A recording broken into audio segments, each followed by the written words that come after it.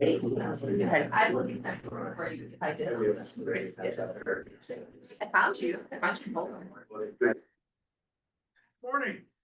I call this meeting to order. It's a regular meeting of the Montana Board of Public Education. It is 8:30 in the morning on Thursday, July the 23rd. We are at Montana School Boards Association in their boardroom on the first floor at 863 Great Northern Boulevard in Helena. Let us please stand for our pledge. I pledge allegiance to the flag Of the United States of America, and to the republic for which it stands, one nation, under God, indivisible, with liberty and justice for all. Chris, you please call the roll. Board Member Maxwell. Here. Board Member Rasmussen. Present. Board Member Schmidt. Here. Board Member Neeskin. Here. Board Member Mills. Here. Vice Chair Slinger. Here. Chair Clark. Here. Representative Constable. Here. Commissioner Christian's office. Here. Governor Gianforte's office. Here. Superintendent Helen's office. Here. And with that, I asking to call just a bit ago, I'm not sure. Trying to remember back to last time when we had a full board, full table with all of our ex officios here, and so welcome to everybody who's joining us today. Montana Board of Public Education encourages the public to participate in board discussions. Persons who wish to participate should sign the public comment sign-in sheet and identify themselves to the board chair or executive director prior to the board's consideration of the matter in which the persons are concerned. Anyone wishing to participate in board discussions will be recognized by the chair in keeping with normal board parliamentary procedure. We discourage public comment on personnel matters and ask that you discuss these issues in private with the board chair. The Montana Board of Public Education is a professional development unit provider. Attending a Board of Public Education meeting may qualify you to receive professional development units. Please complete the necessary information on the sign-in sheet if you are applying for professional development units. And with that, I'd like to welcome anybody joining us either online or in person, and anybody here in person like to introduce themselves. Many of you are on the agenda, so and we know who you are, but we've always made that opportunity available to you. All right, well, let us move on to our consent agenda. Oh, we have public comment. Oh, is there any public comment? Any public comment on anything not on our agenda? All right, let us proceed to our consent agenda. Members, your consent agenda begins on page 28 of your board packet. Includes minutes from our last regular meeting, our special meeting on June 22nd, as well as all of the financial reports. I make a motion to approve the consent agenda as presented. Motion to approve the consent agenda. Is there a second? Second. Any discussion? The public comment.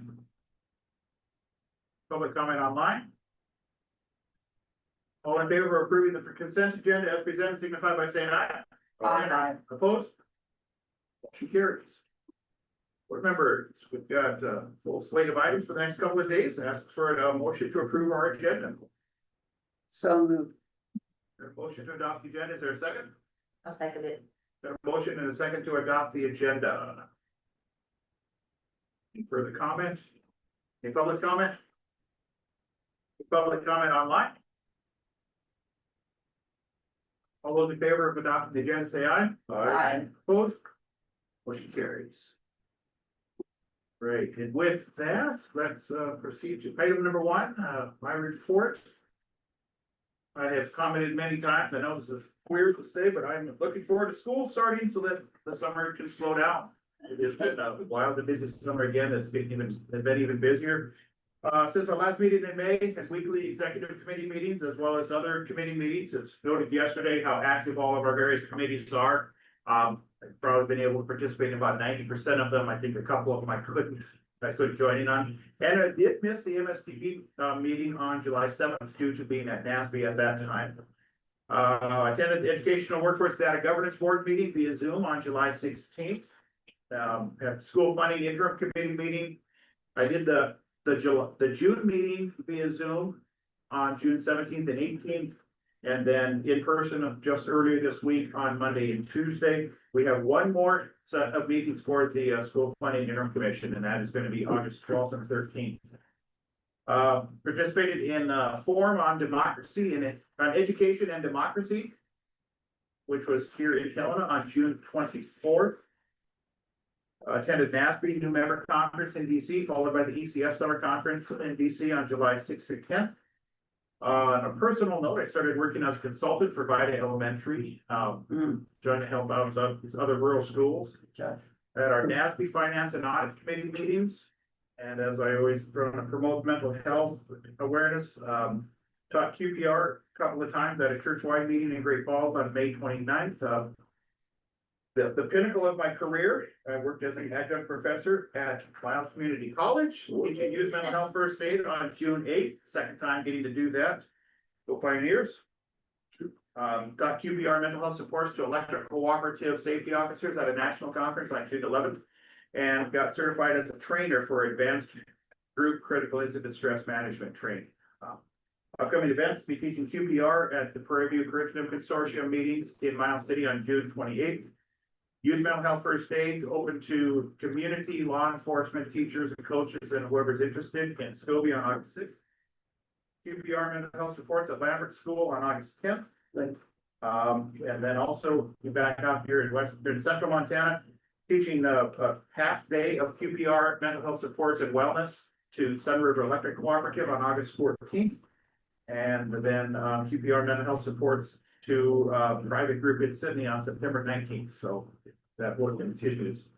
And as I noted, we got one more meeting of the School Funding Interim Commission on August 12th and 13th. At our meetings this past Monday, Tuesday, we advanced several potential bill drafts. Very interesting. The work of this commission is not to come up with a solution, is to study it, study commission. And so, but even with that, we have some, if we can reach consensus on things, has at least the proposed bill drafts that are out there that will then be forwarded on to the Ed Interim Committee, and either as a committee bill or if any individual wants to take up any of those bills. It'll be very interesting to see how it all works out in the end. There is an inclination right now to lean toward a foundation formula approach rather than all the individual components.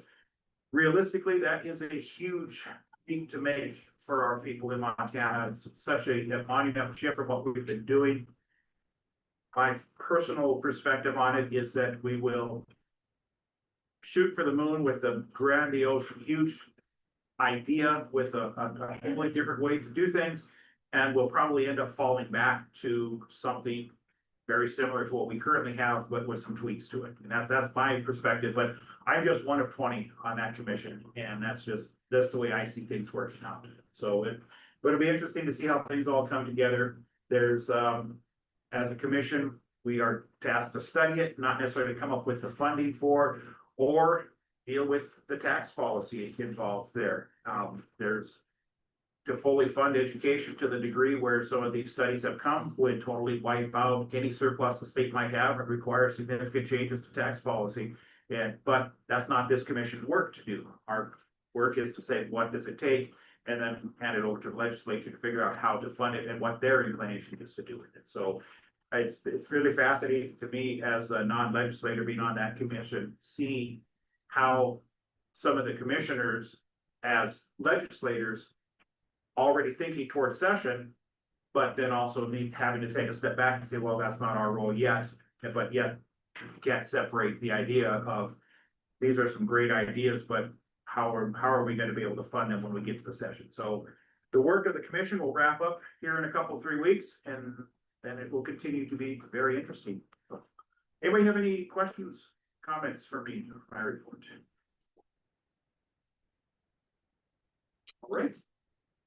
With that, I'm gonna exercise authority here to shuffle some things around. I'm gonna move Dr. McLean up here and we'll jump into Moshi this time. Thanks so much, Mr. Chair, members of the board. I do appreciate you accommodating the schedule so that I can jump over to the Macy meeting and then rejoin this meeting. Looking so forward to all of the items on your agenda today. I do have 2 items that I wanted to make sure I updated this board on, because I think they directly connect to items on your agenda and your agenda, this meeting and your agenda as a whole. The first one is, we in June embarked on a rural talent development and attraction lab tour across the state. We logged as a system 1,409 miles. And we visited with 3 rural communities, Colstrip, Glasgow, and Thompson Falls. And we had wonderful visits with community members about their workforce training needs. And while we await the research findings from the lab, we not only participated in these listening sessions or town halls, but also sent researchers out onto the streets to talk to community members and conduct research there as we await those findings. I did just want to share with you some of the general themes that emerged from our conversations with many of your rural counterparts across the state. And in fact, I want to thank Vice Chair Slinger for joining along with one of his team members. We had folks from really folks from post-secondary education, folks from K-12, folks from industry sectors, folks from government attend these wherever we were at. And so we're really excited about conversations because we think that they're insightful and they're going to provide meaning for us as we go forward as to what we need to do in the Montana University system to show that we are responsive partners when it comes to workforce training and development in our most rural communities. And I know for so many of you, and as I heard the conversation about where your meetings would be held yesterday, this rural conversation is one that I know you have given intentional attention to, and that is something that we in the university system are trying to do as well. And so a couple of themes that emerged that I'd like to share with you. One was a deep generational pride in our local communities, deep pride in the heritage and the regional history. Another theme that emerged was a strong cultural fabric built on self-reliance. And one of the things that we did note as we traveled through eastern Montana on a corkboard bulletin board was a sign that said, if you have an emergency, call your neighbor. Because we know that for first responders, it can take sometimes hours for them to get to some of our most rural households. Additionally, we noted, as all of you I'm sure are fully aware, a highly versatile workforce model where a number of individuals wear multiple hats because they have to. And so those were some of the main themes that emerged. We also noted 2 gaps or desires that folks wanted some assistance in helping to get filled. One was in the areas of access to childcare. And then another gap that folks pointed out wherever we stopped was access to affordable housing.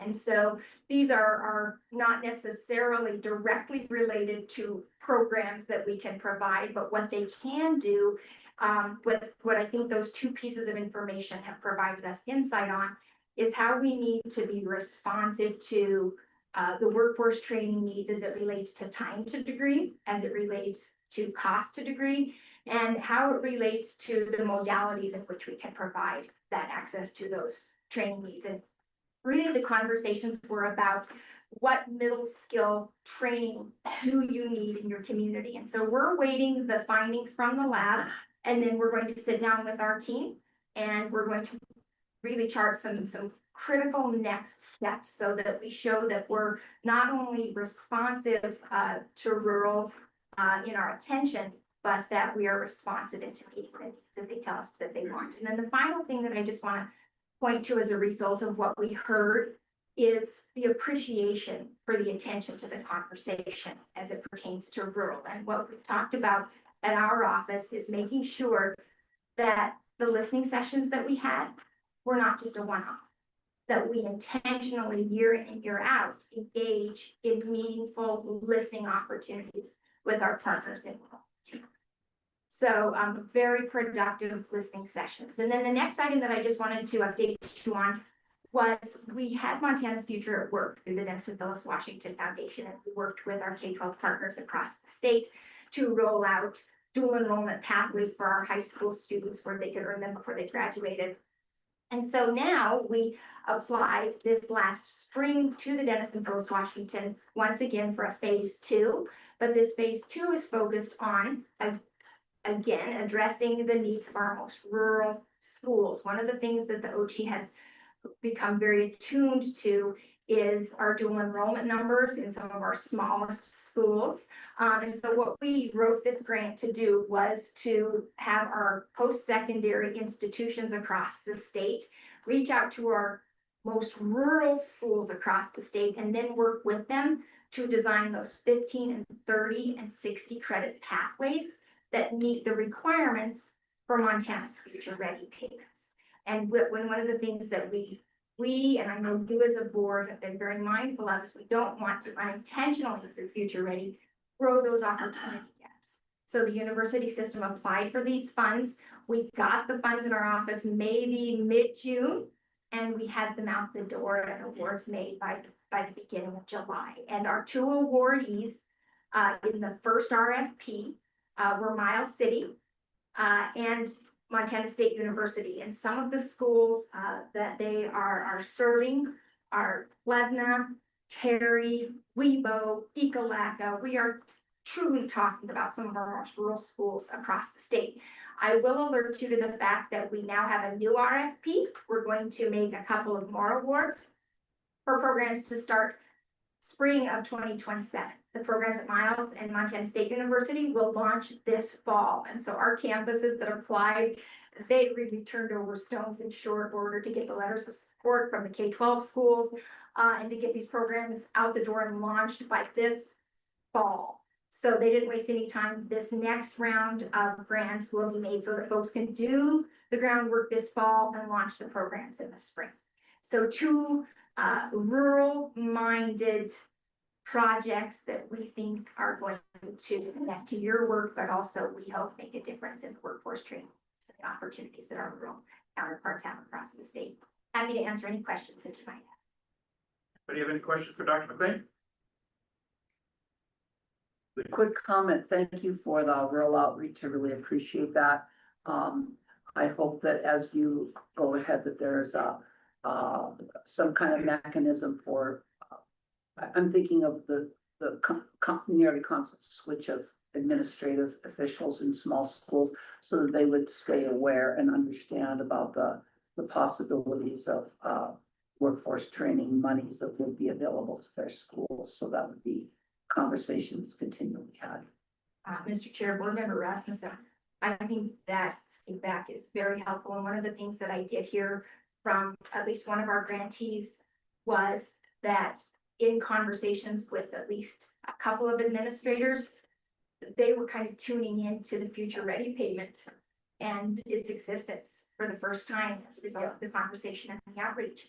So I think that we have some real work to do and some opportunities though, with our SAM group to grow that conversation. And we, I think, will be along with McCall and perhaps others at this table this fall as SAM holds its regional administrative meetings. And that's one of the conversations that we hope to elevate. I saw you nodding your head with that awareness, Mr. Vice Chair.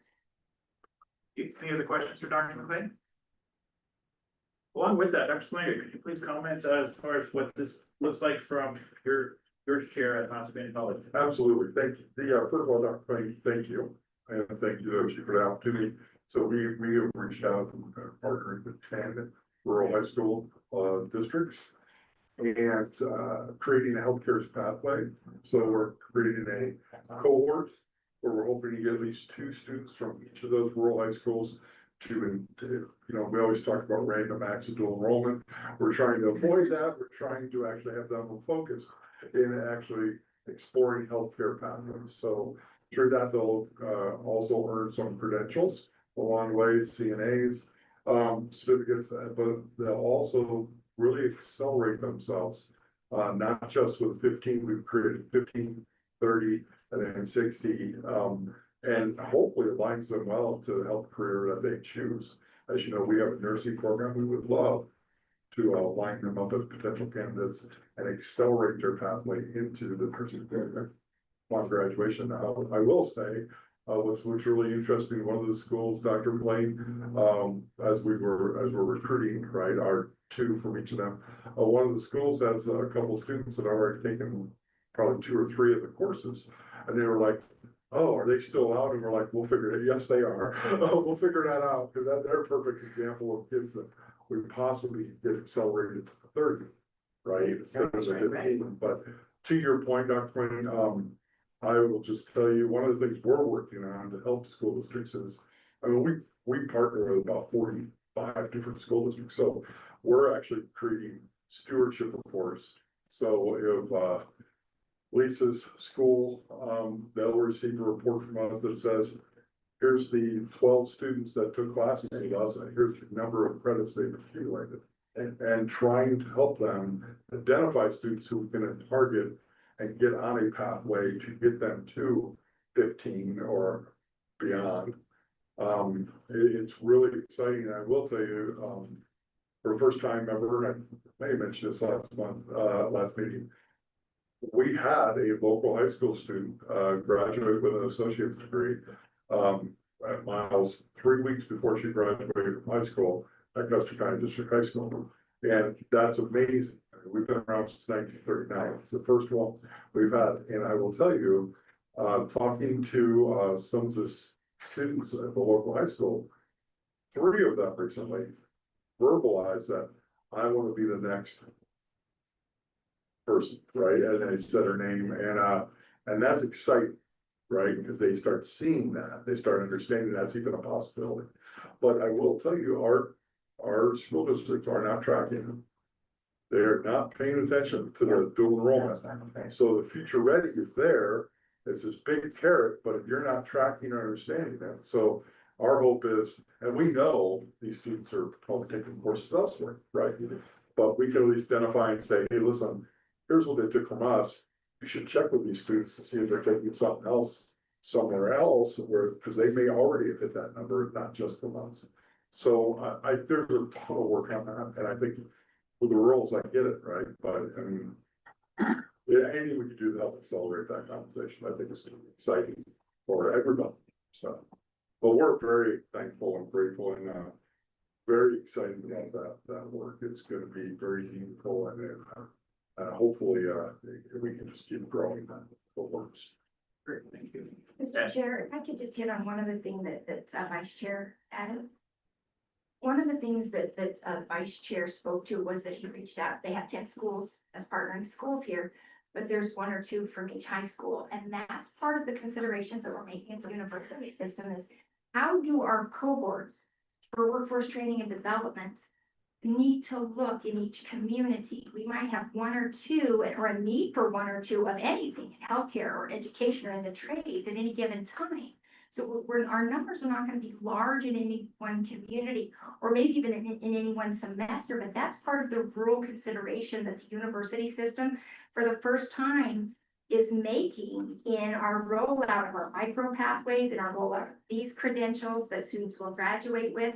And we're thinking about how we implement this too in things like our educator prep models and perhaps with the model at Lewistown, how do we use Lewistown as the hub to attract maybe a teacher here, 2 teachers here, or another teacher here to get to a reasonably sized cohort so that there is a return on investment for the university system. But really so that it matters in a realistic, practical way for school districts or for community members. But it really is a unique approach. And we look forward to seeing how this conversation continues to evolve in Montana, because we think that that's the unique Montana-made way that we're going to be able to effectively so use these small cohorts. And then once we've met the employer needs 100%, then we can shelve a program and know when to bring it back through careful dialogue, careful data analysis. So it's just all part of the configuration. One other thing is I do know that the OPI is now collecting data from our K-12 schools on the Future Ready front, and I'm looking so forward to that first report to the board on who graduated with those completers, 15 and 30, 60 settings once all of that data collection is closed. Thank you. And Board Member Asmussen raised a good point. So many of our rural schools have a constant churn of administrators that are there for a year or two. Sometimes it might be a teacher that had their arm twisted and say, hey, we really need somebody, and they're already so overwhelmed, and your counselor at best is part-time counselor and most of the time covering other classes and things like that. The thought of, okay, well, we need to gather this data for the future ready payments and all this like that, that's just more noise and it doesn't happen. And they're leaving money on the table that the legislature set aside for this as well. So I appreciate that collaborative work between OG and working with Sam and working with the OPI to make sure that these schools are aware of this. And yes, it's gonna be more work, but it means more money coming to your district. Remember, Asmus. No, just wait. Thank you. All right, anything else for Dr. McLean? Yes. I just want to comment that, as a school administrator, the most common question I get asked by parents and community members is why are we pushing kids into college courses so far, so fast? Why can't they just, go through high school and then worry about college when they get to college? And the answer that I have for them is it really depends on the kid, what the advantage is. In Whitehall, we had 2 kids graduate with 30+. They're now dual majors, at their respective colleges. They can dual major because they have accelerated their college career. So that way they're going in with all of their required courses done, and they can really focus on their major requirements. So for those kids, that made infinite sense. For other kids, it's the value add. Most school districts are paying for those credits through advanced opportunities, transformational learning grants, other funding sources. And so really there's zero net cost to the student. And so it's high value, take those courses, there's no cost to you, and you go into college and you have a savings. For other kids, it's just exploring college as an option. Am I capable of doing this content? And they often discover, yes, this is accessible to me, and these introductory courses we're able to do them. And now I'm thinking differently than I did before about potentially going to college. And then I think an unexpected great advantage that we discovered is a lot of these, the colleges use learning management systems, which are not intuitive to high school learners. And it is absolutely fantastic to have adult support. We have a facilitator on the high school end who is helping them get into Canvas or learn how to check your messages from your professor, your daily assignments, etc. And learn that system so that by the time they get to college, they already have that under their belts. They're not trying to navigate how to do college at the same time as moving away from home. So it's actually been positive for all of the students that have been involved in my district, and many great advantages. So I'm a huge fan. Thank you so much for your work on this. Thank you. Board Member Asmussen. Just like to add one more thing to that. As superintendent, I had a number of paras that really should have been teachers. They were that good, but they had a hard time making that leap from thinking they could do college to actually doing college because no one in their family had ever gone. And if that leap would have been made in high school, then it would have been much easier to move them along a pathway to become, a bigger earner for their family, more satisfaction for them, help the school district out, all those kinds of things. So I think that is another advantage, that no matter where they go, if they've taken 1 or 2 classes, college classes in high school, that when it comes time in their life that they decide I need for their education, they won't have that paralyzing fear. Absolutely. Yeah, and as what Dr. Neeson shared, this may not be for everybody, and absolutely it's not. Nobody's being forced into this, but. And I can understand some parents' concern, thinking, well, this is a have to it, so you're shoving kids. No, we're just making sure that the doors are open. So appreciate it. Anything else? All right, well, thank you, Dr. McLean. Appreciate that update. Moving on to our agenda, item number 2, Executive Director Report. Thank you, Mr. Chair. I just first want to thank MTSBA for always allowing us to be in this space.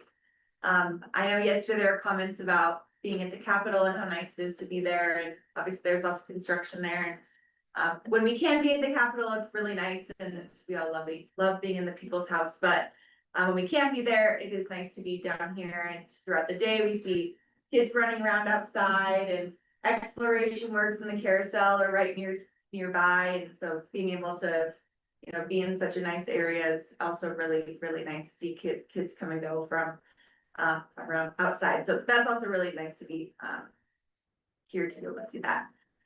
I always love our July board meeting. I think it's a nice time to allow us to reflect on everything that we've done over the last year. It's a time where you all get to decide on some things that help you think about the future. That helps inform the work that you're doing, strategic planning committees, your bylaws. I think that's a really nice way for the board to really think about the work that you're doing. It really helps us focus on the work that you're doing and how you can influence and act as a board. And I just think that taking time to really do that and reflect and inform is important. And so I really give you guys kudos for doing that, because I think sometimes we get into, you know, we have 1.5 day meetings and we really get bogged down in the work. Your agendas are so packed, we come, we go. But I think having that day to really just sit and, you know, take it kind of not quickly, but, you know, trying to just take the time that it needs to take to do the work is really important. So as I mentioned yesterday, and as Chair Tharp mentioned this morning in his report, our committees have been incredibly active recently. And so I just really want to give you guys kudos for that. I know that when you signed up to be on this board, many of you were told it wasn't a big list. I know Amanda, when she was told that when she joined this board, and I said, it is actually. So, I said, I will tell you that right now, it is going to be more work than you were probably told. We did orientation and. We know we fine. And our committees have been incredibly active over this last year, and especially over the last few months since our main board meeting even. And so I just really want to give you guys kudos. A lot of the work that you'll see on our agenda and the action items that you'll see in here, there was a lot of work that was done, and to get them to this point. You'll see some of the rulemaking that's been done, some of the rulemaking that will come before you today. There's a lot of work that's been done to get us to this place. I'm really excited about the dual enrollment, dual credit, action that you guys will take. I think that is just a really momentous time for us. I think there's gonna be some really great, things that move forward, especially for higher ed. And I just think, it's just a really exciting place for us. I did want to kind of call out, I know I said this yesterday, but I do want to just kind of reiterate some of the, I won't say all of them, but a few of the things that our committees have done over the last few months, because I do think that you guys should get some notoriety that you deserve, because I think it's important. Like I said, licensure has done some really great work on the Class 8 rulemaking process and the discussions that took place to get us there. The Charter School Committee, I mean, well, like I said, earlier in the year, do so much work, but even of recent, all of the work that took place for the tiered intervention processes, even for the action that's going to take place on Friday morning to get us to the place for the amendment document, that took a lot of time. Our assessment committee, so much work on MAST and ACT, just kind of getting us up to speed on what's going on there. But then thinking about the future, how we move forward, and working together on this new think tank, and how we want, you know, to really move forward with math and ELA, and thinking about, you know, correcting some of these, things that the board had asked for in the last action. And then accreditation, as we think about this new intensive assistance process and what that's going to look like, or what it does look like. There was a lot of work done to think about what it was going to look like. And so I just really want to thank all of those committees. Like I said, a lot of work was done to get us to where we are today. And we know the work's gonna continue. It does not stop there. After today, these committees are going to continue meeting. Yeah, Ron, it's not over. Vice Chair Tharp, or Vice Chair Slinger, you are not done. You will continue meeting. And so I just want to thank you all in advance for that. And as I mentioned yesterday, and Dr. McLean briefly mentioned as well, I will be working with Dr. Watson from School Administrators of Montana to plan a trip to all of our Mass regions, so the 9 Mass regions. I just think that's really important to help build relationships. The last time I did this, I believe it was 2 years ago. And we got a lot of really good feedback from doing those, tours of all of those regions. And I think it's important to bring a few, deliverables to them and have some things to share with them as we go. One thing we talked about was our strategic plan and asking them to weigh in and give feedback on the plan. I have a few other things in mind that we can certainly bring forward to them as some updates that the board's working on. If you all have other ideas, certainly I'd be interested in hearing those. But I think it's really important that we do those visits, and I'm grateful to Dr. Watson for including us in the visits. I'm also grateful that 4 of you are regulars at those meetings, because I think that it is really great for our board to have people actively participating in those meetings. Much of the other work that our board is doing in the office is administrative and working with state functions and all the things that we have to do as an agency, so I won't bore you with that. But Mr. Chair, I'm happy to turn it back to you for questions. Thank you. Anybody have any questions, comments for Director Flynn? Right, thank you. Well, I would just like to compliment all staff. Thank you. Yeah, we talked about the work we're doing. That can't happen unless the support system from all of you. So thank you guys so much. And with all the great work that they do and planning out our agenda, I'm gonna goofy up the agenda again. I'm gonna ask Lydia to go at this point. Before we dive into the deep work of, the state superintendent's report, things like that, I don't want, our student representative report to feel like it's getting crunched in between that other heavy lifts as well. So I want to make sure that we have this time for Lydia. Well, thank you, Chair Tharp. I do not have a lot for you guys. I am out of school and enjoying my summer, so I have a little bit less connection with the students. I also am helping out at a summer camp, so I'm losing my voice a little bit.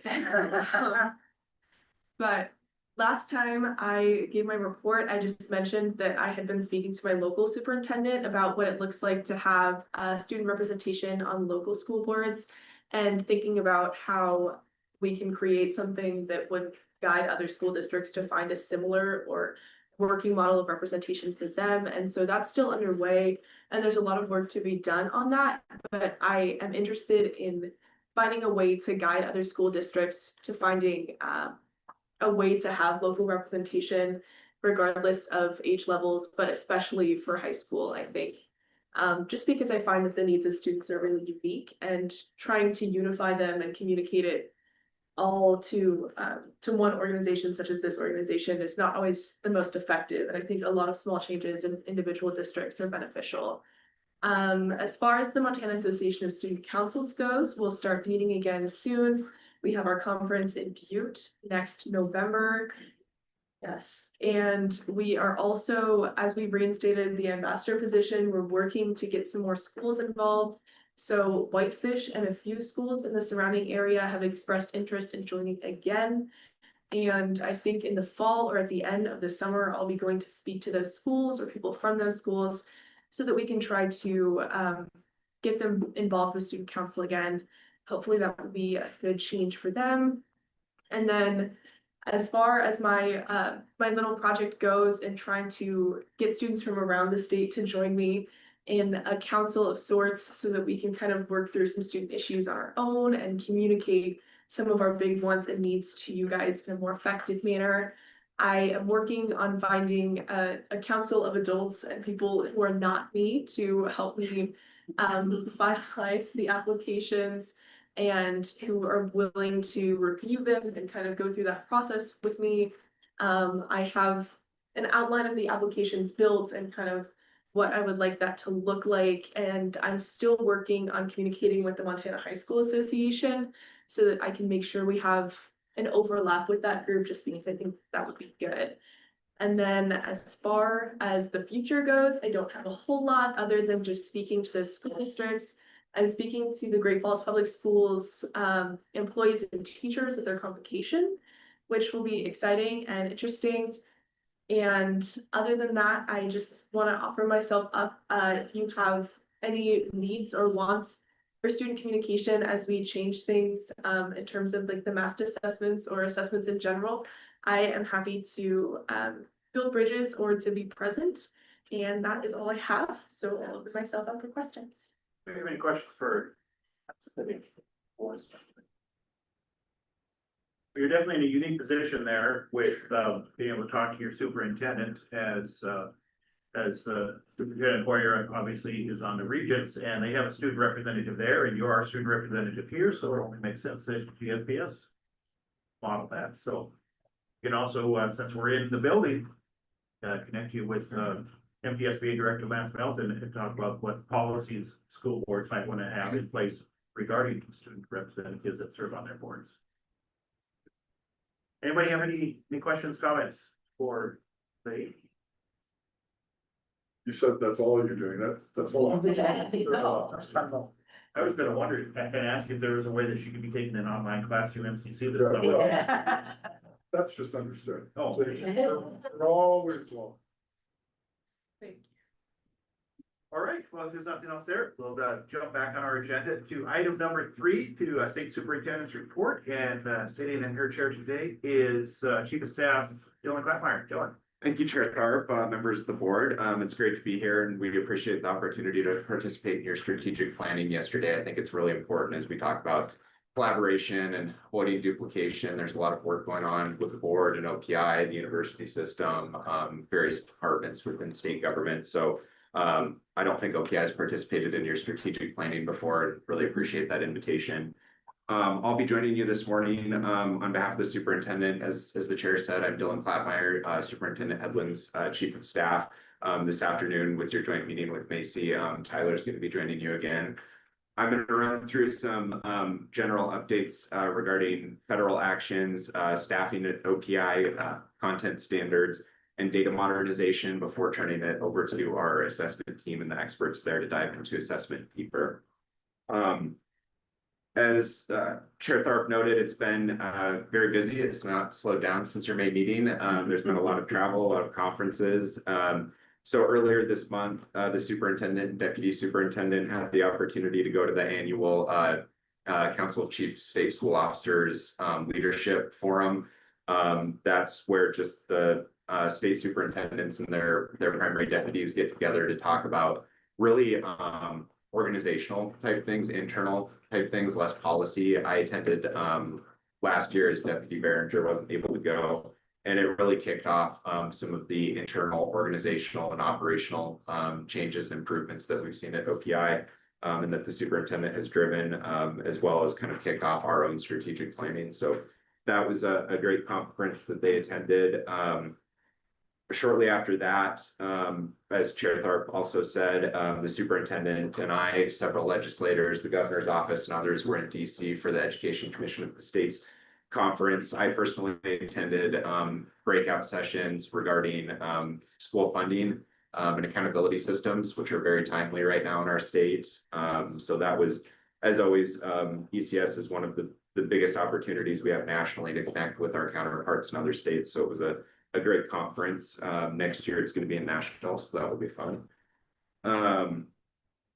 Earlier this week, it was the School Funding Commission. I won't duplicate anything that Chair Tharp said, but as that commission work wraps up, I think it's important for us to, as the state policymakers for education, to really look at the recommendations that are coming out of that and what we might be able to offer the interim committee as they move forward with those recommendations and then into the legislative session.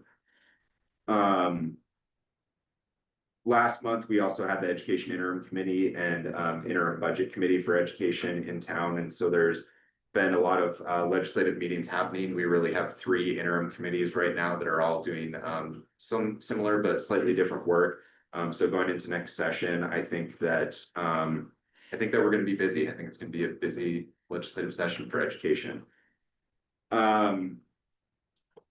In June, OPI also hosted our annual Summer Institute, and we're proud to say it was the largest attendance that we've had since COVID hit. We had over 700 people, largely teachers and administrators attending that conference at MSU. That's the largest conference that OPI hosts and is one of the larger education conferences in the state. And we continue to look for ways to expand it, grow it. It initially started out largely focused on special ed, but we've continued to grow out the areas of focus. And so if anyone has feedback on that conference, please let us know. Again, always looking for ways to expand and grow the audience. Assistant Deputy Superintendent Tyler Capice here has been working closely with McCall and the board on the Seal of Civics Literacy program. We're proud to say that officially wrapped up for this school year. And as you know, it was a very quick turnaround from getting that approved by the board and getting the information out to students.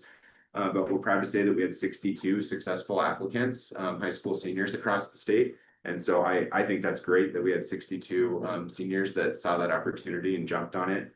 And that we were able to recognize their involvement in civics and interest in citizenship. Next year for the 2027 school year, in accordance with MCA 20-7-119 regarding the civics assessment in schools, we're going to be putting together a list of all-star schools that are as far as civics goes and offering the citizenship test. We got back the youth risk behavior survey results. Again, some more positive news that we haven't really seen since COVID hit. The last couple of youth risk behavior surveys, as many of you know that are working in schools, the data was not good, whether it be student mental health, drug use, other risky behaviors that are assessed of students. This year, we actually saw fewer students reporting feeling sadness or hopelessness, depression or suicidal ideation. We saw fewer students using nicotine in most forms, be it traditional tobacco, vaping. We have seen a slight increase in the number of students using the pouches though. So there's always a new way. And we've also seen a reduction in students engaging in risky sexual behavior. So overall, we were very pleased with youth risk behavior survey results. Like I said, the best results that we've seen coming out of COVID. This month, we also launched a new website. Many of you may have noticed. It is a lot cleaner, easier to navigate. I will say OPI's website hadn't been updated in about a decade, and so it was very busy. We had hundreds and hundreds of pages and links that we had to sort through and figure out what needed to transfer over and what we could get rid of. So we are still cleaning it up, adding new things, removing old things. Eventually, we will have AI integrated into it so that you can, when you go to Google and search something in Google Gemini, it pops up. We're hoping to have something similar so that OPI's website is very functional, navigable, easy to search. And so if you have any feedback on the website, let us know, but we'll continue making improvements to it. See, as far as the federal updates go, as many of you know, the U.S. Department of Education has been entering into interagency agreements with other federal agencies, largely with the Department of Labor, but we've seen some new ones this summer with the Health and Human Services at the national level, as well as the Department of Interior with some of our military and Indian education programming. And so we continue to monitor those interagency agreements. When the superintendent is in DC, she likes to take the opportunity to set up meetings, not just with the U.S. Department of Education, but with her counterparts at the Department of Labor, Health and Human Services, and other agencies. The OPI has also been proactive in this work of returning education to the states and making sure that we're at the forefront of it. So largely led by Dr. Mergel and her team, the OPI applied for LEA level EdFlex waivers. And so we got those, and that allows, it's especially beneficial for smaller districts. It allows them to pool their funding, to carry over additional funding, just providing more flexibility with their federal funds. We'll also be looking at a state level EdFlex waiver, which would allow us at the state level to do something similar. So hoping to get that application in soon.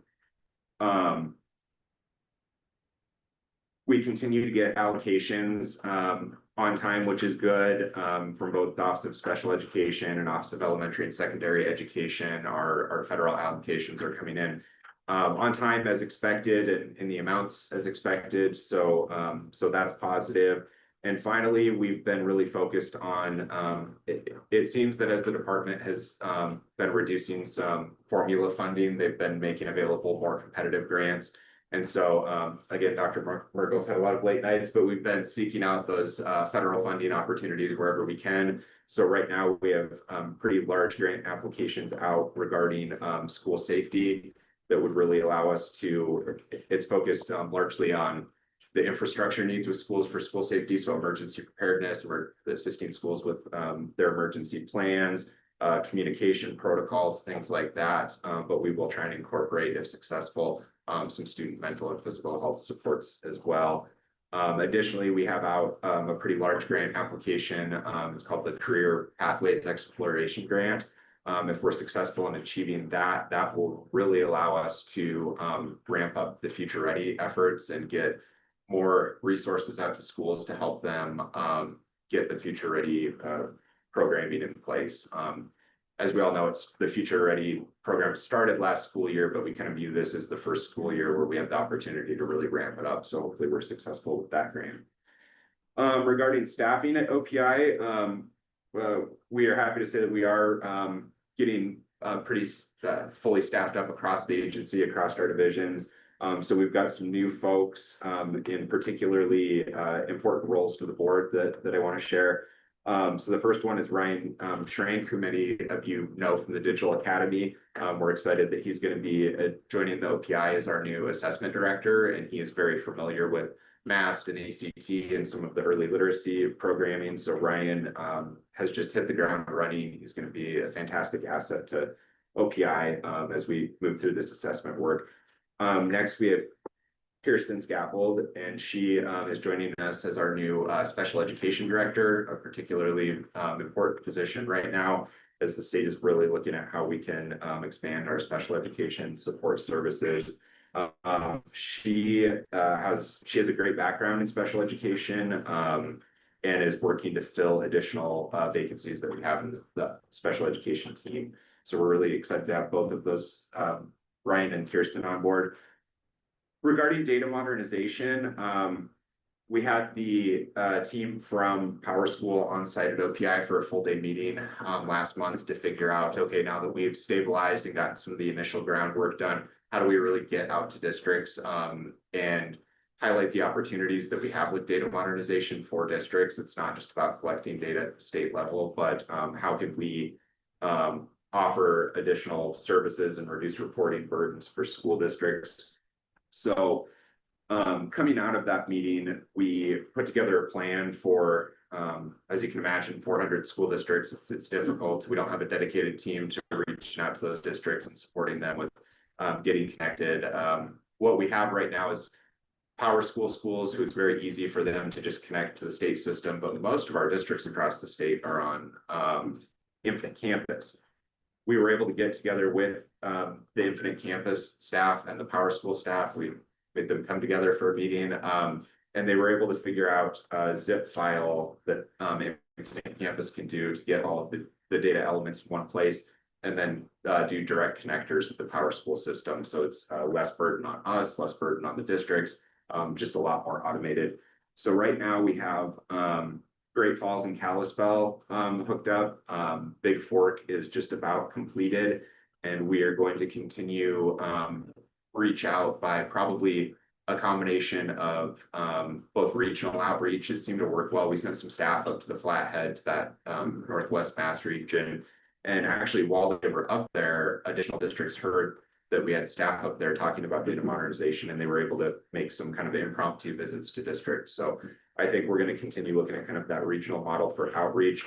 We know that the legislature is going to want to see movement on this. And so I think this fall, we will probably be moving pretty aggressively to reach out to districts and try and get more districts signed up so that we can get working with them on implementation.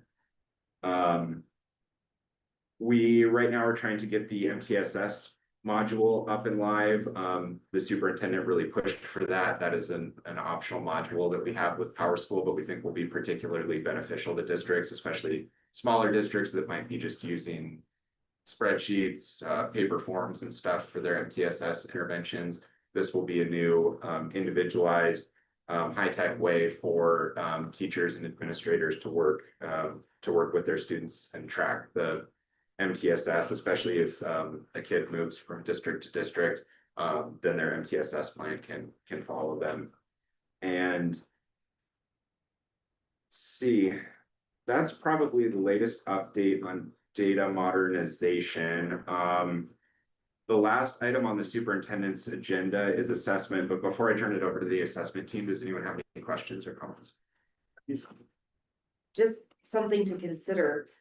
For those of us involved in the Montana Reads grant, we have to pull an incredible amount of MTSS data for the grant. It might be helpful to those schools and also to the OPI division to include those in the first wave of data modernization, just because of that. We're pulling all of that for the grant. That's a good idea. Yeah. Any other general questions for superintendent's office before he goes on to individual reports? That data modernization, I know that came up and spent several minutes of talking about that at the school funding bureau commission on Tuesday. So that is a very much of interest to the legislature as well. Great. No, you would proceed with your reports. Yes.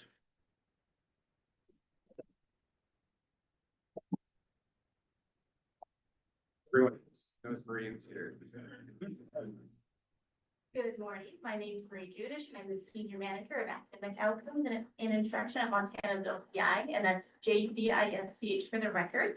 And I'm excited to announce that, first, like Bill had said, Dr. Ryan Schrank is on board with us, and he's going to be beginning the report for us today. Take it away, Ryan. Thanks, Marie. Chair Tharp and members of the board, my name is Dr. Ryan Schrank, SCHRENK. I'm excited to be here. Ryan, your sound's not working. My sound isn't working? Is the It's speaker? not supposed to be green. Is it both? What? Yeah, I think. Let's try that. That's what I did next week. I have the audio on. Testing? It's not a speaker on. We've done this a few times.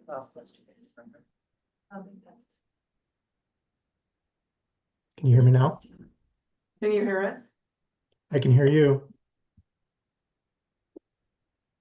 You can hear us. I can hear you. Can you hear me? Oh, it's. I can hear you. Can you hear me?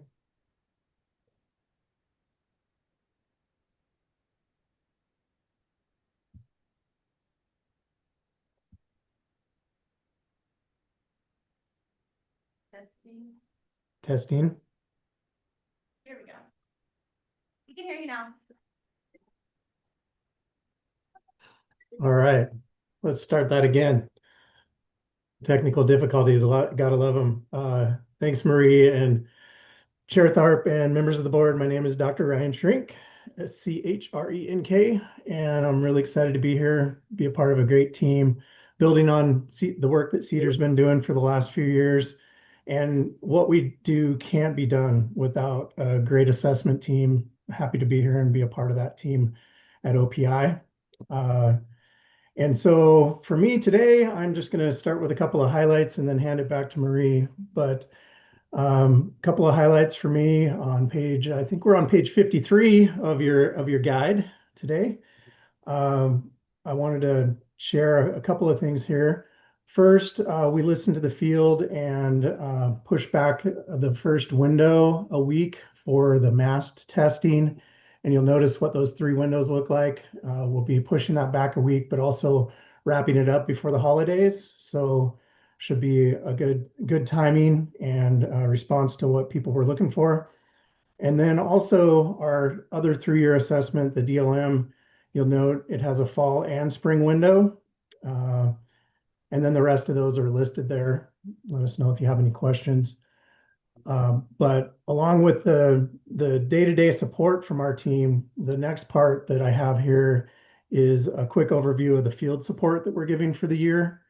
And what you'll see included here that I wanted to highlight are the STC workshops in September, as well as the live webinars and MFPE sessions that we'll be giving out and conducting there about mass testing in October. So let us know if you have any questions, but that's my piece for today from a distance. And I will hand it back to Marie, who can take it from there. Thank you, Ryan. On the next page, you'll see at the top where it says Mass Professional Learning. So on top of just technical support and training for the field, we have multiple levels of professional learning throughout the year. Our first will be Mass Peaks of Practice, which I sent an invitation to about 4,000 educators yesterday, so this room probably got it. And it's a full day, 6 PDUs worth of first, what has the field been asking for in terms of PD? It's very similar to what we did last August with the Mass for educators. And it's really meeting those needs to not only how do you get ready, how do you use these reports? The biggest thing we're hearing now is how do you communicate it to families?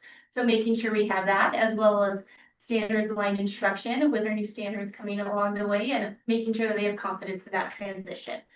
We were excited in May to launch the Mass Teacher Leader cohort, and then we all came together in person at the Summer Institute. We had about 40 educators over 2 days, really deep dive into what is proficiency in personalized learning and how is Mass utilized as that metric for that through line from the second kids enter to your classroom, and to see if that instructional utility is happening and supporting instructional decision making.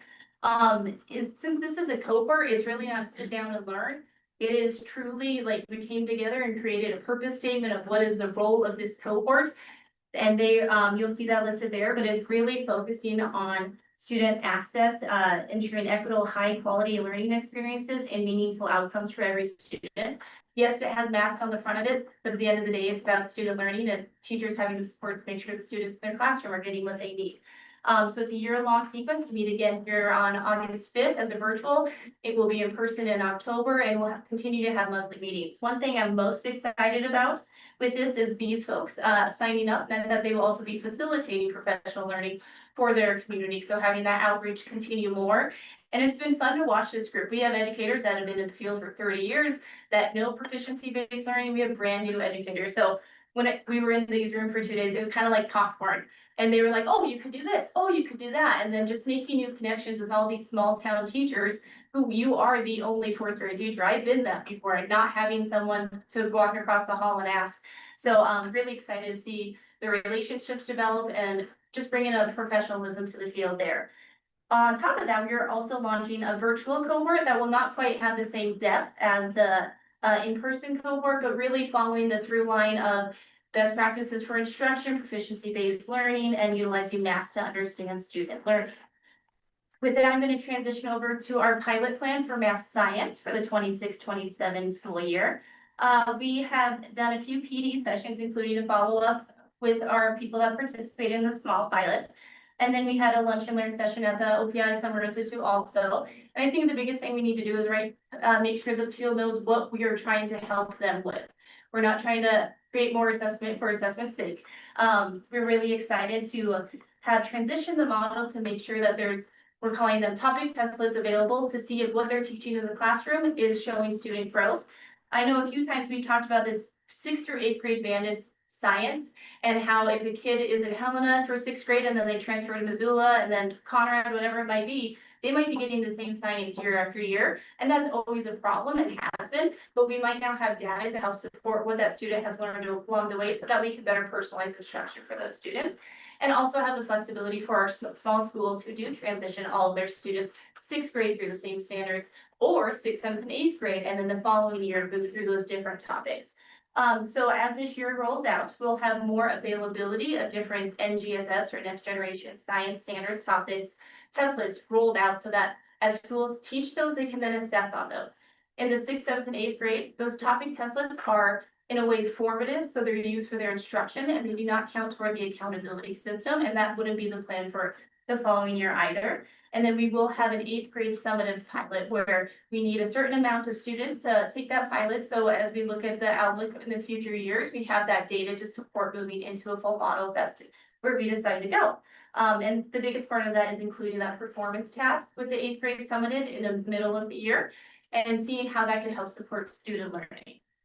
You'll see our timeline at the bottom here, where we've been, and really we're somehow halfway through this 4-year CGSA, but really excited to bring in educator cadres, have more item review, feedback sessions, and we're planning a spring 2027 roadshow so that we can make sure the field really has an understanding of what we're trying to bring in supports. We are also solidifying an RFP for professional learning, so those that are participating in this pilot will have a pretty exciting suite of PD to completely focus on best practice instruction in science.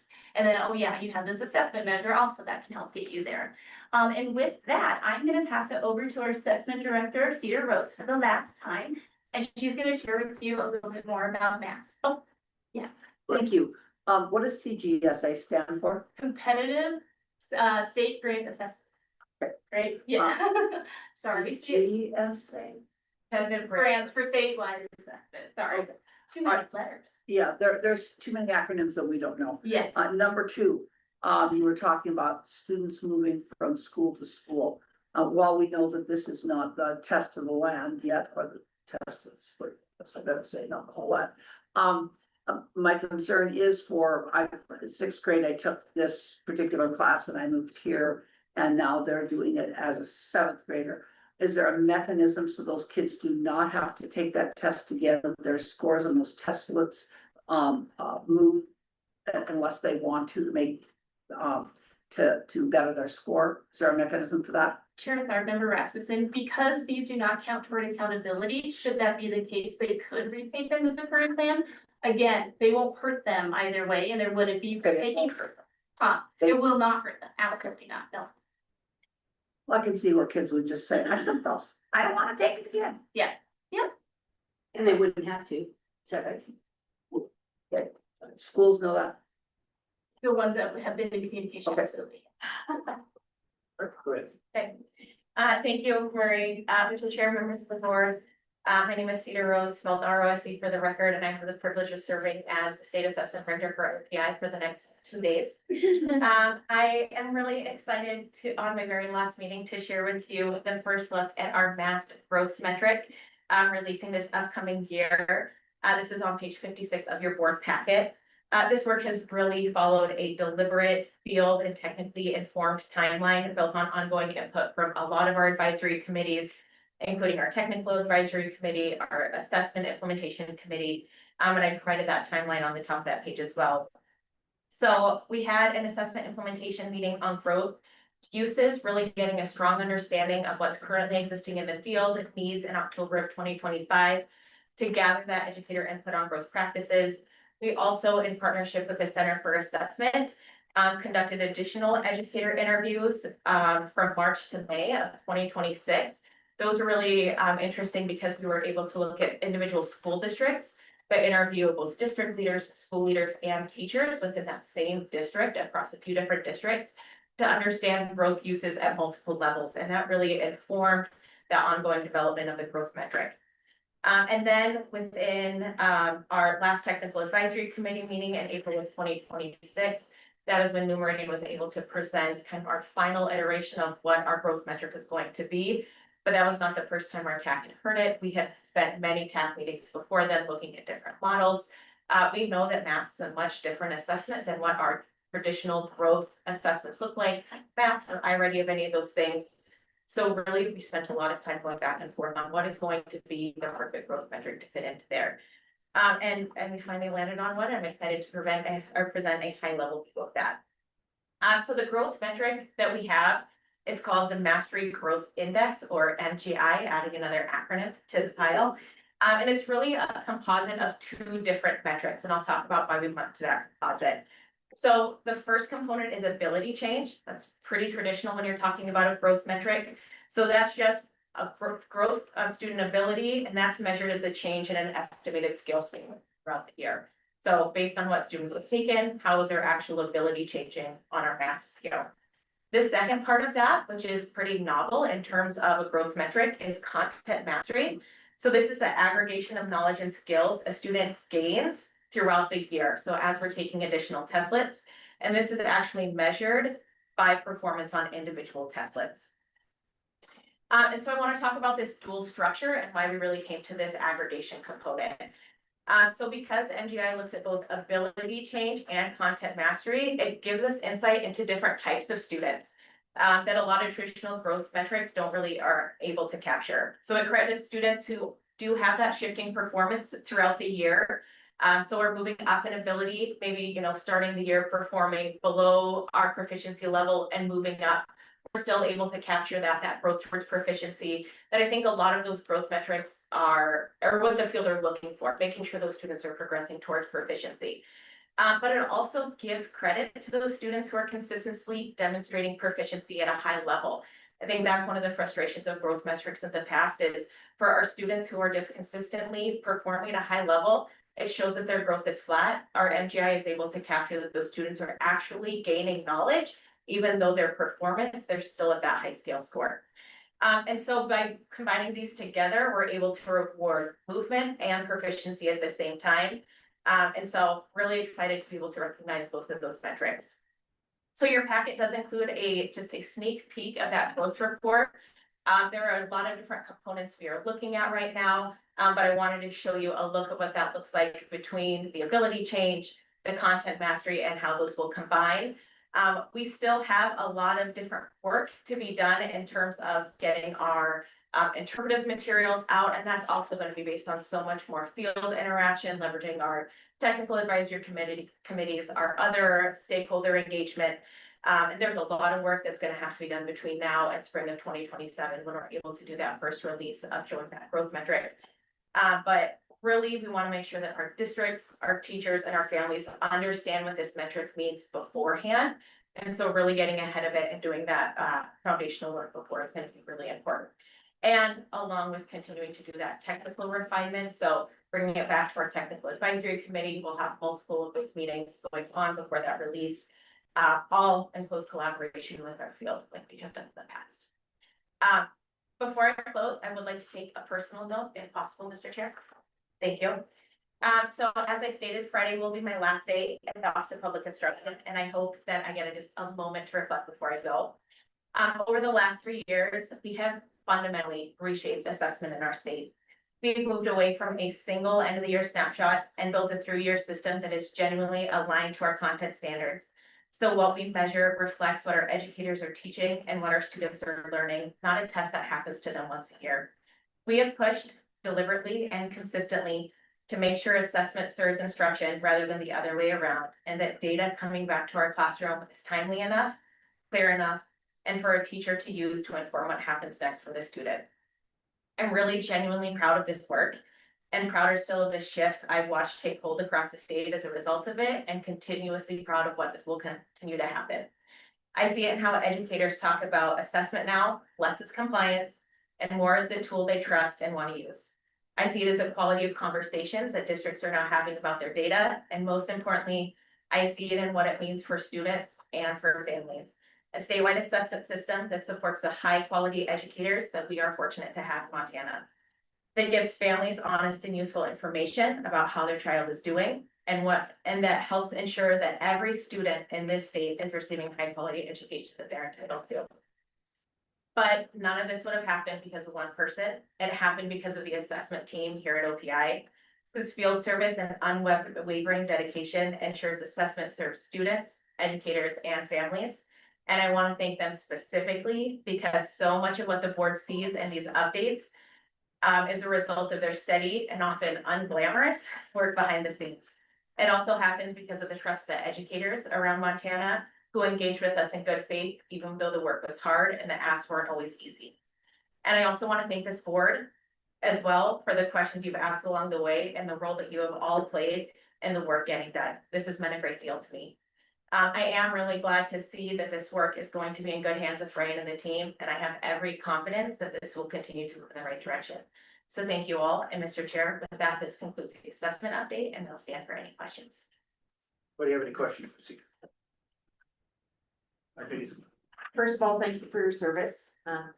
you're moving on to a different position where I'll probably see you actually more frequently. But excited for your shift as well.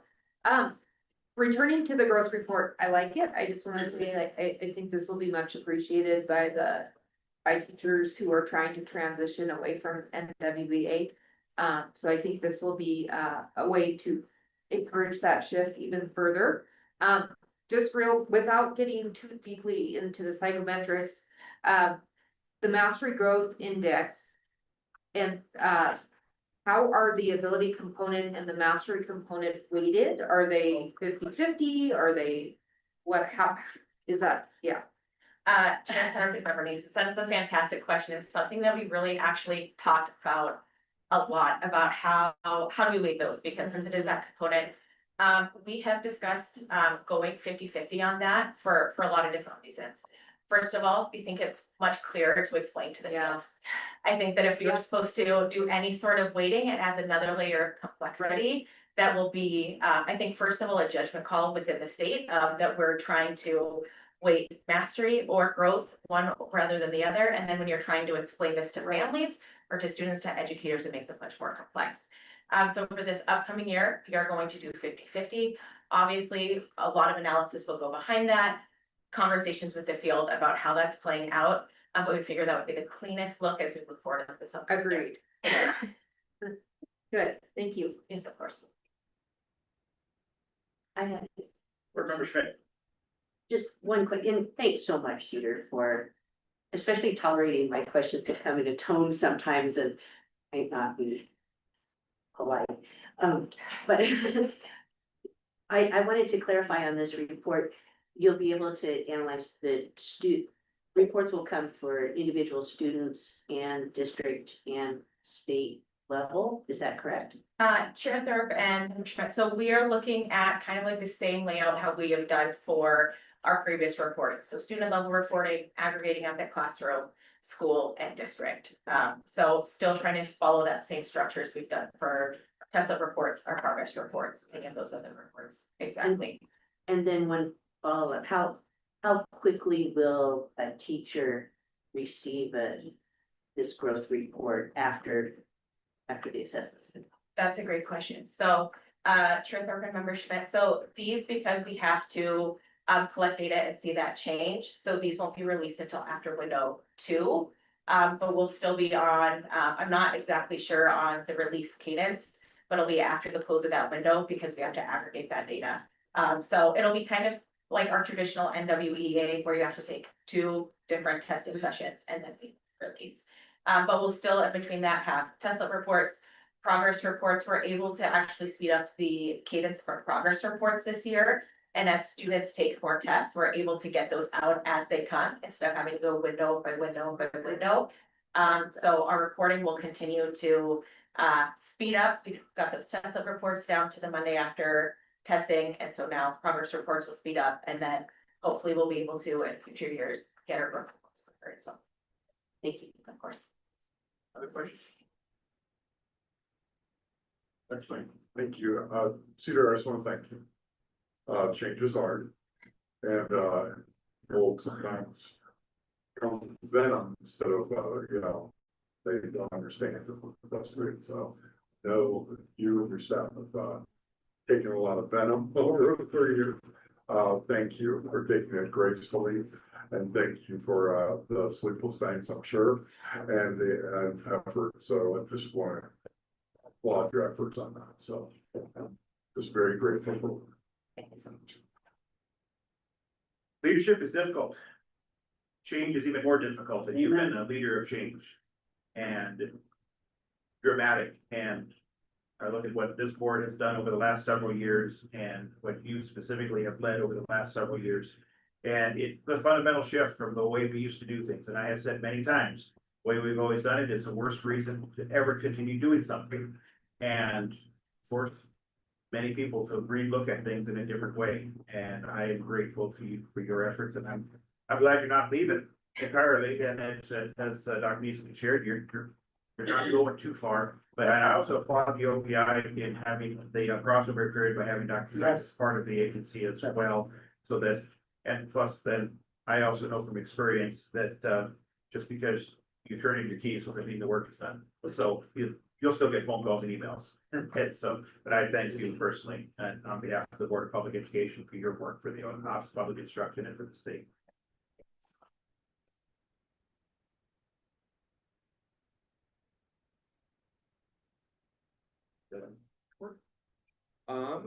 Marie, are you doing the content standards?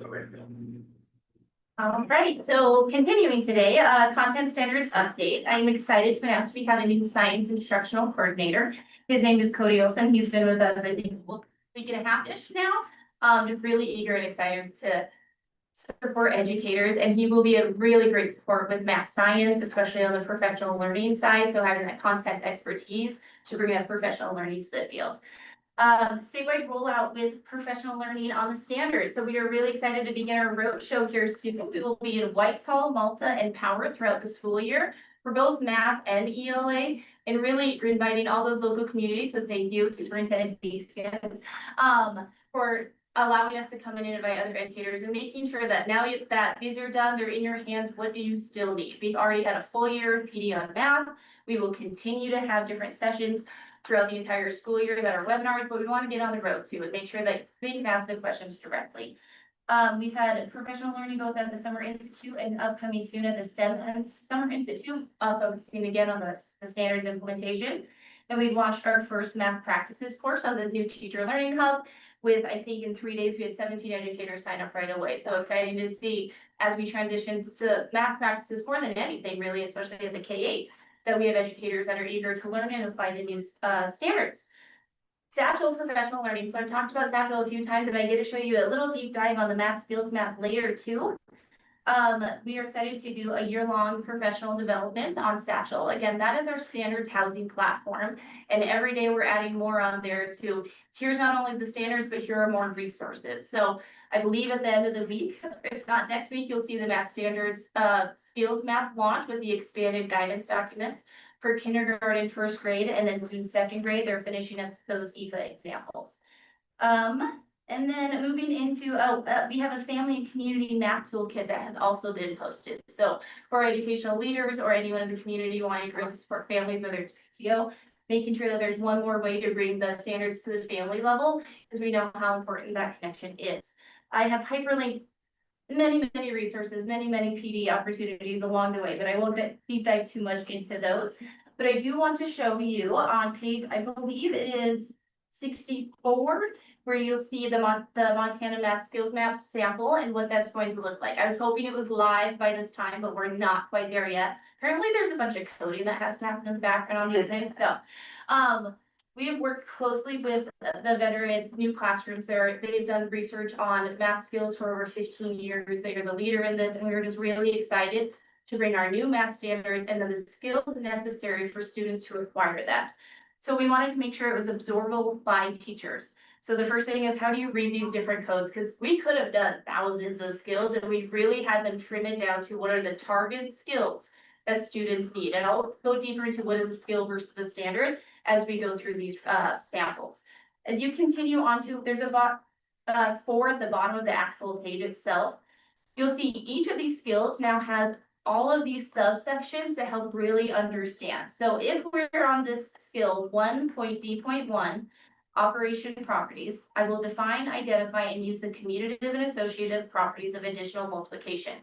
We now have all of these sub menus to help support the teachers as well as the students and really families understand what that means. So under figure 3, you'll see associated skills and standards. So the standard itself that we pulled this from is Montana Standard 3.08.5, and I'm not going to read it all to you. But then you'll see there's also a related standard that goes down to kindergarten. And that's really important as we look at 8th grade and algebra proficiency. Sometimes it's forgotten that if you don't have those foundational skills all the way to kindergarten, you're not going to fill gaps by pushing forward. But you need to know what skills are missing along the way. So then you'll see there are other this one precedes 3 different skills, specifically 7.D.3.3, adding and subtracting linear expressions, moving on to order of operations without exponents, and equivalent expressions. Really identifying if students solidly don't have this skill, these are the future skills that it will affect, as we know that math skills build. On figure 4, the expanded resources 1, this is opening up those menus. So you'll see the overview, really understanding what is the essential question that we need to ask our students, and it's how can I use the commutative and associative properties of addition and multiplication to solve problems, and giving actual tangible activities to ask your students. So there's a launch on here. Here's a simple question you can ask your students. Suggested strategies for the initial lesson to really gauge where those students are. Moving on to figure 5, that rolls into the next page. It also shows you, oh, did I jump? No. I'm good. I think I had too many pages. There we go. There's models and manipulatives. We know how important that is. It's also in our math practices, but here are different ways to show that specific skill that leads them to mastery of the standard. Questions to check for understanding, as well as discussion questions. And some of these have different things like how to get students unstuck. So if they are consistently having this misconception, how do you get them out of that stuckness with that specific skill? And then we also have linked in there open ed resources. So, okay, I have all these things, my students stuff, but how can I help them practice it? So you'll see a few that are linked there. And I believe the last sample I have goes all the way up to the high school skill of slope and y-intercept. And I know Dr. Starr would appreciate that, this one in particular, but if you look at the predecessor skills, you have 8th grade, 7th grade, 6th grade, 5th grade, all the way down to 2nd grade with multiple skills underneath each one of those grade levels. So now instead of being reactive, we could be reactive, but we can look at starting in the 1st grade, what are those essential target skills to build up to algebra proficiency? And if we're in 7th grade and we're not getting those skills along the way, then at least we know where we can go to find those specific skills to get them there. And then on figure 6, you'll see that one specific skill association, the other related standards that go all the way down to, there's that 6 related standards on that figure 6. It shows that this follows these specific skills, and then it also precedes all these other skills getting to that algebra proficiency. So that's a quick overview of the different pieces. We do have professional learning coming because it's a lot of information. Everyone we've kind of shown this to at Summer Institute, everyone, they just want their hands on it, which is really exciting to see the excitement of their teachers going, thank you for giving us something tangible that we can take in the classroom tomorrow. With that, I'll stand for any questions on content. Anybody have any questions on why it goes in X plus B or anything else?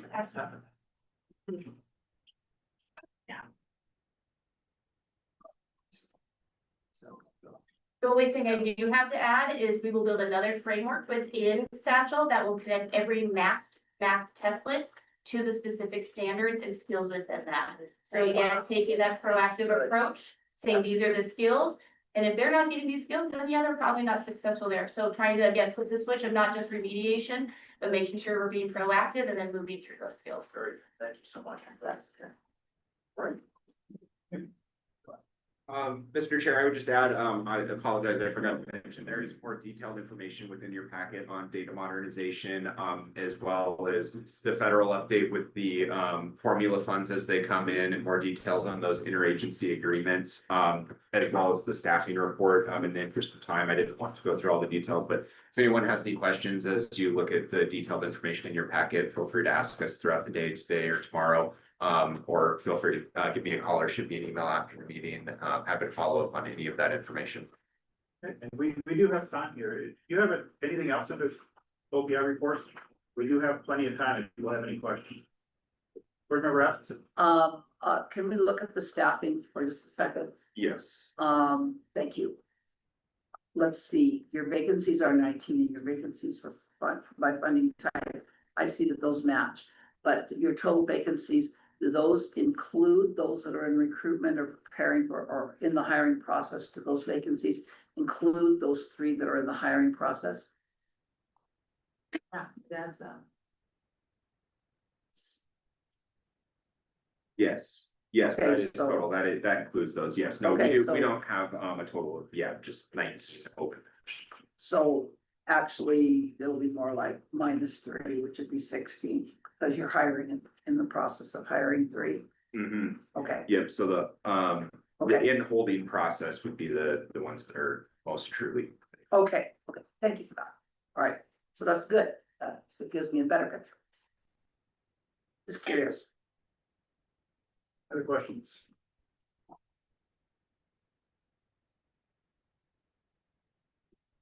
Do you have anything else? Anything else from the agency? No other updates, Mr. Chair. Or, all right, with that, let's go ahead and take a recess until 10:15.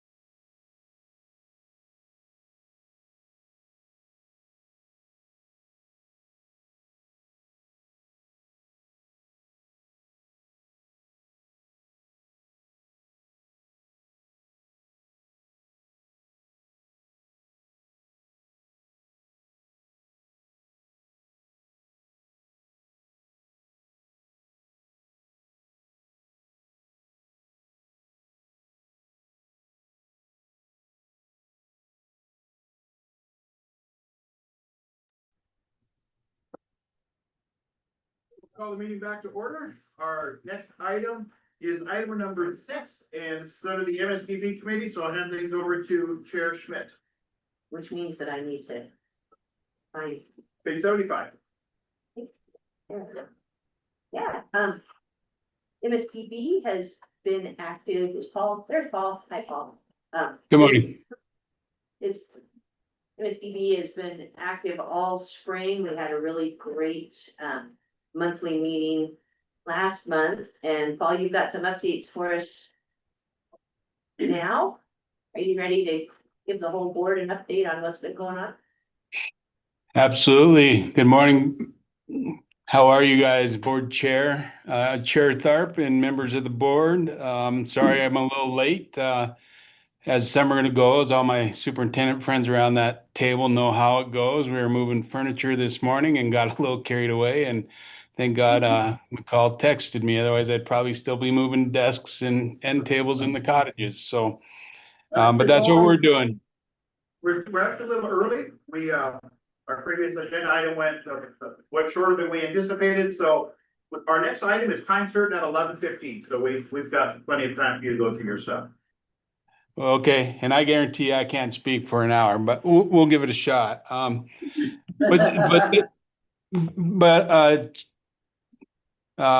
Member Schmidt is right. A lot of good things going on, a lot of things happening over the summer, although there's no kids on campus. Currently, we have our parking lot project going on, and that might not seem big to many, but it's going to be big to us and our risk tort management folks that we work with, because that's one reason why we have high insurance premiums, because the parking lot never drained correctly, and we'd have people slipping under cars, hitting heads during winter when it would freeze. And now the drainage system is all going to be fixed and tied into the city system. And so that's going on. That's outside. That's exciting. The other one is what the foundation has done, raised that $250,000. And so there's all new beds now in our cottages. We're moving out. The state surplus has brought up their semi, and we're filling their semi with all the old furnitures that they want to have and bring back to Helena. And that's what we're trying to get done by tomorrow, is get all those desks and end tables. And so when the new stuff starts arriving next week, we can get our cottages set up and ready for our kids to be here. August 22nd, I believe the cottage kids start coming in. So it is a busy time. The other thing we're working on is we still have 2 House Bill 5 bills that from the previous session that we're working on. They're just about ready to start releasing the next phase in the HVAC system with the cottages. As a reminder, we have students that sleep in cottages that can be in 80 to 90 degrees. And the last legislature put $2 million towards a project to put an HVAC system in there. The engineers and architects have been on campus and have the drawings, and it will be going out to bid pretty soon. So that's a project they actually expect to have done by next June. So that is good. We can work with them and move our kids around in the cottages so they can work on different wings at different times. So that's exciting. And then just yesterday, I was able to see the proposal for a request for qualifications, and that's for the project, the $4 million project for the new vocational building. And so that project now is starting to go on. And as we know, those are projects that were approved by the legislature and the governor's office. We're already in the process of asking for the next session. And I talked about House Bill 5 projects last session. And today I'll just talk about what we talked about with the governor's budget director on House Bill 2, which is the general fund. And that's how we get funded. And you can see that's in your packet. What we've asked the governor to consider to put in his budget, and we will support whatever the governor puts in his budget. But you can see our number one priority is a human resource generalist with over 117 employees. And then we have our deaf mentors and family advisors around the state. Quite frankly, there's some people that are amazed that we've never really had a HR person here on campus. And the governor's office has allowed us to move one of our current teacher openings, actually a consultant opening, to hire an HR generalist. And you hired her in your May meeting. And you actually see in your packet her plan of how she's going to go after implementing a HR department here at MSDB. Excited to have her, but we're asking for that extra FTE in the next legislative session so we can get our consultant back.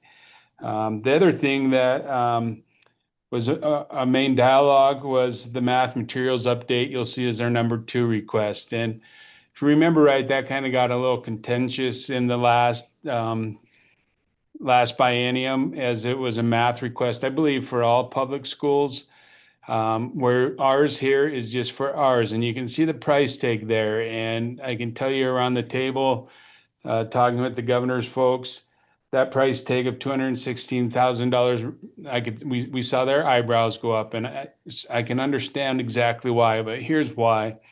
Is if we just had to buy the materials for our students, if they didn't have a disability, it would only cost us about $36,000. But then because I shouldn't say half, a good portion of our students are blind and low vision and depend on Braille. Each Braille book is $5,000 a piece. Oh. And and the low vision books are $2,500 a piece. So we take an investment of what a public school, or what we would just pay if our students didn't have disabilities, of $36,000, and then you add what the cost of a Braille book and the low vision book, and it goes up to $216,000. Wow. That's how expensive it can be. The next was, I don't know what other agencies might have been in this vote, but we kind of discovered with our budget analyst from the governor's office that MSDB was one of the agencies that whenever they set up the technology rotating fund every year, they're supposed to get a update a fifth of their technology should be updated every year.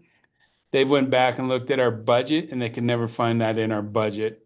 So we're not sure if that was ever put in the budget. So we're asking the governor's office to put in that technology rotating fund. And that way we don't need to keep relying on grants to keep our technology up to date for our students and our staff.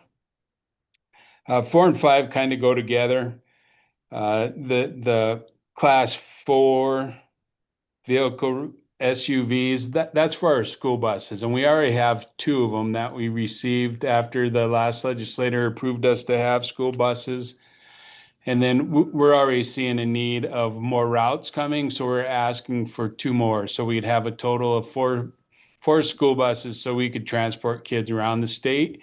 So instead of being reactive like we are with the first 2 school buses, which we didn't know if the law was going to change until it changed, but now we know we can transport kids, so we're asking for 2 more. And we can, like I said, we already know that once, it's not like we have hundreds coming at us, but once parents found out we have gained 2 high school students that want to start with us the very first day of school, and the only reason being is they know they'll see their kid almost every weekend.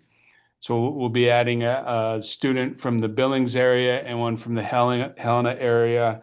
And hopefully, as the word keeps getting out, we'll keep adding more and more students to here as we start transporting kids more. The number 6 one there, maintenance truck with the V-plow, is kind of an interesting conversation because it sounds like many agencies, and I don't know, may have contracts to have their snow done. We don't. We've never had that. And the one winter we did have to have a contractor do our snow because we couldn't keep up with it because we didn't have enough maintenance guys, was well over the $50,000 that we're requesting to get a maintenance truck with a V-plow on it for our parking lot.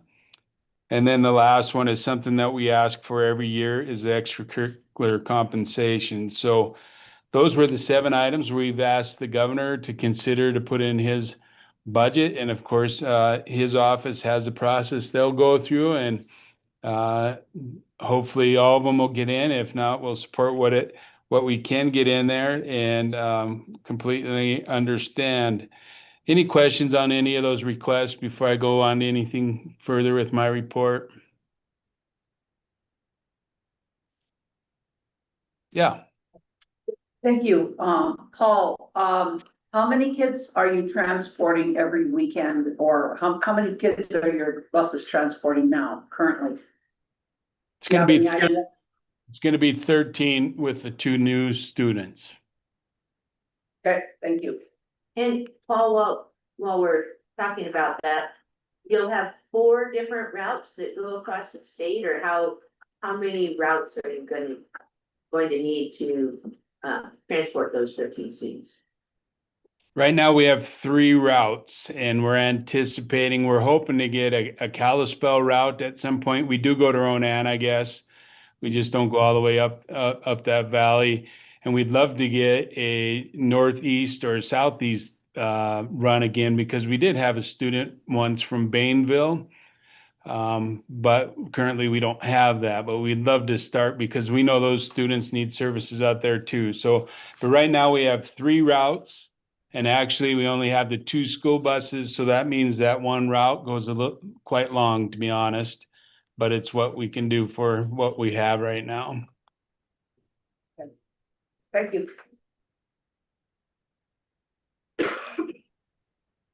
So continuing on, with some other things that we're working on, is we'll ask you to approve 2 agenda action items. One is the personnel action item. They're both actually deal with personnel action. One is the hiring of 4 staff members, and one is to approve the pay plan 61, which is just the statutory increase that the legislature is giving state employees. And the board we asked the board to approve that. So those are the 2 action items. With the personnel action plan, I'm excited that there's only 4 names on here, and 2 of them actually already work for us. So Lynn Warren, you'll see, I've mentioned in the past, we've worked with the governor's office to reclassify our LPNs to RNs, because we could not recruit LPNs to work for our school nurses. And so we were able to get that job reclassified. And as soon as we did, Lynn Warren resigned as an LPN and is now taking an RN position. And then Taylor Santee, who was a substitute nurse for us, has taken an RN position. So those 2 we're excited to keep. They're both very good nurses and can sign with our kids, and that's a big deal. The other 2 I'm just excited about, to be honest with you. So if you've been on campus enough, you've had the pleasure to hopefully meet Sherry Devlin, who we were able to steal from DPHHS, and Sherry worked with Voc Rehab and blind and low vision services specifically. So when we recruited her, it was for our transition program of our students into adult services and setting transition services up for them. And she was very strong in BLVS and held her own with our deaf and hard of hearing. Jonathan Davis is coming to us from South Carolina, and that's exactly what he's done for South Carolina. Is he's a deaf gentleman himself that has worked with Voc Rehab in South Carolina. He actually has his own business down there, working with families and students on helping deaf and hard of hearing families and students prepare for transition in life after public schools. So we're excited that now our elite program will have expertise in both blind and low vision, and now deaf and hard of hearing. Jonathan is also a doctoral candidate at Gallaudet University in transition and workplace skills, and excited to see what he brings to our campus. Like I said, he's moving here from South Carolina, originally from Oregon. The next one's exciting too is Belinda Neal. last board meeting, you accepted Donna Schmidt's resignation, knowing that she's gonna retire in April, and she did that because the governor's office agreed to work with us and allow us to bring someone on early to start learning that job. And so Belinda Neal went through the process and was offered that position and accepted. Belinda worked for the state government in Washington, almost kind of similar to the job she'll be doing for us here. She's a Drummond native and came back to Montana, and there's good and bad to Belinda. The good thing is she's a cat person at heart. But one of the things about her is one of her best friends is a guy by the name of Chase Reynolds. So every time I see her, she hears about that guy by the name of Chase Reynolds. But she's also good friends with Zach Minter. And if you don't know who they are, they played for the Cats and the Grizz. But that's just how we function here. But Belinda's going to bring her wealth of knowledge from Washington and currently doing year-end stuff, which I think ends today, and learning that. And then she's been going through the legislative process with us so far too. So we're excited to have Belinda. Again, it's a South Carolina person, a Washington person out of the Tri-Cities, and that's not always where we try to do, but that seems to be where we get a lot of our employees. We have 2 para positions opened up as a result of working with the governor's office. We had 5 residential advisor positions that were vacant. The governor's office let us take 2 of those and make them into paraprofessional positions. And we've opened that up, and we've already interviewed one, and one of the para positions will be offered to a gal that's actually coming to us from Boise. And she is coming to us because of the program that we put together for educational interpreters. She's actually an educational interpreter. We let her know that we don't have any openings in educational interpreter, but she still wants to work for us and wants to be a paraprofessional and keep working with the deaf and hard of hearing students.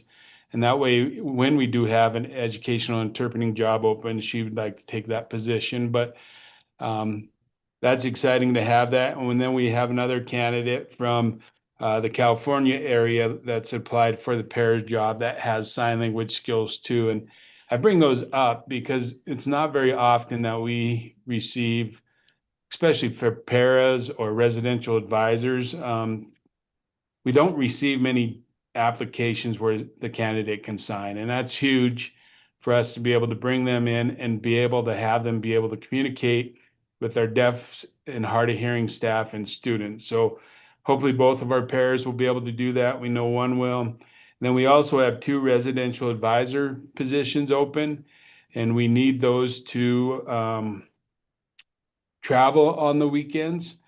And so we're not paying overtime, and our new HR generalist is gonna try to hit up the 2 colleges when they're back in session and try to recruit, because that would be a good college student kind of job. So working on those. We are still 1 teacher short for TVI, 1 teacher short for deaf and hard of hearing. Julie D's been doing a great job this summer, working a schedule to make sure we cover all the bases. And I feel confident in that. And then we're just leaving the consultants as is until about October, and then we'll start recruiting for next year. We just wanted to give our outreach 1 year to stay the same and not have to worry about mentoring new people like they have the last 3 years. And so they've kind of just chosen to stay the same. Just the last things back to the interpreters. You'll notice in the report I put in the interim education budget committee report. And in there was a report on year 1 of the interpreter education program they gave us funding for. One thing that was not in there, because we did not have the results yet, is we had 3 of our staff members, 3 of our educational interpreters really take part and finish that program. All 3 of those interpreters increased their score by at least 30% on the EIPA through that program.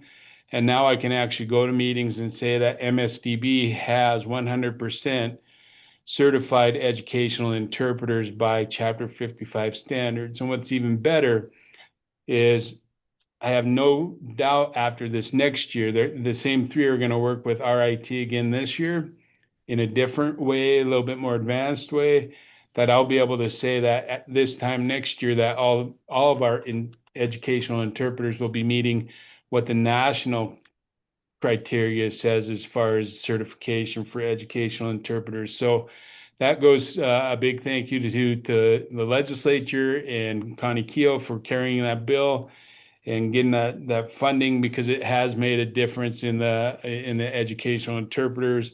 And now we're starting to get the EIPA scores to prove the value of what it's done. And just one last thing I'll mention, as we all know, school's starting, and that means PIR is coming. We're excited about the month of August. We have Dr. Marie Alcock coming starting August 3rd. She's here for 2 weeks. I think I've mentioned before, Dr. Alcock is a guru with competency-based education. She's the one that's been helping us work through competency-based education, and she'll be here 2 weeks. The first week, she'll be working with staff members that have never been to her training to catch them up. And then the second week will be the second part of her training and taking us much more in depth. And I just enjoy working with her. She is bringing on a team of 5 with her because she wants to document the work that's going on here at MSDB. So she is bringing 5 folks with her to help document the work that goes on over those 2 weeks. And then for our PIR days, we will have Dr. Samantha Mullins. I'm not sure if you know who Dr. Mullins is. I do believe I mentioned it in May because I remember Superintendent Hedlund talking about it, but she is the owner of MTSS by Design. She's coming in, she's going to help us. I really like the way her program's set up. In fact, Rob Watson does too, because I see Rob is going to have her present at the October Superintendent Conference in September, I believe.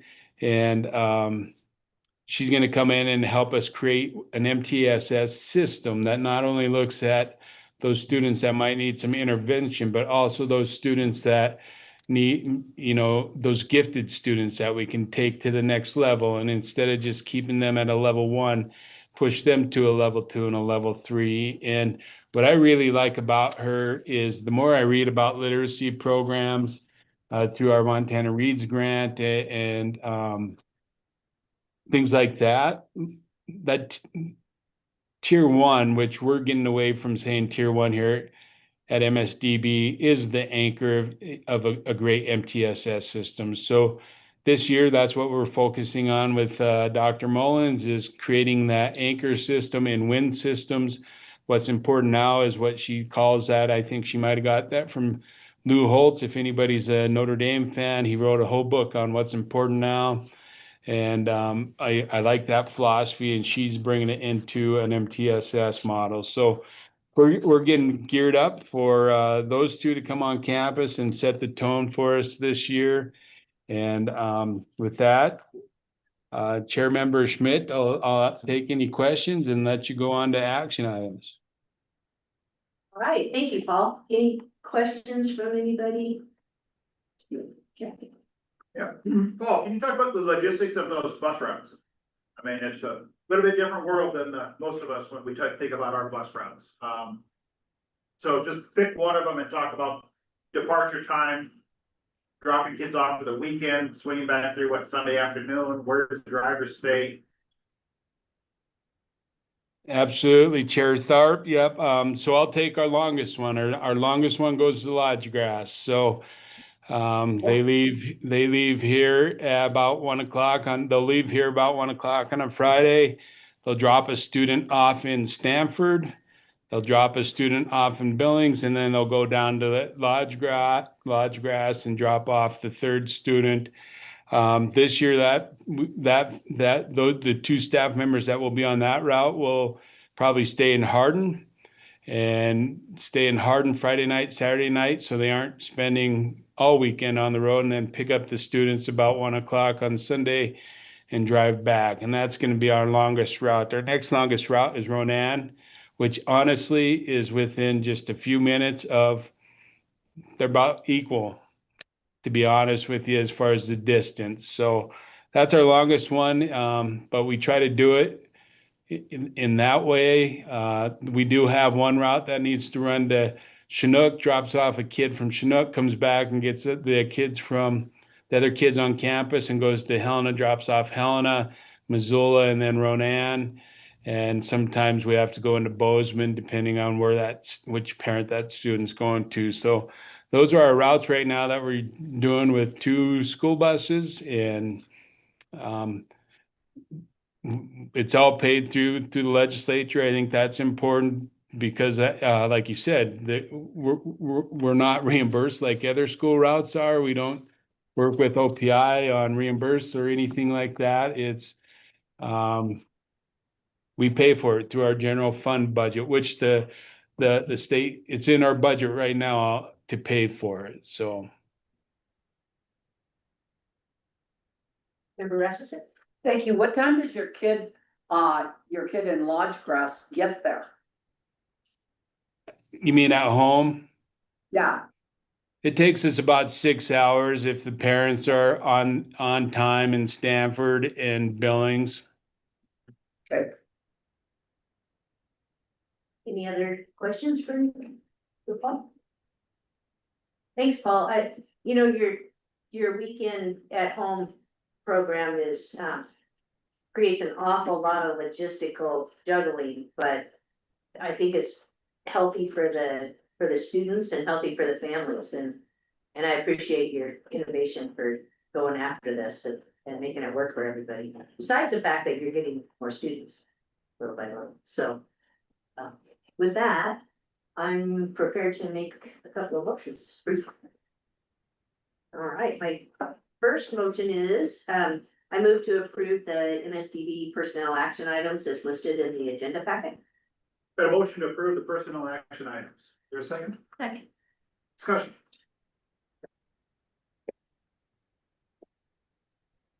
Comment? Any public comment?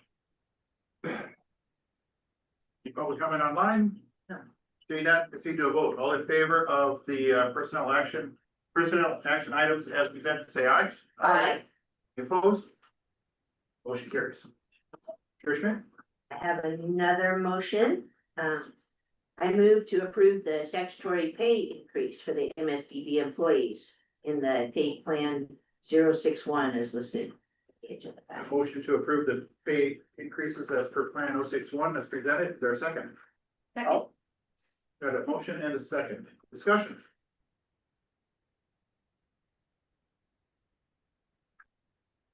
Paul, this gets all of your people, and we are all squared away with those FTE issues and making sure everybody's on the right plan and the right categories. Are we, you got everything all fixed and perfect now? Chair Tharp, I'm gonna say yes, but there's no guarantee with that. Because every time I go to an interim education budget committee, I still find something wrong. I will tell you that even though I know the state's been the Department of Administration's been going through some challenges with losing their head of HR and Director Giles stepping down. The state HR has been extremely helpful in that project. So that's why I do think we do have it correct now, and hopefully at the next board meeting, I will be not chuckling in the background, because that's been something we've been working on for 2 years. I will tell you that the teacher's retirement system is 100% fixed. That was an issue that we were working with at this time last year, but I'll let you know. And our new HR generalist is learning how to run reports out of the system. And once she learns how to do that, we'll be able to start comparing notes and making sure all the I's and T's are crossed. So we're getting there, Chair Tharp. And I think the legislature is going to appreciate that as well as I. So when we give reports, we're not looking at 2 different sets of data, and thank goodness they trust me when I go up there and talk about the positions we have open compared to the positions that are on black and white pages, so. Thank you. Yeah, I know you've done a ton of work trying to get everything all squared away. The uniqueness of being a school and a state agency and trying to make the two very different systems merge together. And I thank you for all of those efforts on that. So, and again, not looking for a guarantee that you caught every one of them, but to the best of your knowledge, everything you've endeavored to do has been taken care of. I appreciate that. Anything else on the pay increase? Is there any public comment? Public comment online? All in favor of the action on the pay increase presented, say aye. Aye. Opposed? Carries. Chair Schmidt, you or Paul have anything else? I don't have anything, Paul, are you ready to get back to moving desks and chairs? No, Board Member Schmidt, I was just gonna say, if any of you really want to get out of a Board of Public Ed meeting, just drive a couple hours north and we'll put a couple dollies in your hand and we'll get this done faster. So if not, you guys can have a great afternoon and we'll see you folks in 2 months. All right, thank you very much, Paul. Have a good day. All right. I will admit, this is uncomfortable for me. I don't like free time. When I was a teacher, I told students that that doesn't exist. There's always something to do. So I encourage you to find something to do until we reconvene at 11:15. We will stand in recess once again. Our next items, and make sure you catch a good break here because we are going to be pushing straight through until lunch. It's scheduled at 1 o'clock. We do have a lot of things to talk about, but we do have, the reason we're at this point is we have very time certain items with the licensure committee starting at 11:15. So we're public ed will stand in recess until 11:15. Please be prompt, and then we will power through a lot of items before lunch and stand in recess.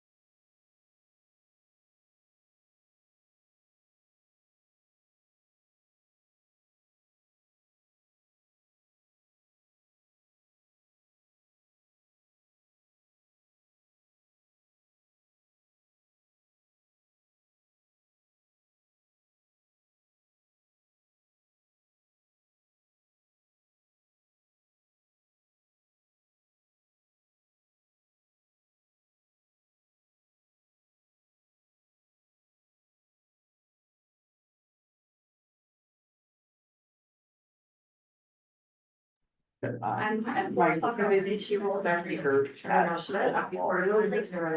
But she's like, your thing is, it's just why I try to science. No, not like told me that all. Didn't realize actually this has massive like effects on human. Yeah. Is there a way, And it just. can I log into it? So, if you get a login, a login to the account. Sorry. I can't use. Oh, It's like the one you have that shared. We got next week. So when you know Rob. So I'm wondering if I log into it. I don't know what my login is. Oh. It logs into my setting. What it is. Then I use like. I did literally that. Here's a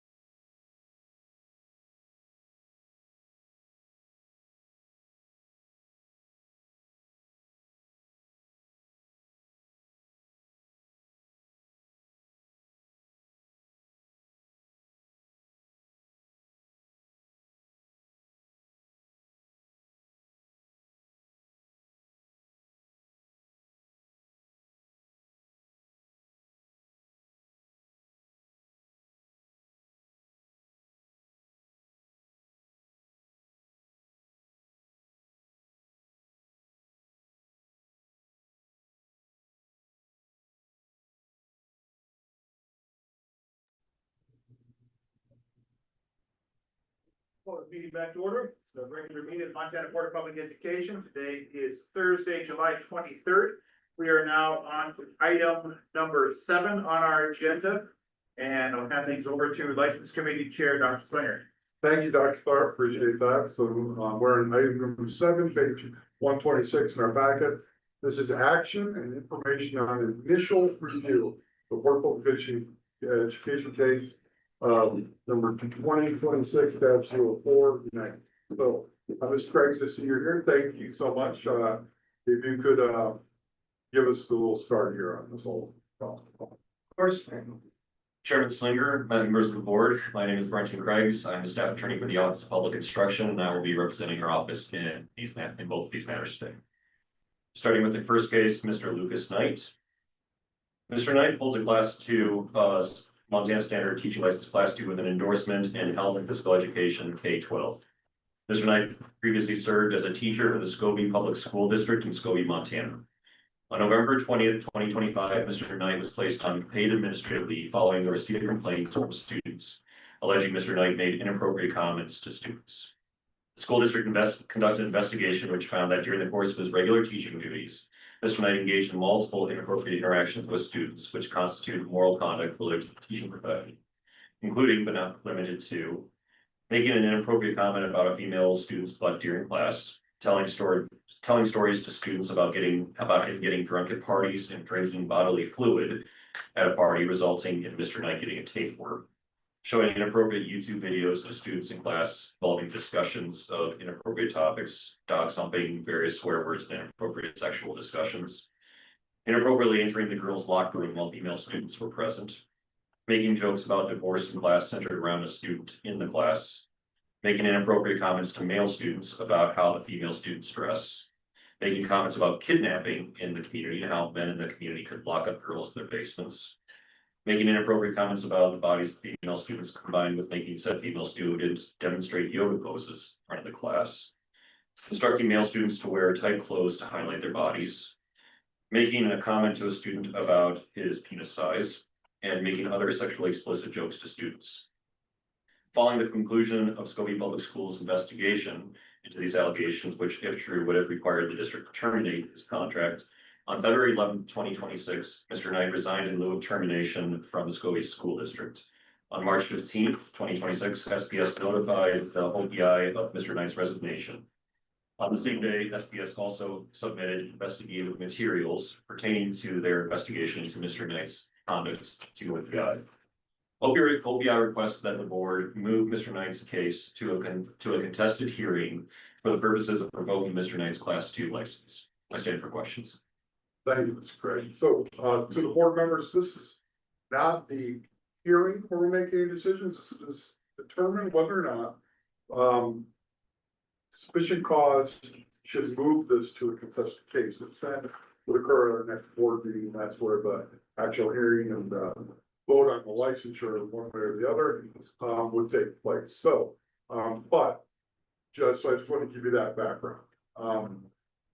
Does any board member have any questions, Mr. Craig? Yes, Board Member Maxwell. I just want to let you know the SCID number that's associated on the letter is not this person. If you'd like, I can give you the appropriate SCID number. That is good to know. It is 247-880.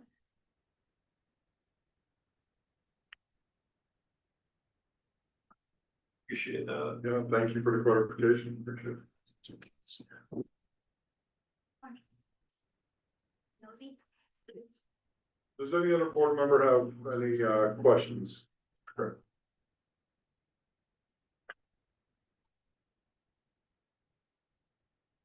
Thank you all. Seeing none, Mr. Chair, I have a motion. Please proceed. The Board of Public Education has determined that there is sufficient cause to believe that professional misconduct has occurred. Therefore, I move to send a Board of Publication case 2026-04 Knight to a contested case hearing. For the motion, is there a second? Can I clarify? The case number is not 20-4-001, that's the MCA, correct? No. That's right, okay. Clarification?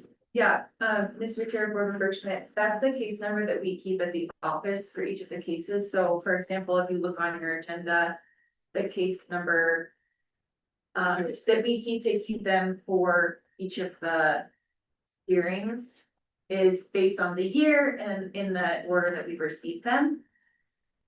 So. So night is 2026-4. The next one that you'll be hearing is 2026-6. We keep them and a case number individually for the office. Thank you. The SEID number is the educator number specific to the educator. They're different. Thank you for clarifying. I was hearing 20-4, the MCA rule, not case. Oh, thank you for clarifying. Or to know what we're voting on, so that's fine.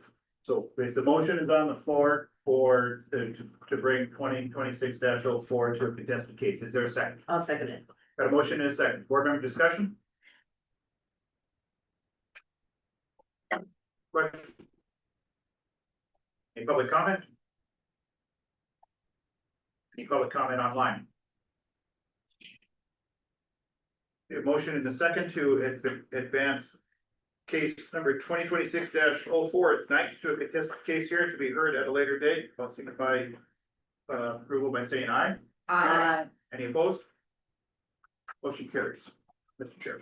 Thank you, Mr. Chair. So, we'll move on to item number 7. And again, this is the same procedural mechanism that we're doing in the last one. So, Mr. Craig. Chair Slinger, members of the board. So again, my name is Brenton Craig, staff attorney for the Office of Public Instruction, representing our agency in this matter. Mr. Seth Whitney has now previously, since it has expired at the end of June, held a class 2 teaching license with an endorsement in agriculture by 12. And we'd just like to mention right now that he has applied for reinstatement of his license, but OPI is holding on that until after these proceedings are completed. Mr. Whitney previously served as a teacher for the Ekalaka Public School District in Ekalaka, Montana. On January 18, 2026, the school district received a complaint that Mr. Whitney had engaged in immoral conduct by calling a student a quote-unquote faggot in class. That same day, Mr. Whitney was placed on administrative leave. The school district conducted an investigation which found that during the course of his regular teaching duties, Mr. Whitney engaged in multiple inappropriate interactions with students, which would constitute unprofessional and immoral conduct relating to the teaching profession, including but not limited to a regular and ongoing use of profanity in classroom and shop settings in the presence of students, including vulgar references to student work and equipment. On numerous occasions, calling students dumb, stupid, and other various things. Joining students in rating the appearance of female students. Directing towards students slurs or terms related to sexual orientation or mental capacity in the classroom in the presence of fellow students. Publicly reprimanding student work in the classroom through shouting, name calling, and other derogatory comments. And treat male students less favorably than female students in class. Following the conclusion of the Ekalaka School District's investigation of these allegations on April 2nd, 2026, the superintendent recommended to the school district board of trustees that they terminate Mr. Whitney's employment with the district. On April 14th, 2026, the school board of trustees voted unanimously to terminate Mr. Whitney's tenure with the district. On April 15th, 2026, the district informed OPI of Mr. Whitney's termination. OPI requested the board, based on these facts, move Mr. Whitney's case forward to a contested case hearing for the purpose of revoking his class 2 teaching license. I stand for questions. Thanks, sir. And does any board member have any questions?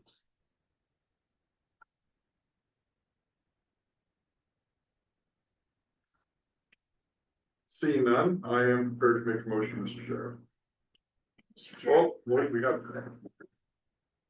Is the SEID now? Just correct. Mr. Chair, I will say Mr. Whitney had asked to be on to make a comment. I don't see him on yet. I'm assuming he thought the hearing was at 11:30, given the time it's on the agenda. I don't know how you'd like to proceed. I did send him an email and ask that he get on a bit earlier, but I would just ask how you'd like to deal with that. How about that? How about we put this on hold, okay, so at least time certain we'll say 11:30. And maybe we could, move to another item, or can we wait? I do have a general question. Oh, that'd be great, please. Go ahead. I'm just wondering about the process to notify OPI when these things come up, and these two are just one in a series of OPI happens to hear about these things. Is there a procedure that's being developed so that OPI hears about this stuff? So I see that, superintendent's office will respond.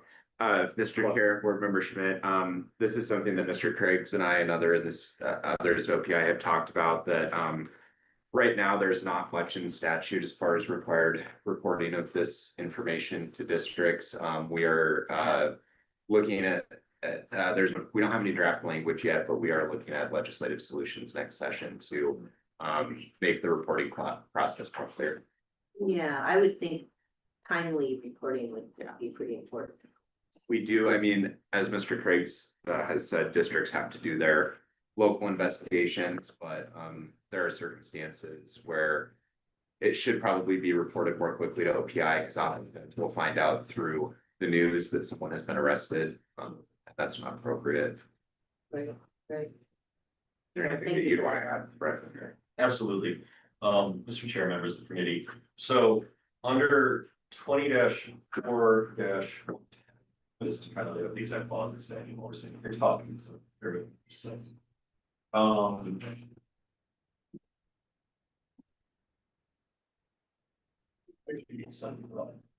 yes, under statute, the school districts are supposed to notify, it is actually up to the board of trustees of the school district to notify OPI when a teacher or administrator or counselor or licensed school psychologist has either been terminated or it due to violating MCA 20-4-110, or when they have been suspended, or when they have resigned and moved termination. And I will say this right now, both of these school districts, minus those, we don't necessarily expect notification while an ongoing investigation is occurring. However, once an investigation has been completed, especially if action is taken, they do need to inform us. It is actually considered a misdemeanor under Montana Code for a board of trustees, or excuse me, not, it's considered official misconduct, excuse me, under Montana Code for a board of trustees to fail to report this to us. However, the enforcement mechanism is basically that if they do fail to inform us, then that board of trustees can be recalled by the public, which recall petitions, for those who don't know, are usually notoriously difficult to actually bring about and enforce. So yes, we are talking about various options for shoring up these statutes, particularly since we've had some districts who have not complied to it as well. However, I do want to emphasize once again that both these districts did provide notification to us. They communicated very well with us, and they have worked with us very well as far as these investigations have been concerned. Sure. And in response to Board Member Schmidt's question, I know that this is something tangentially is connected to what we talked about earlier, is that just the sheer number of new administrators and a constant churn of board members across the state. This is one of those areas that it's thankfully it's a rare instance, and a lot of times districts aren't aware of their responsibilities. There's the times that we've reached out to districts and said, hey, you're supposed to report this, and a lot of times they may not even know. And so there's just so much to have to know. I mean, we got our little book yesterday of school law, and so it's tough for everybody to know everything, but I think due diligence and sharing information around, and one of the things, a call going out on the road show, SAMs, outreach, I think we're doing a better job than we have in the past on letting schools know their responsibility to report these sort of issues, but it is an ongoing problem, let people so they know what they're supposed to do. This is actually a question for Chair Tharp and in his role as county superintendent.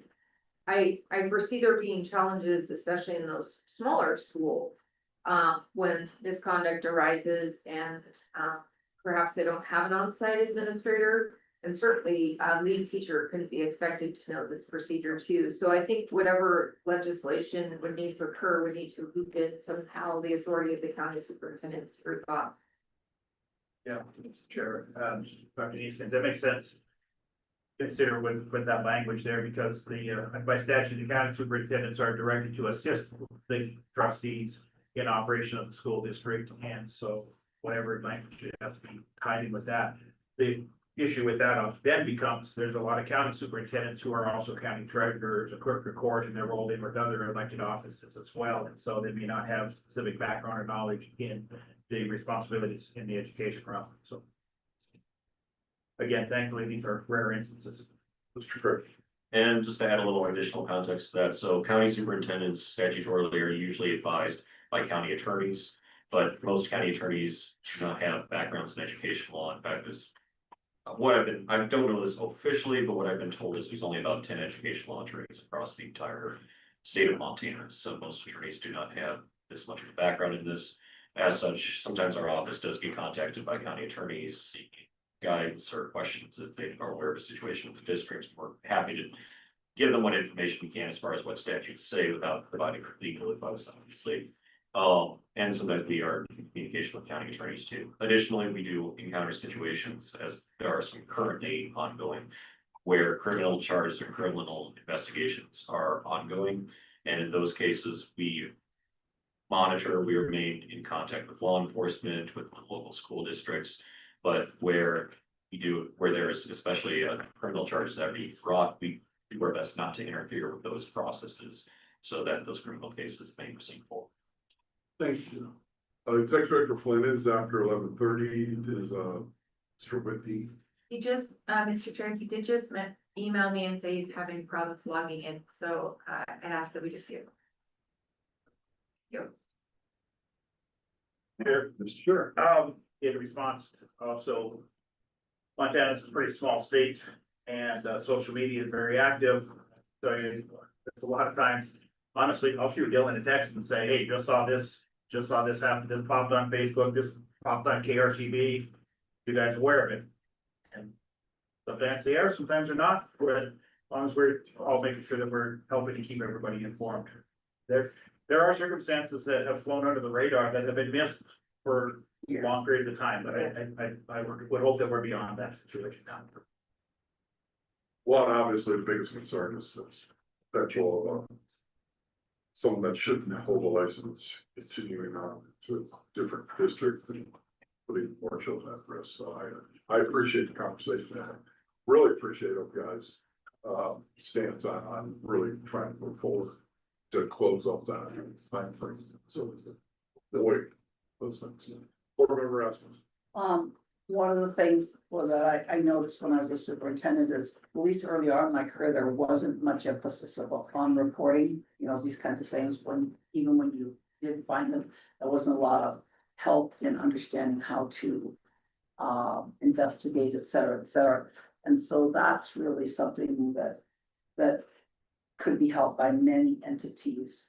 But the school boards associations, I don't know what they currently offer in training wise for new superintendents. I'm sure it's not at the top, but yeah. I got caught in the situation because it had been neglected because of turnover. Well, I think we're all aware of the turnover that's happening across the state. So,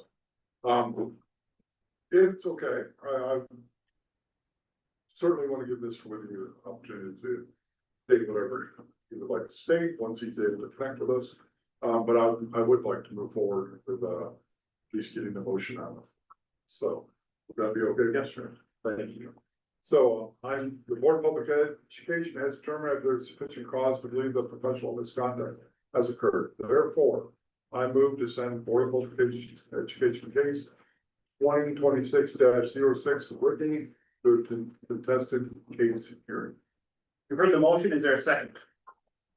Got a motion and a second to take case 2026-06 Whitney to a contested case hearing. Board member discussion.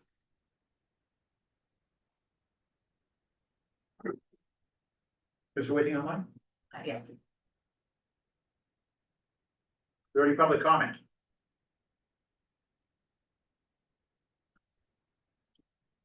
Any other public comment online other than waiting for Mr. Whitney? Okay, all right.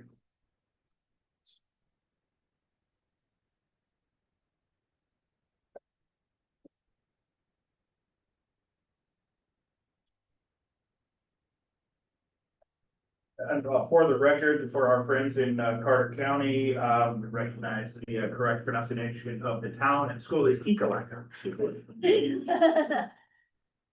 Apologies. Good go. Got an information in Montana to know. That's right. Right?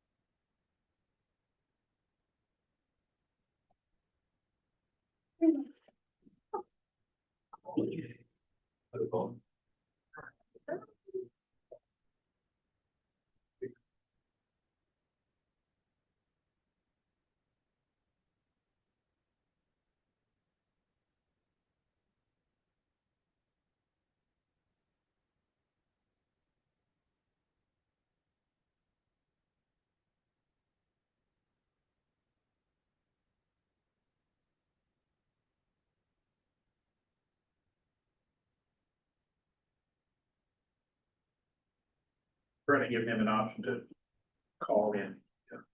Cell phone and then. Yeah.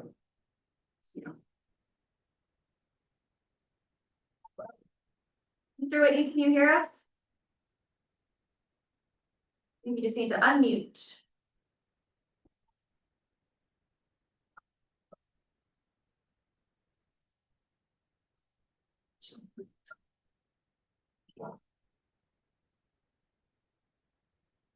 Can you hear us Hello? now? There- Yes, I can. Mr. Whitney, we have, this is Dr. Clark, Board Chair. We have a motion on the table. The motion was, that the Board of Public Ed has determined there's sufficient cause to believe that professional misconduct has occurred. And the motion is to send the case to a contested case hearing. And we are now open for public comment, and so you may speak to this. Okay, first of all, thank you for taking my call. Sorry, my technical difficulties. I would really appreciate the fact that this goes to an investigated hearing. I do not feel that the superintendent that did the investigation, first of all, he wasn't licensed as a superintendent at the time, or I don't think he was. I don't think things were handled properly. I disagree with his write-up, and the notes that I submitted along with that came from my ETA president show some slight differentiations. I'm not saying I'm not guilty. I don't think it is to the extent that he put it to. I also feel that removing my license is pretty harsh when there's other ways around that, especially with there being a teacher shortage as there is. I guess I would just, yeah, look forward to moving forward on this, I guess. Thank you. Is there any other public comment? Dr. Neeson. Mr. Whitney, I heard you use the term investigated case hearing.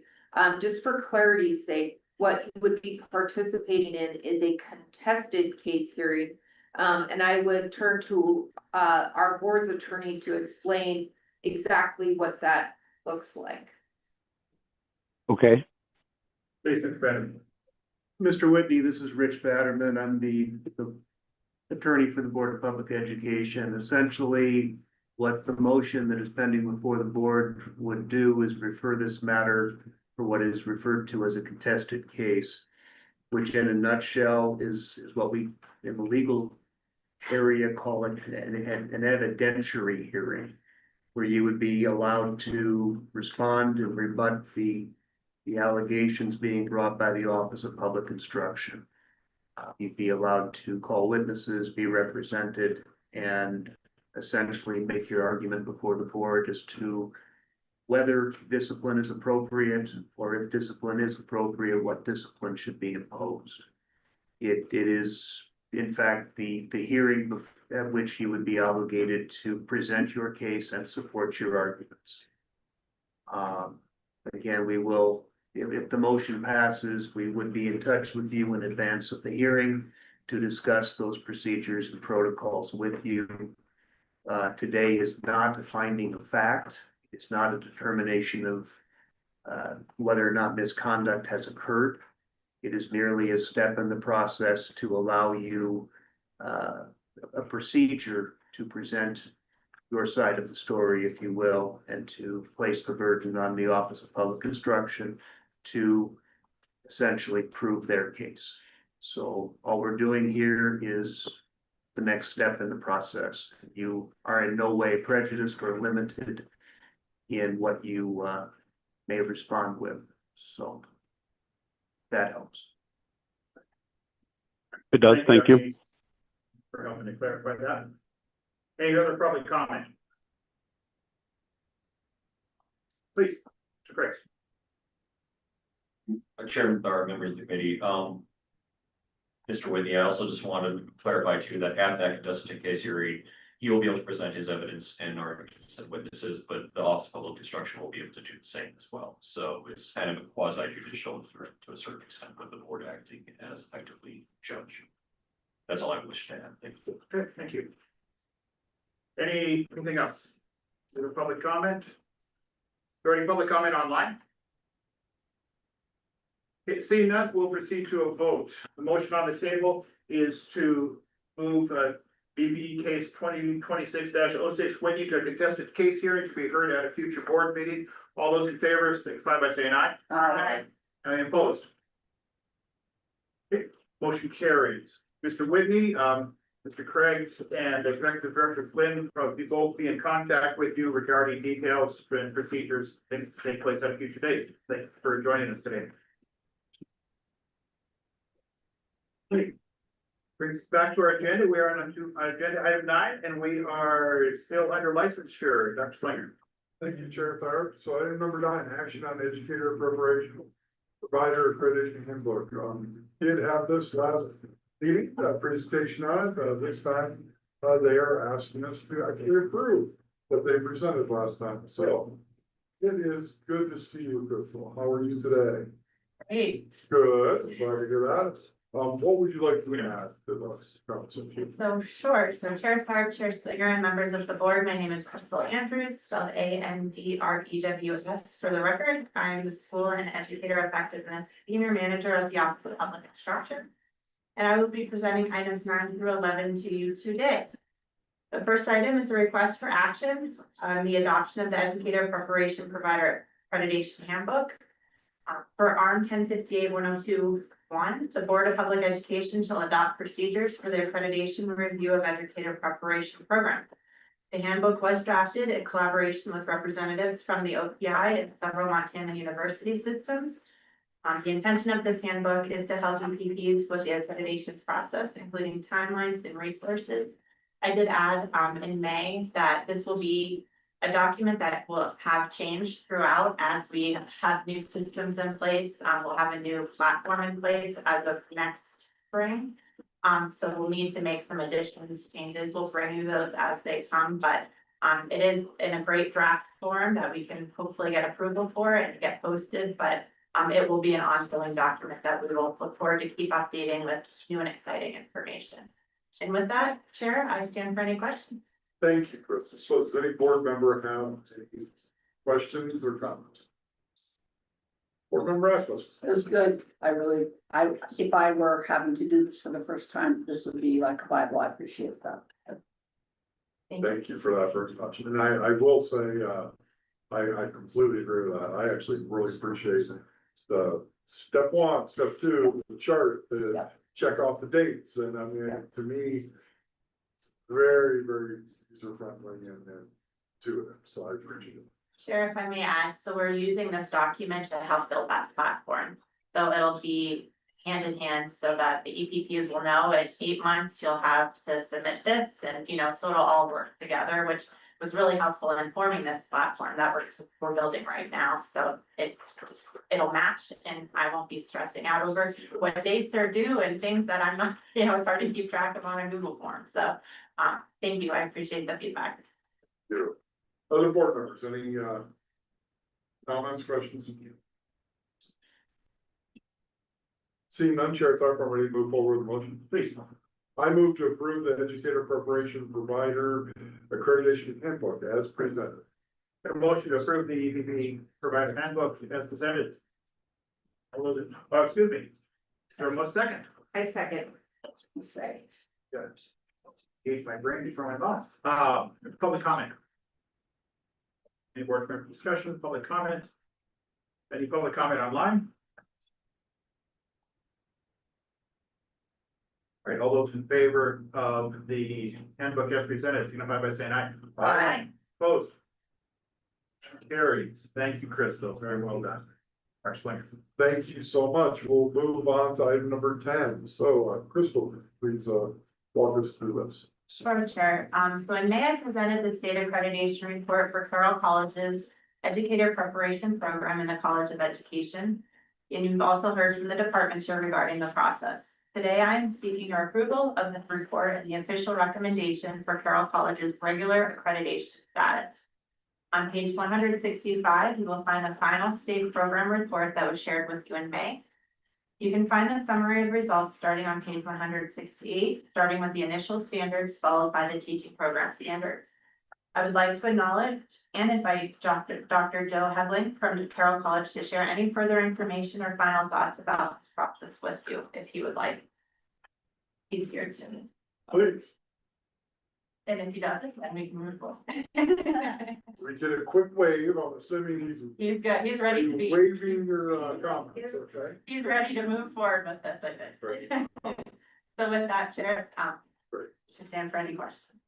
Does any board member have any questions?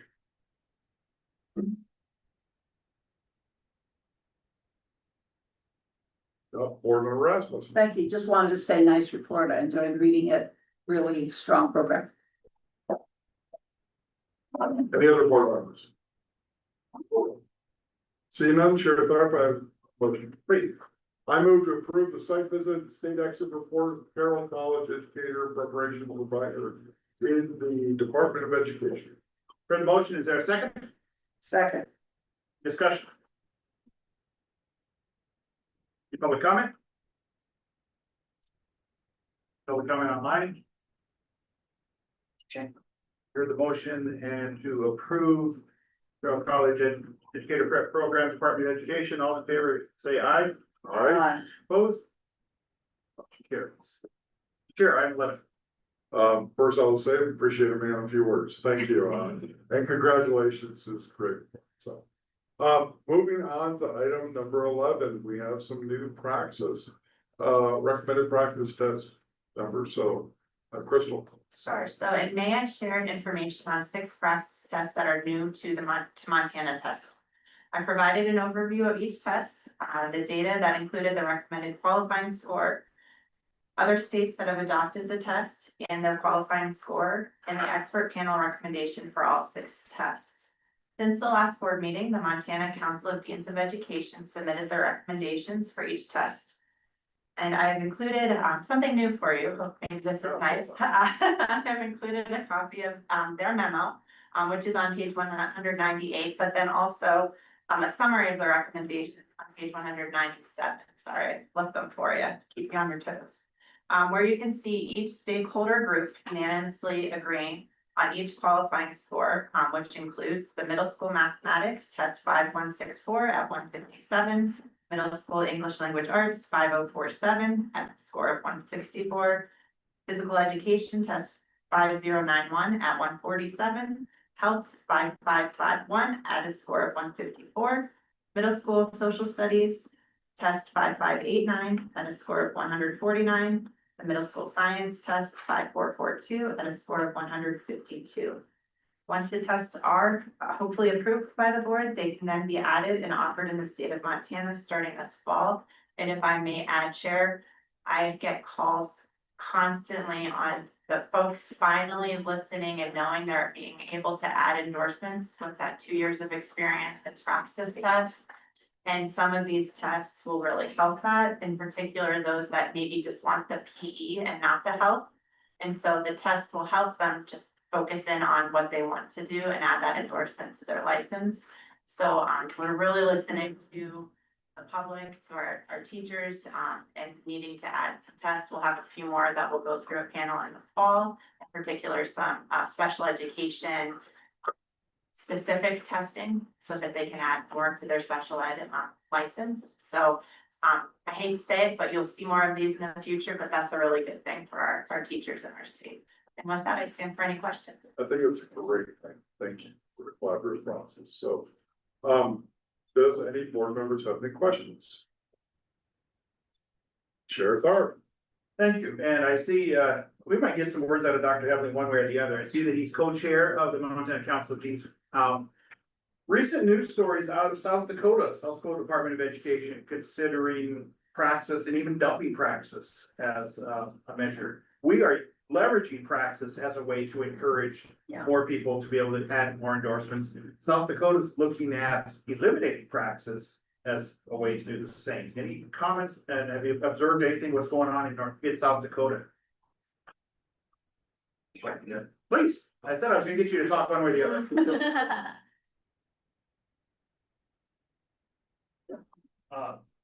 Yeah, I'm not really prepared to opine on this. I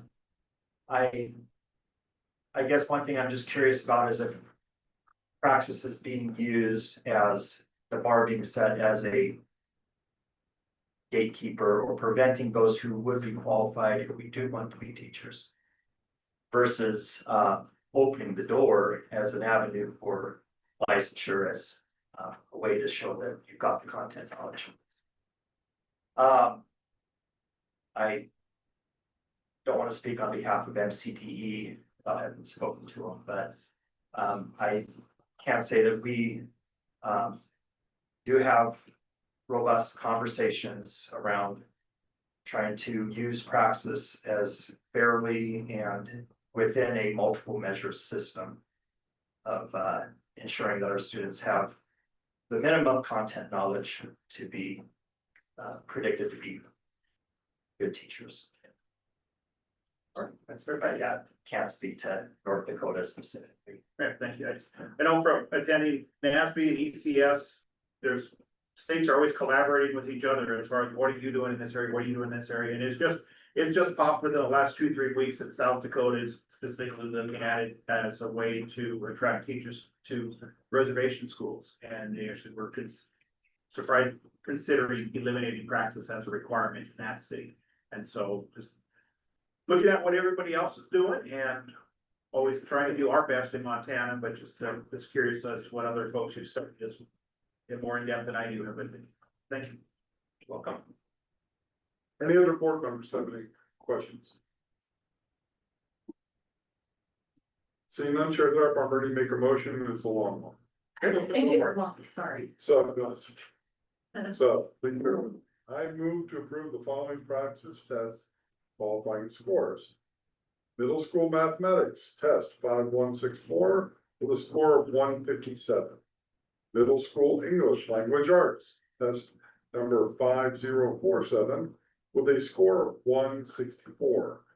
Middle school social studies test 5589 with a score of 149.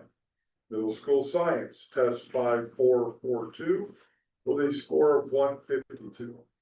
Physical education test 5091 with a score of 147. And health test 5551 with a score of 154. Please do not ask me to read. Thank you. Is there a second to that motion? I'll second that. Got a second. Board members, this is page 197. It's been summarized. Board member discussion. I appreciate so many people commenting in on this and seeing these scores. I also appreciate the opportunity people able to have endorsements. That's exciting development, as you pointed out, Crystal, so thank you so much. I really like the idea of targeting middle school, specifically getting those. There's such an overlap between K-8 and 5-12 endorsements, but to be able to specifically focus on these middle school students and this unique curriculum and needs of those students, I think this is definitely a positive step forward, so I really appreciate it. Any other board member discussion? Is there any public comment? Any public comment online? All those in favor of the motion, which summarizes page 197 in your board packet, signify by saying aye. Aye. Any opposed? Motion carries. Chair Tharp, that concludes the licensure committee. Gleefully put it back. All right, with Lee, I will hand it over to our accreditation committee, Dr. Lee, on item 12. Yes, this is an information only item. It's the review of ARM 1055 recommendations for special education technician. Responsibilities, definitions, and updated graduation requirements for special education. And the revision timeline. And with that, I will turn it over to Dr. Julie Mergel for more information on this. Thank you, Chair Newskins, members of the board. For the record, my name is Julie Mergel, spelled M-U-R-G-E-L. I'm the Chief Program Officer at the Montana Office of Public Instruction. This item is in your packet, starting on page 200. Purpose of this item is to provide information on the review of special education technician and special education graduation rulemaking within ARM 1055 accreditation. It will be as an action item for consideration tomorrow. As you look on page 201, it outlines the rationale for why we were considering negotiated rulemaking under 1055 for two particular purposes. One purpose was to address under ARM 1055-805 regarding special education graduation requirements as a result of a court case indicating that students in Montana could no longer receive a high school diploma based upon completing IEP goals. The second purpose for moving into negotiated rulemaking under 1055 was because of the addition of the special education technician certification under a class 9 license that was added recently by the board under 1057-439. And as a result of adding the class 9 license, we needed to simultaneously define the roles and responsibilities of the special education technician, which resides within chapter 55, as well as the supervising special education teacher who oversees the technician. We held negotiated rulemaking virtually on 3 dates, May 12th, May 19th, and June 2nd. And the meetings have concluded. That team also created an economic impact survey, which is currently out and receiving some feedback on the economic impact of these particular rules. And we will be presenting that economic impact to the board in September of the upcoming meeting, knowing that a lot of our educators are currently out on summer break. And so we want to be sure that we're able to capture as much feedback as we can on that economic impact statement. You'll see there, those were the members from across the state in different capacities that have served on these negotiated rulemaking committees. When you look at the actual rules in your packet, you'll see what those recommendations are. So under 1055-805 for special education, the recommendation from the superintendent is to just remove number 4 altogether. So that we are in alignment with those court finding. As you look at under 1055-725, that's the next available location within the subchapter 700 for us to define the special education technician. So you'll see that it has three components under it. The first is special education technician as defined in 1055-602-45, which is down below, would need to be a new definition proposed, shall be under the direction of a supervising special education teacher as defined in 1055-602-51, who is responsible for instruction and assessment of students with special needs.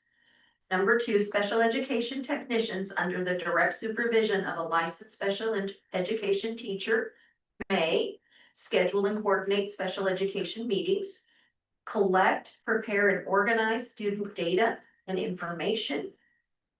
C, deliver instruction in one-on-one and small group settings. And 4, conduct district level assessments and mandatory statewide assessments.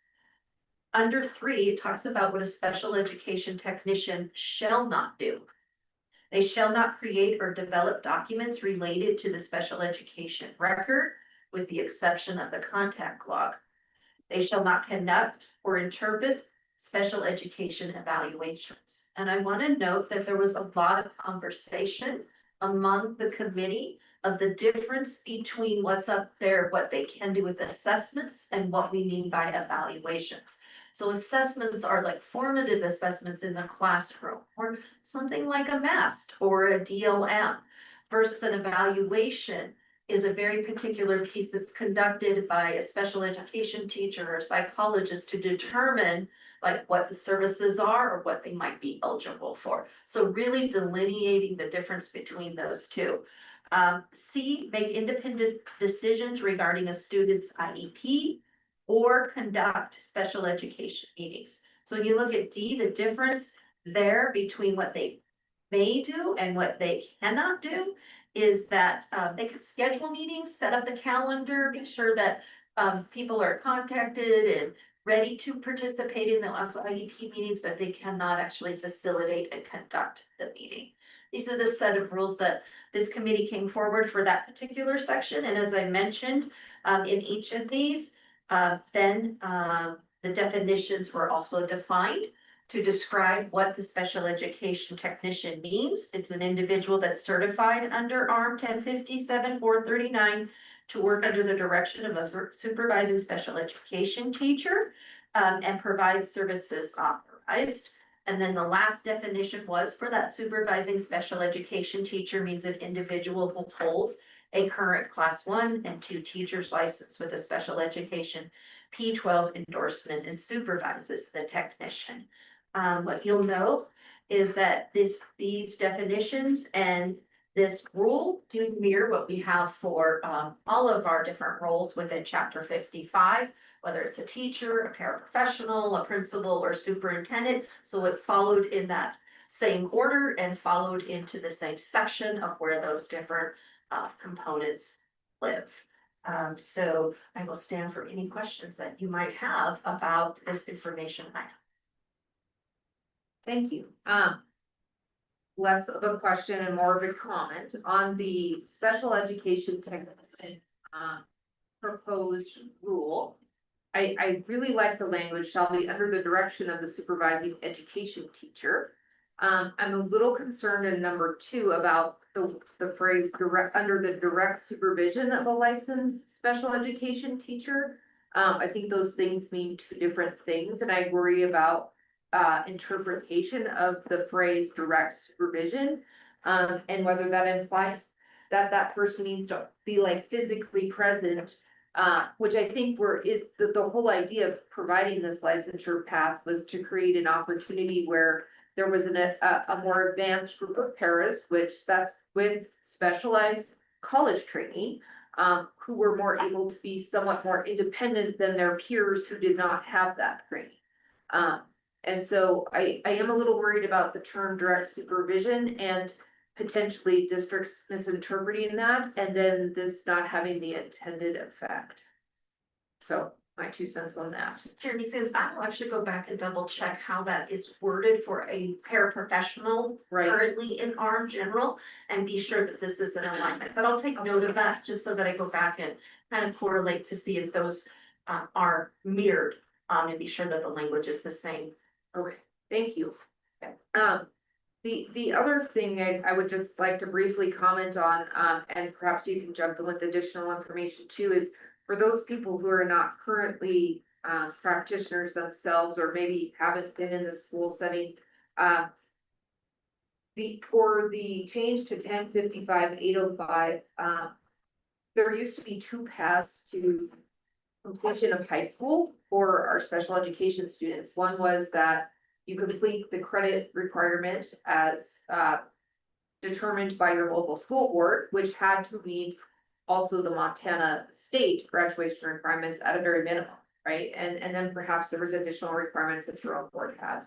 Or you could graduate based upon your individualized education plan goals that you had accomplished those goals. What that court case did was remove that second option.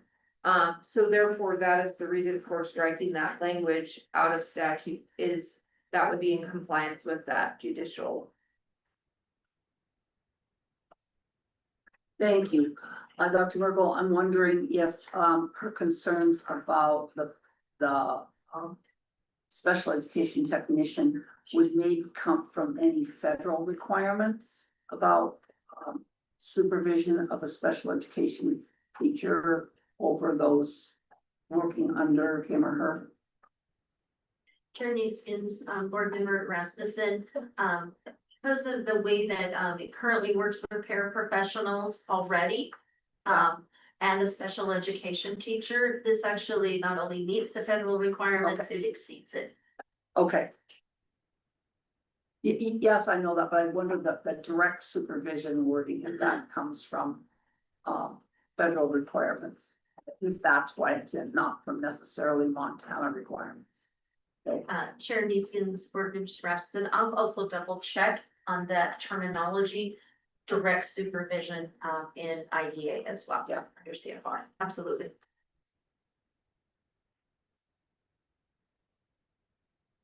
Dr. Mergel, Paul was kind enough to look up 1055-715, which is the instructional paraprofessional qualification and supervision. It does say in there, instructional paraprofessionals shall be under the direct supervision of a licensed teacher who is responsible for instruction and assessment of students. The supervising teacher shall be available while the instructional paraprofessional is fulfilling his or her responsibilities and shall not be simultaneously assigned to another teaching duty or preparation type. For me, I want to draw a distinction between that and what we're creating here with 725, which is someone who should have more abilities and freedom than the person in 715. So I do think perhaps removing the word direct from that statement, so it says under the supervision, would perhaps create that distinction that is necessary if that word direct was removed. Other comments, questions? Chair Gart? Mr. Bowden, comments on removing the word direct. And I think Dr. Mergel's comments are well taken. I think we need to certainly evaluate the 715 versus the 725, both the scope of the former rule and this rule. And frankly, the specific activities that are being authorized by the for the special education technician. I note in particular, the authorization would be for more instructional level activities. In fact, it says that deliver instruction one-on-one in small group settings. Unfortunately, I'm just the lawyer. I think that would require OPI staff to consider specifically whether we want to tie in the direct supervision as presented by Member Neeskins, and the other in 715 to this specific statute. And whether it is appropriate to say it is under the direction or under the supervision, I think those phrases could mean different things depending upon how we apply. So I would agree that we need to study that phrase and make sure that we get in to the final rule of what we want. Thank you, and that's exactly my point, is that how much splitting of hairs occurs between direct supervision, direction, supervision. as far as, I envision this the same way I believe Dr. Neesons does, is that this is a person who has received some advanced training. They are given directive and go forth and do good work, and I might be checking in with you in 3 or 4 days and see how that's going. Versus direct supervision might mean it be interpreted by somebody say, okay, you're over in that corner of the room working with students while I'm still in the room. I have direct supervision over you. So I don't want us to paint ourselves into a corner that we don't want, that we want this to be as flexible as possible. And I believe it's also important to recognize that 715 will remain. It's not going away. There are people who will always be instructional paraprofessionals as defined in 715. We're trying to create a new definition in 725 that is apart and separate from 715, and I just don't want it to be too narrowly defined, that it feels the same in the end. There's one other comment. Go ahead. Dr. Murdock, I guess, I really like the, thou shalt and thou shalt not. I really appreciate helping to distinguish between what they are supposed to be doing and what it's not intended to be doing. Again, definitely the conducting the special ed meeting. Any discussion occur during the negotiated rulemaking as far as, attendance at the meetings? Would that be, I guess as a superintendent, I would strongly encourage that we would want them there. Is there any chance that this would be interpreted that they shall not conduct special ed meetings? Is there any way that people would perceive that to mean that whether or not we wanted that special ed meetings? Chair Neeskens, Chair Tharp, there was discussion about what role they potentially could play at those meetings. There are times that IEP team does request for other people to join that might have some information.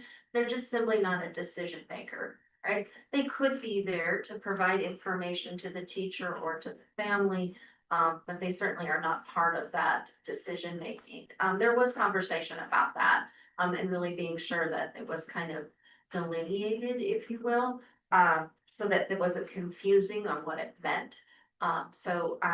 I don't, we could potentially consider adding on something about what that means, what they shall not do is conduct, but does not preclude them from being there, if you will. Yeah, all of it. Yeah, certainly wouldn't want to add another line to say that they are now a signatory on the IEP. No. But with the intent of it being the person who is providing the direct instruction, they would mostly have the best information regarding the student's progress and demeanor and activities. So I just always trying to assume the worst way that this could be interpreted and twisted into something that we don't want. So trying to prevent that before approving language. If I may too, Mr. Chair, I do remember during that conversation, there was a lot of discussion around each district might incorporate that person differently. And so how we wrote that in there could be interpreted different by districts, and they wanted to purposely leave it open to local control and how they wanted to incorporate that person, but I mean, you could write something, but I think also they wanted to allow districts to decide. Yeah, definitely. Sure. Any other questions, comments? Seeing none, thank you, Dr. Merkel. Appreciate the update, and I will see you. All right. All right, thank you. And then, Just a clarifying question though. please. Mr. Chair, given the questions you guys had, potential for wanting to change some of this, it is on your agenda for an action item tomorrow. We have some time. You can't take action on it, like, we can't take final action on this until January anyways, given that we're precluded from taking action in the last quarter before legislative session. So like I said, we have some time, but what I do think is important to keep in mind is that the license exists. And this may be a question for OPI, but you likely will have people under this license this fall. Right? You will have people acting under this license this fall. And so having something for them, not trying to rush you, but I do think you want something to guide what they can and cannot do. I would think sooner than later, so that you don't set some kind of precedent for districts. I appreciate that, yeah. But just thinking of that, if you do want to make some changes, we can have something prepared for September instead. But just keeping in mind that that's kind of where we're at, with the timeline.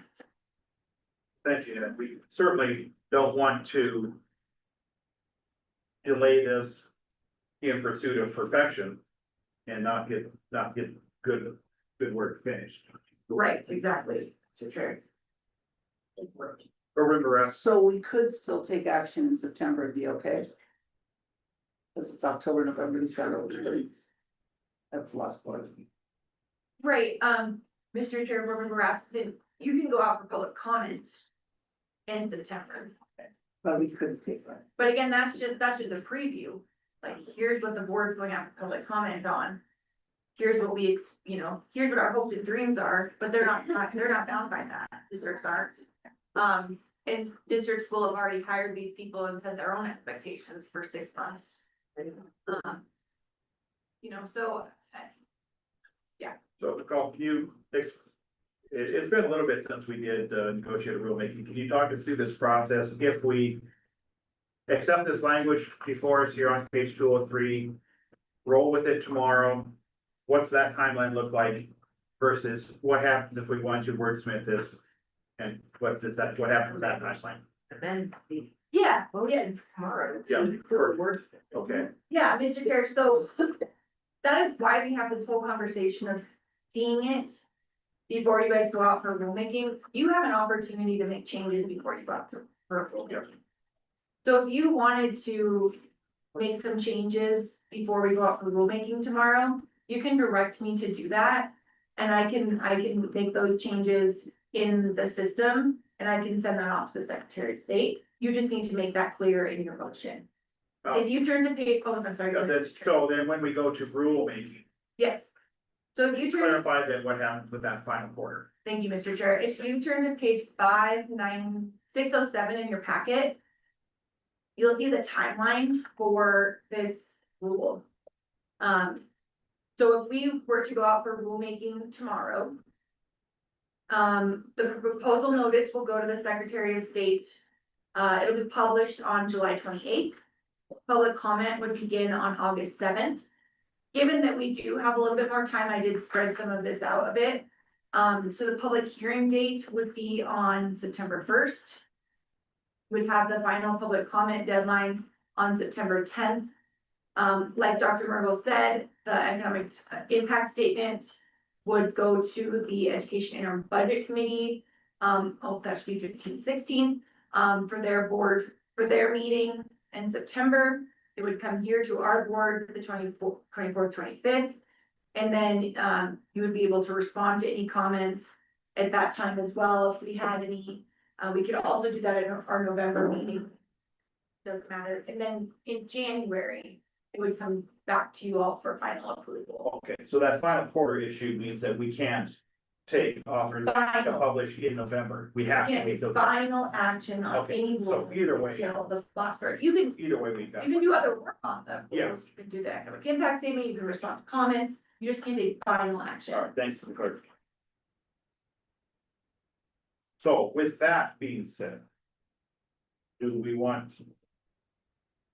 It's kind of backing up a little bit here then. Do we want any wordsmithing on what's been proposed? Dr. Clark, in reviewing the language of 725, and I did discuss this with Dr. Mergel in the back of the room. I noticed subpart 1 of the proposed rule specifies that the technician would be under the direction of the supervising special education teacher. Which I think may more closely approximate the intention expressed by Member Neeskens. I would suggest that perhaps for internal consistency, that direct supervision could be replaced with the word direction. That would probably give a bit more latitude. And as we engage in the rulemaking process, we could probably discuss whether additional definition or clarification of direction would be necessary. So what suggestion then is in 1055-725 sub 2, under the direction. Directive revisions. Yes, Dr. Clark. Charity Smith? I'm pleased. Let the record reflect that Charity Smith is pleased. So. You have to. I mean, please, yeah. And Mr. Chair, based on what Mr. Batterman just stated, there is possibility that if we were to get other guidance while we're going through the rulemaking process, the board certainly could have additional comment come from Office of Public Instruction or any other stakeholders. Frankly, our committee could review and put in a public comment to this process to make any change that needs to be made for the correction. So that is an option as well. And we wordsmith all the way through the end until after public comment, we've had negotiated rulemaking where we're making changes. That's all the way through that process as well. So it's kind of nice to get it as good as possible before that if we can. So very good. Good work on it. Thank you all. All right, our next item is item number 13. Information and review of Montana school bus standards rule vacancies. Else is joining us? Oh, there we are. Thank All right. Welcome. And we will hand things over to the eye. Thank you, Chair Tharp, board members. My name is Elsie Workman and my last name is spelled WORKMAN. And today I have with me to my right, Mike Kraut, who is the president of Majestic Bus Services. And to my left, I have Neil Olman with Montana Department of Environmental Quality. And today, the Office of Public Instruction will provide the Board of Public Education with an overview of the proposed revisions to the Montana School Bus Standards. The proposed revisions incorporate recommendations from the 2025 National Congress on School Transportation, align with current federal requirements, and improve clarity and consistency throughout the document. I did want to share that the purpose of this revision is to ensure Montana school bus standards continue to reflect current school bus safety practices and advancement in vehicle technology. Montana school bus standards are based on the recommendations on the National Congress on School Transportation, and the committee used those recommendations to evaluate the 2022 Montana bus standards and determine which updates were appropriate for Montana. Committee members were carefully selected based on their knowledge and expertise in pupil transportation to provide valuable input throughout the revision process. Their expertise helped identify needed updates, evaluated proposed changes, and ensure the revisions are practical for Montana. One of our primary goals was to reorganize and streamline the standards to create a shorter, more user-friendly document that is easier to navigate. During our review, we identified information that was repetitive and or outdated.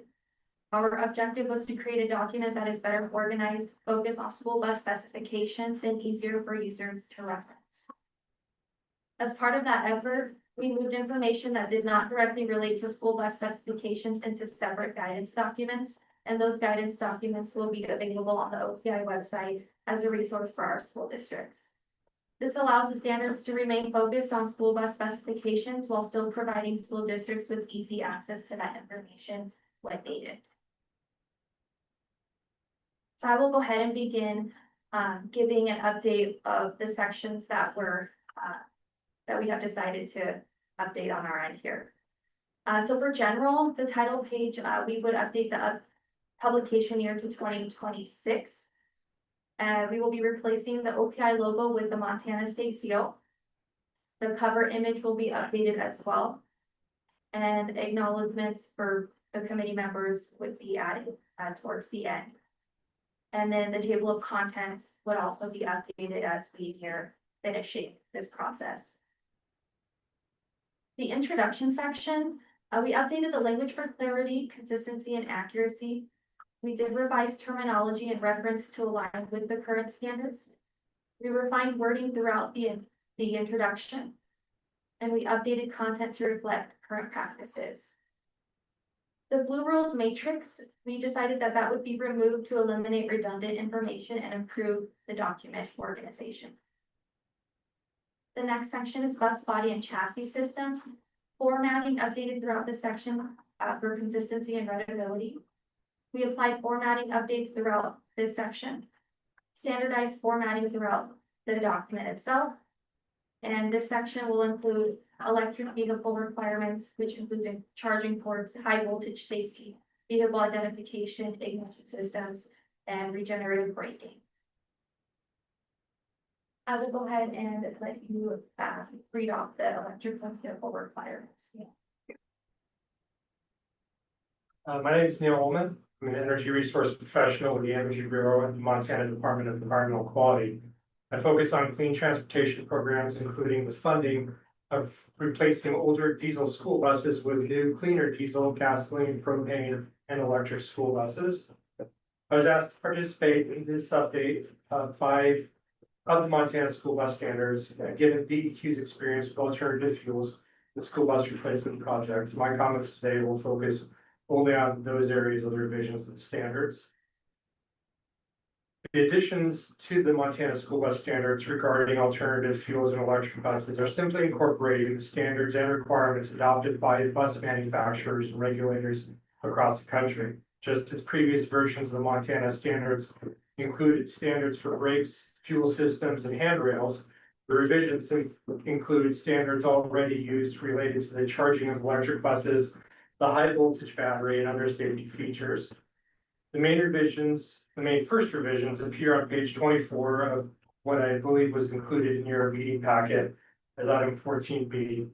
Right now, electric school buses use the same technologies, including the charging port, high voltage system, regenerative brakes, different regenerative brakes, and others. If I recall correctly, one area where the revised Montana standards will go further than the national standards is requiring an identification label on the rear of the bus as a way to give first responders another tool to assess the scene, and the label can help determine how to approach an incident and is an added resource in addition to other tools first responders have. The body and chassis systems for electric buses start on page 24 include the standardized charging port that's used for pretty much any electric vehicle that include the different types of chargers. It includes standards that would apply to your class A, B, C, and D buses, as well as a type E passenger SUV, if that's being used for student transportation, as well as the charging plug that's used for to charge into that charging port for either AC or DC charging. AC is generally your home charging or slower charging. DC is the faster charging that's more mimicking that gas station like experience of refueling, if you will. There's also added requirements for the high voltage battery system, including battery isolation, electrical protection, hazard labeling within the bus, and secure access to high voltage components. With the electric school buses that have been employed so far in Montana that have been funded by DEQ, I've encouraged the school bus operators, the fleet managers to include the first responder brochure that kind of shows you how to attack or assess an incident if an electric school bus is in an accident. And generally, when you're looking at any electric vehicle, whether it's a passenger vehicle or a school bus, the main high voltage components are in bright, construction orange, so that do not cut here, basically is what it is looking at. It is making sure that you don't do that. So incorporate those high voltage labeling systems was something that was already being done in electric school buses in Montana even before we started looking at these standards. There's also the requirements for DC to DC converters, efficient interlocks, regenerative braking, which in the case of an electric school bus, different than regenerative braking in diesels. When you're coming to a stop to pick up students or you're arriving at school to drop off the students, regenerative braking is almost like literally refueling as you're driving. So when what happens with any electric vehicle is that it's capturing the heat from that braking, converting it into electricity, putting it into the battery so that you're not wasting that potential. So when we're talking about regenerative braking for electric school buses, that's what it's talking about, regenerating the battery. There's also added vehicle identification and battery disconnect labeling requirements. The battery disconnect is important for this time of year when the buses aren't being used because there's no classes in session. And so I've made it a point to work with these school districts to make sure they know how to properly store an electric school bus for the couple of months during the summer and between the school years. And so adding that battery disconnect labeling is an important part so that fleet managers can make sure to properly store that bus during the summer months. That's all I am. I'll go ahead and resume the bus body and chassis systems. The next section here is we did update the first aid kit and body fluids cleanup inspection. So we decided to separate that into its own document, just to make sure again that the standards are to the bus specifications specifically.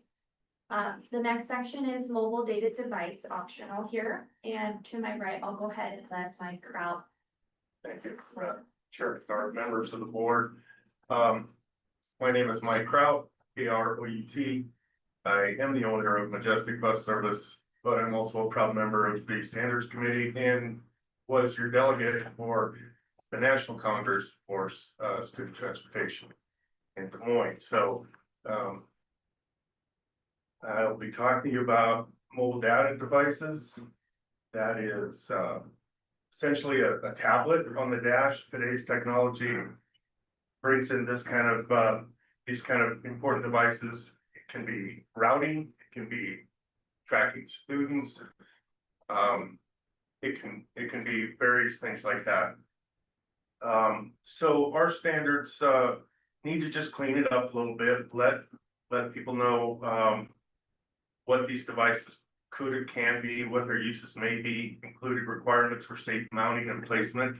Safe mounting is really important when it comes to something on the dash, making sure that it's mounted properly, it won't fly around, it won't break off, it won't get in the way of vision.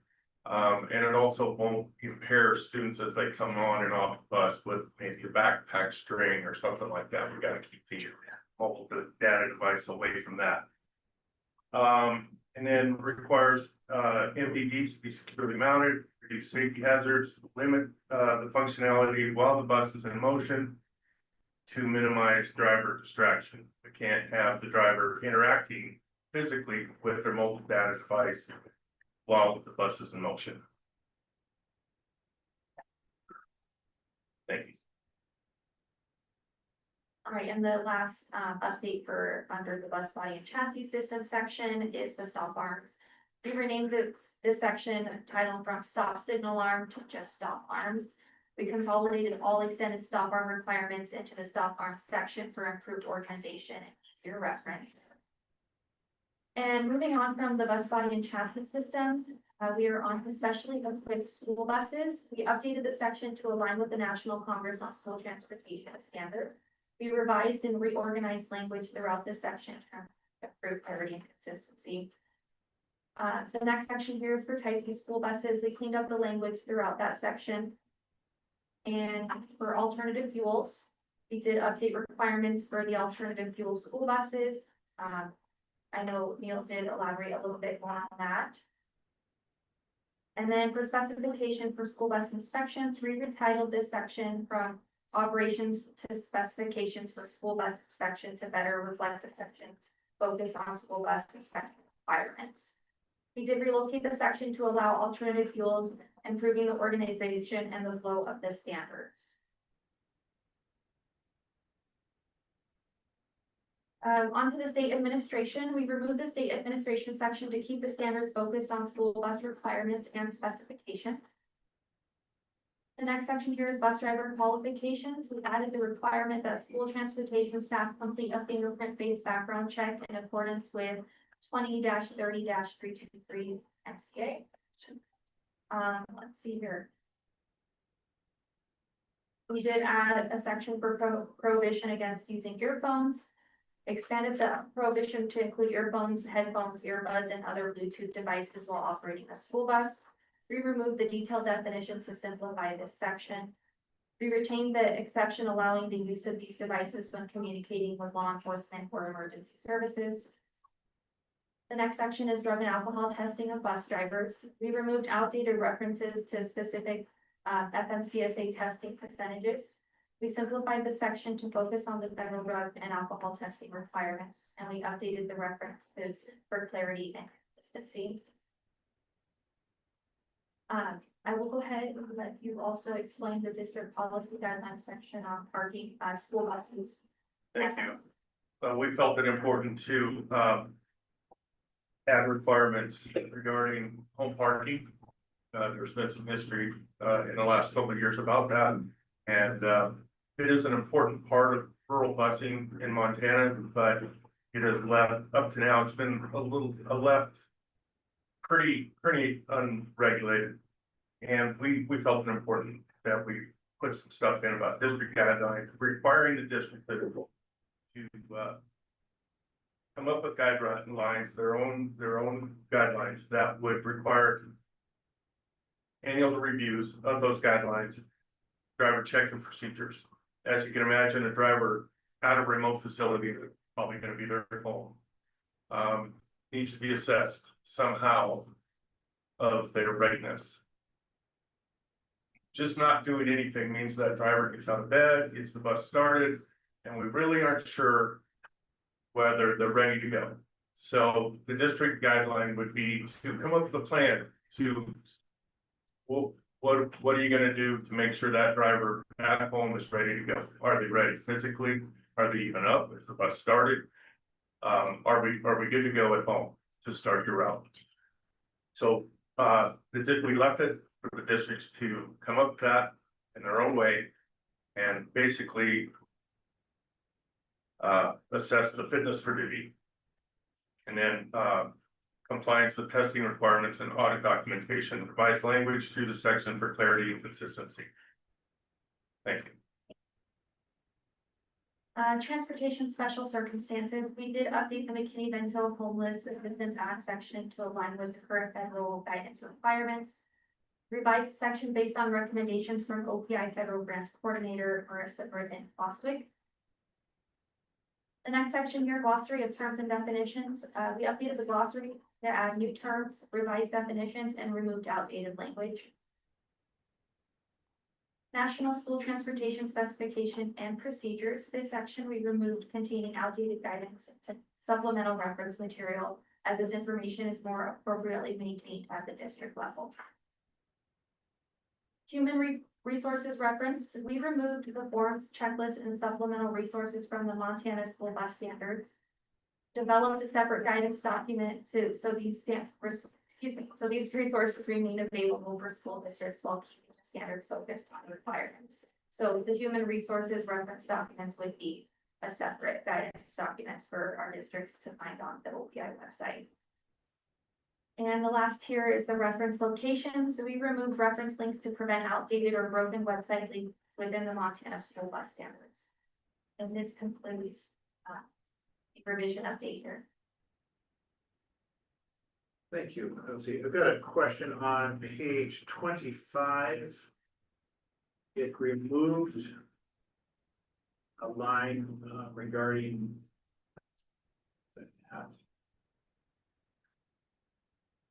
emergency equipment, fire extinguisher E. A halon extinguisher may be carried in addition to the dry chemical extinguisher. You struck that.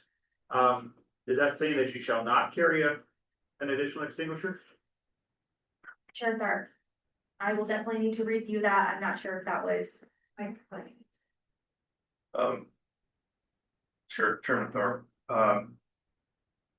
Through discussion, we realized that that type of fire extinguisher, in addition, was more of a compartment hazard rather than being a helpful tool. So that we eliminated it. I'm not sure our intent was to eliminate the possibility of having one on board. it just eliminated the requirement. Okay. Of mounting if it was there. If I remember correctly too, I think it was just, the group just didn't wanna call out specifically the fact about having the halon extinguisher, because you would all mention that it was really uncommon to have one as well. Let's go to other questions here. Go ahead. This is really small, but it just caught my eye. For the home parking of school buses, fee documented, so. Just what page? Page 62 in the plan, bottom line. For item B. Thank you. Thank you so much. Board member Rasmussen. Okay, so I see that in, various sections that you eliminated the explanation like gross vehicle weight, you didn't leave that in, and then see GVW, you know, afterwards you eliminated, let the, as a person who had to read this all the time, I really don't like that change, okay? In a section, it's okay to use the full explanation once and then refer to the, just the 3 or 4 letters afterwards, but that makes me flip back and forth a lot. And on page, if you're going to do that, then on page 36 under passenger load, you should be getting rid of actual gross vehicle weight as well, because it's not eliminated there. But I did appreciate, I had to read these, and I'll still like Star Farms. I had to read these a lot. Because I functioned as a transportation director. So I appreciated having them all in there. Next question was, what is the difference between the blue and the red crossouts? Because you had 2 colors. So really fast, the first comment that you made for Rasmussen, that was me. Okay. I'm the one that made all those changes. Okay. So either we say it over and over and over again, the same words. No, you said it the first time in a section and you don't say it again in that section. Well, That's the we way. we could do that. It's just that the section, you all decide, they're your standards. It just becomes really repetitive. That's, You all can decide how you do it. that is, grammatically speaking, that's the way those things are handled. If you refer to, you state what it means with the acronym behind it, and then you don't do that again until you get out of that section. So you'd only do it once a section. Okay. I'm So- saying that's not how it was, so you all tell me how you Yeah, want it to be. okay. And that's how we'll do it, but that change was mine, not theirs. Okay. And then the second, I do. yeah, the second piece, the changes in colors are just, when we were taking notes. Sometimes it was me taking notes, sometimes it was Stephanie taking notes, there's no. And I spent like, how long trying to figure out some system for those. No colors? time repeat into the colors. Okay, well, I'm, if you do take them out, I'm amenable to that, but I don't like it. I will do whatever you guys tell me to do.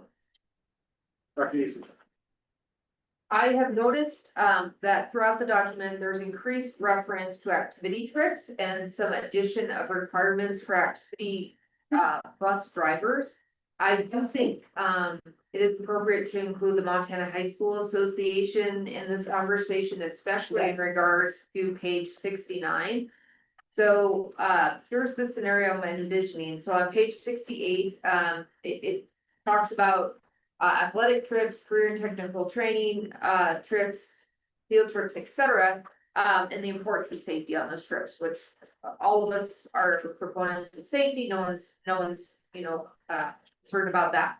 However, on page 69, bus use for school activity trips, in particular with your class E vehicles, there's definitely instances around the state, particularly in our smaller school districts, where a coach is driving, say, 3 kids to a cross-country meet in a Class E vehicle. And now you've just added that they have to have pre-service driver training, they have to have 15 hours of in-service training annually. They have to comply with all these provisions that are in law for actual bus drivers, as opposed to someone who, like, this is going to radically change the ability of smaller school districts to transport kids to small athletic functions using a Class E vehicle without that person who is driving, who might be a parent on chaperone, might be the school principal, might be the coach of the athletic event, now all of a sudden they have to have completed basically, bus driver training courses that they've never done before. So I am concerned about the implications of that, and also whether MHSA has been looped in on this conversation. So I'll just jump in really quick and then I'll turn over to you all. This is actually language that was already in the standards. It was just below. I'll go look at to see what page it was from. We just moved it up in the standards. It was in an appendices in the standards already, but since we removed all the appendices for ease of review of the standards, we thought it was important information. We added it to the regular document. I'll turn it back over to you guys to talk about the 15 hours and that information, but I'll go look at. But I think it's now the additions of how you're defining activity trips that is fundamentally changing this too. So like by adding the words career and technical education, now my FFA teacher has to have this training. That perhaps they didn't have before to drive students in a class C. So you definitely are adding requirements to people that never have had these expectations before. So I guess, just making sure you're aware that that's happening, and then how's this getting communicated out? The other thing I foresee as being, challenging is, of course, we don't reimburse, there is no fiscal component to activity trips. So people are gonna turn back and say, oh, you want everyone to have this training now, and how are we all paying for this? Because we don't get any reimbursements for activity trips. Obviously, we're just reimbursed for our routes. Who's paying for this training that now my FFA advisor has to have, et cetera? So I think, some thought to, if these changes are adopted as written, the greater effects due to some of the language that's been added regarding field trips, activity trips, CTE, et cetera. Yeah. Board member reasons, I appreciate your feedback. This section will need to be reviewed, for clarity, and thank you. Can you just share where the 15-hour requirement comes from? So DOT require, or the 15 hours of training, Yes. that is the current OPI standard for bus driver training. Right. But now you're defining, I guess, my concern is now bus activity trips are being defined very more narrowly, like to include other activities that were never included before. And I guess specifically for the class E. And I personally, I mean, I've driven buses since the early 90s. I have no problem with the exact same requirements for the cruiser as for the yellow bus when you're taking that on the road, but for jumping into suburban and driving 3 kids to a cross country meet, that's a different world there. Board member Dees, Rasmussen. I also had questions on page 69. And my question was, why, if this is documented is school bus requirements, why are we talking about bus driver requirements? Do they even belong in this document about bus requirements? Just a question, because you took other things out. Perhaps they belong in an additional guidance document that would be attached, but I don't see why they would belong in the bus requirements section. And it still would have to be clarified for me. I'm not saying that. I just had a question about that. Yeah, Mr. Chair, Board Member Rasmussen, the board has oversight over the operations of buses as well. Okay, so then the title of this document is not. You can change the title if you'd like. Well, I'm just saying. Design, construction, and operation school buses and stuff, you'd like to change it to. I do have a question on the home parking. That's extremely common. I'm way out in the sticks. Even for our private contractors, they have their drivers taking the buses home because it makes sense. There's so many of those situations. It just makes perfect sense. And we twist arms and we get somebody who lives way out there. Hey, you want to drive bus for us? And a lot of times it's a parent that we say, hey, we'll give you a bus and you can drive your own kid into school and get paid to pick up other kids on the way, and we even provide the vehicle. So I'm concerned, is this new language or was this shuffled language? Has there ever been language specifically defining anything about home parking school buses? No. What's the rationale? Sheriff Clark, member of the committee. This is new language, and it came about from my input at the committee, and it's based on some history where a driver was at home and overtook her prescription and was not prepared to drive a school bus, but there wasn't anybody there to check on her. She drove off the road with kids on board. And the question is it is in our standards that our program, our system, our drivers need to comply with federal drug and alcohol testing program, which requires a safety check for safety sensitive function by a certified person. If they come into an office, they check in with the dispatcher's assessing, do they slur their words, are their eyes bloodshot, are they staggering, are they ready to go? We make that assessment at a facility. When they're at home, no one's there. So committee thought that it would be important that the districts adopt some, and it can be brief, just some kind of guideline that says, we're gonna have at-home parking. We should require maybe a cell phone to check in, maybe a FaceTime check-in with a driver that's at home. In the lease, it doesn't guarantee anything, but in the lease, it says, we're aware that this could be another problem someday, like it was in the past, and what can we do to help? I certainly appreciate that, and I understand your world. I guess put yourself in my world. I'm the county superintendent. I've got a rural K-8 district and a driver at home. Am I expected to, and then I'm the only administrator, am I gonna get a FaceTime every morning at 6:15 to check in with a rural driver before they get on their bus to make, for me to be able to check in with them, or do we put responsibility on the employee? I see this being very difficult to put in practice. In every reality, but in your situation, larger contractor, dispatch, people coming in, certainly understand. So I'm just trying to figure out how to wrap my head around practical implications in my world. Remember us. I'd like to comment on that same thing. There, in many small rural schools, there is no such thing as somebody that is there. You know, we do agree with that. I mean, hopefully you have one bus driver that comes in a little early and is very nice and starts everybody's buses. You know, but that is it. There's nobody that's there early. In the one school as a superintendent, I paid an office person to come in a half an hour early. Just so she would be available to take calls for the bus. There is no one else. There's no one else. I came in that same half an hour early, so I would be there as well. But there's no one to call. The bus routes were well underway by then. So I don't see how that would work. And in a lot of small school districts that try to, that actually have to use this process. So I'm concerned about that as well. And I know you're trying to address a need, but then, you know, are we going to address the need for what happens when the stop arm comes out in a 40-mile-an-hour wind and breaks off in the middle of the bus route? We're gonna have something for that. Are we going to talk about, you know, other problems that exist? You know, the guy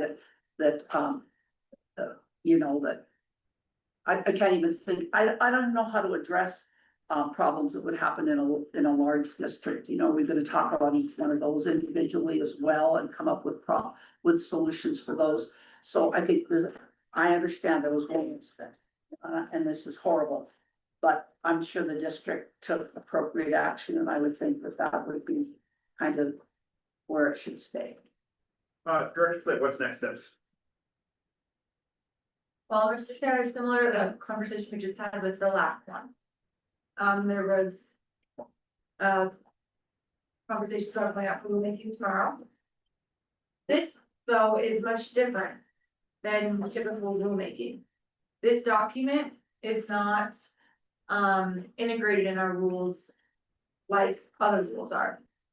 So this document is actually separate than typical rules. So the only thing that you see for rulemaking is literally the change of a date.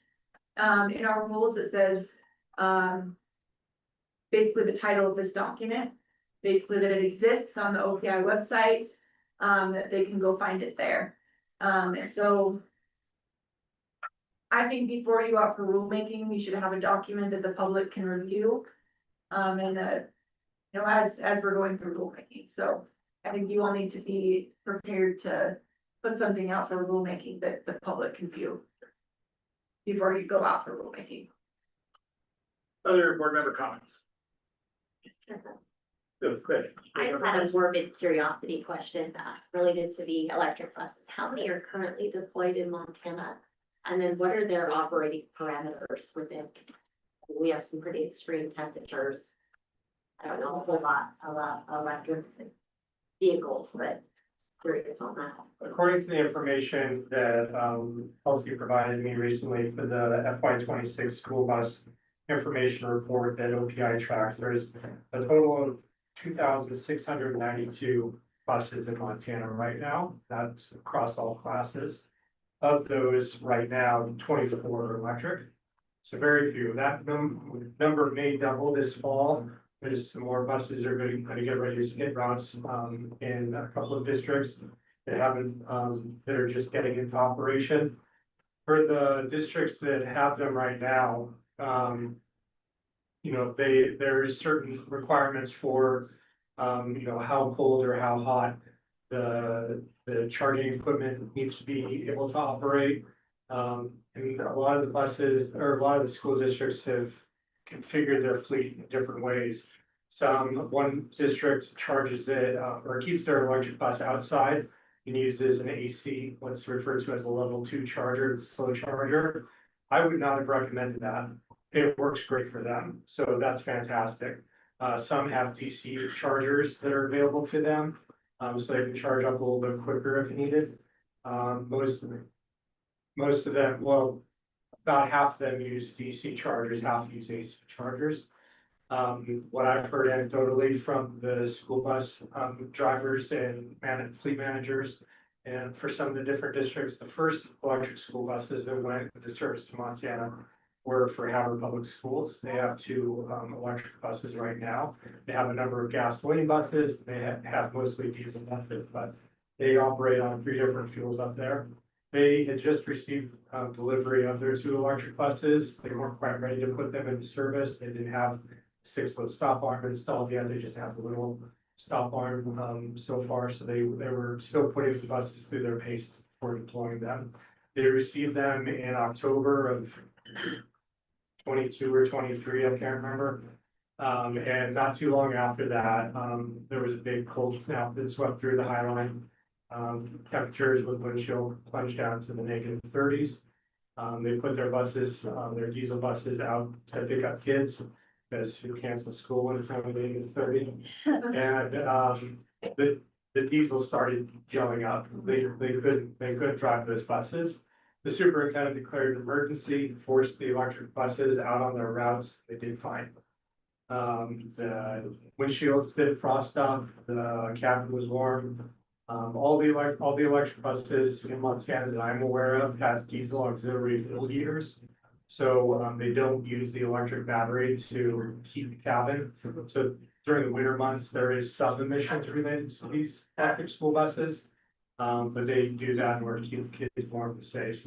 And then when it's milder out, you know, beginning of the school year, end of the school year, they don't need to use those fuel heaters. And so they just open the windows, just like any other bus, and drive around like that. So they've operated great. I know that some of the buses have operated in heat, but obviously, you know, mostly the schools aren't in session. They're not used as activity buses. Although the East Helena bus might have air conditioning because they do want to use it during the summer for summer school. I don't remember if they got AC or not, but most of the time do not. So they seem to be operating very during the months.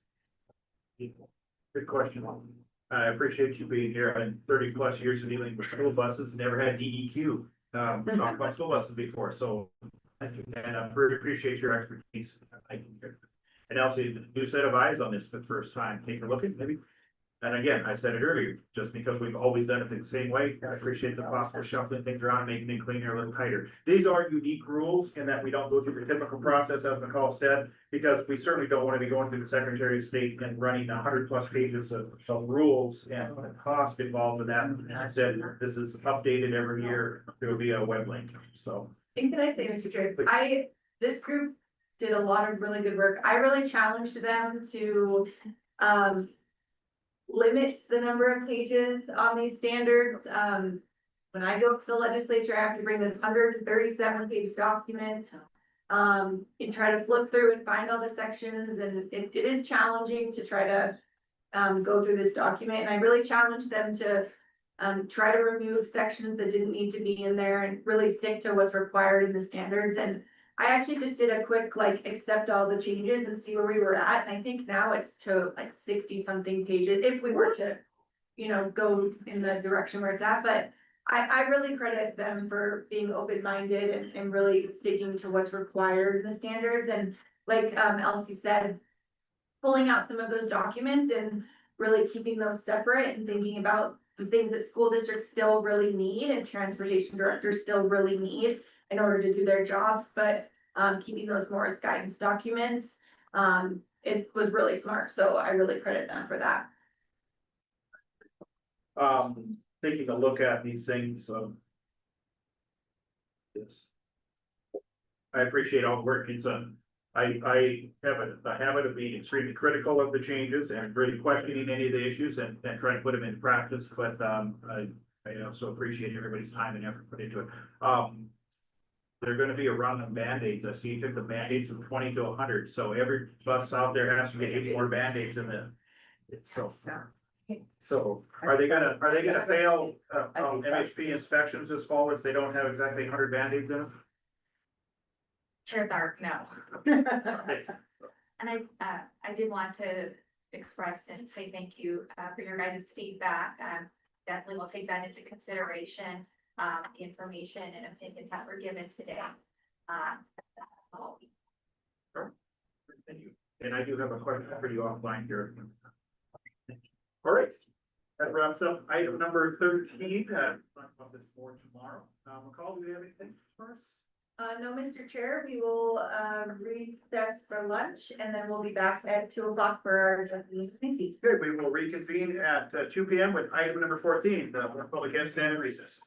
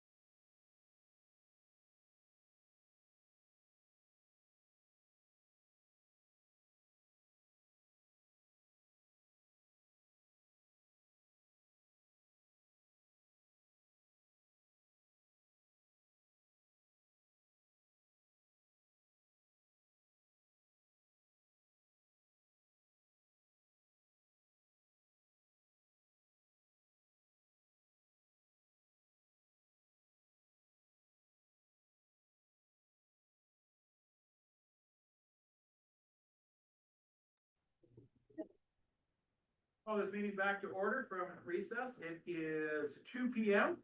And our balance of agenda items for today are all under Macy. This is a joint meeting with Macy. And I will turn things over to our Macy liaison, Julia Maxwell. Hello, everyone. We're so happy today because we have a wonderful room full of our wonderful guests from Macy here. But to speak more to our reports and things on our to-do list, I guess, I will pass it to Miss Jordan at the end of the table. Right, Ms. Jordan, at the end of the table, look at the agenda.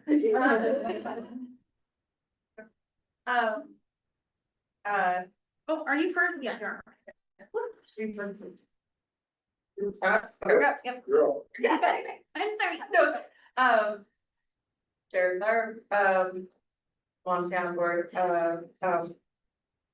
Thanks. Board of Public Education and Office of Public Instruction, thank you for having this short meeting. I think that, it's a really great way for us all to be together, obviously in person. Yes. You know, those meetings are the best. And just sit down and be able to have richer and more meaningful conversations. So we just had an update meeting on Macy, back at the Offices of Public Instruction, and we didn't receive any formal presentations, so we don't have anything to necessarily vote on or ask of, other than we did receive some public comment concerning the task forces, the school concentration progress of our accreditation and the conversation that we've been having for the past year. So those are really the only updates that I have. Before we go any further, why don't we have Macy board members introduce themselves, and then we'll go around for the board of public ed members as well.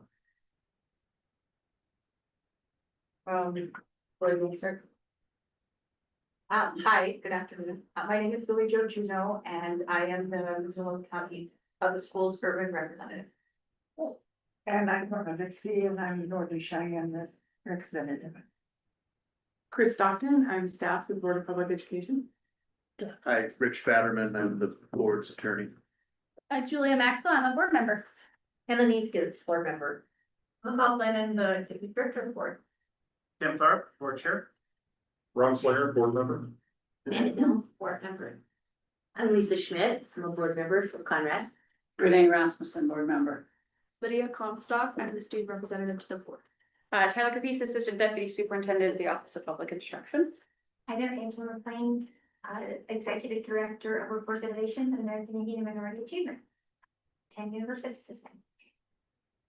Dawn Bishop Moore, excuse me, and I represent the, impact aid, the Indian Impact Schools of Montana. And I am in the area of Fort Belknap, so Harlem, Shoe Lodgepole, Dodson, you know, we all try to work together and do what we can for our students, for their voice. Ishpiva, Sisistat Sudat, Oshkase. Good afternoon. I am a citizen of the Northern Cheyenne Nation of Southeastern Montana, Dr. Brooke Gondera. And I just shared my Cheyenne name with you, which is Dr. I'm the director for Indian Education with Office of Public. I don't mean to jump in here and introduce herself, but this is Iris Illigula, and she is in and out today. We are hosting, the Little Shell Tribe is hosting in Great Falls this weekend, the first ever for the area relay races. So everyone is invited to attend. Oh, sorry, I'm taking away your thunder. Oh, We're talking about relay races. Oh, yeah, relay race, that's what I was on board with. Saturday and Sunday, break the heat, it'll be fun. I'm gonna be there on Sunday. Oh, I represent Little Shell. And we're the ones putting on the relay races. First time. Lisa just said you're gonna be there. I'll be there on Sunday. Oh, nice. So, yeah, I'm excited. Gates open at noon, event starts at 1. Okay. Yeah.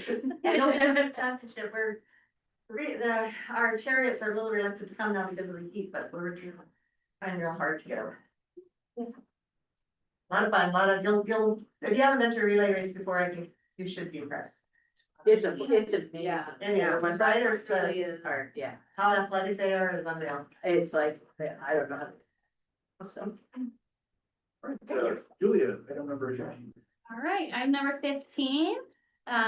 We have friends, are you guys gonna come up? Christy and Gondera. I have a Gondero and that's my friend, so I have to make sure I say the name.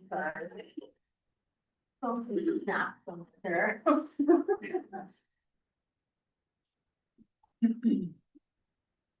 right, over to you guys.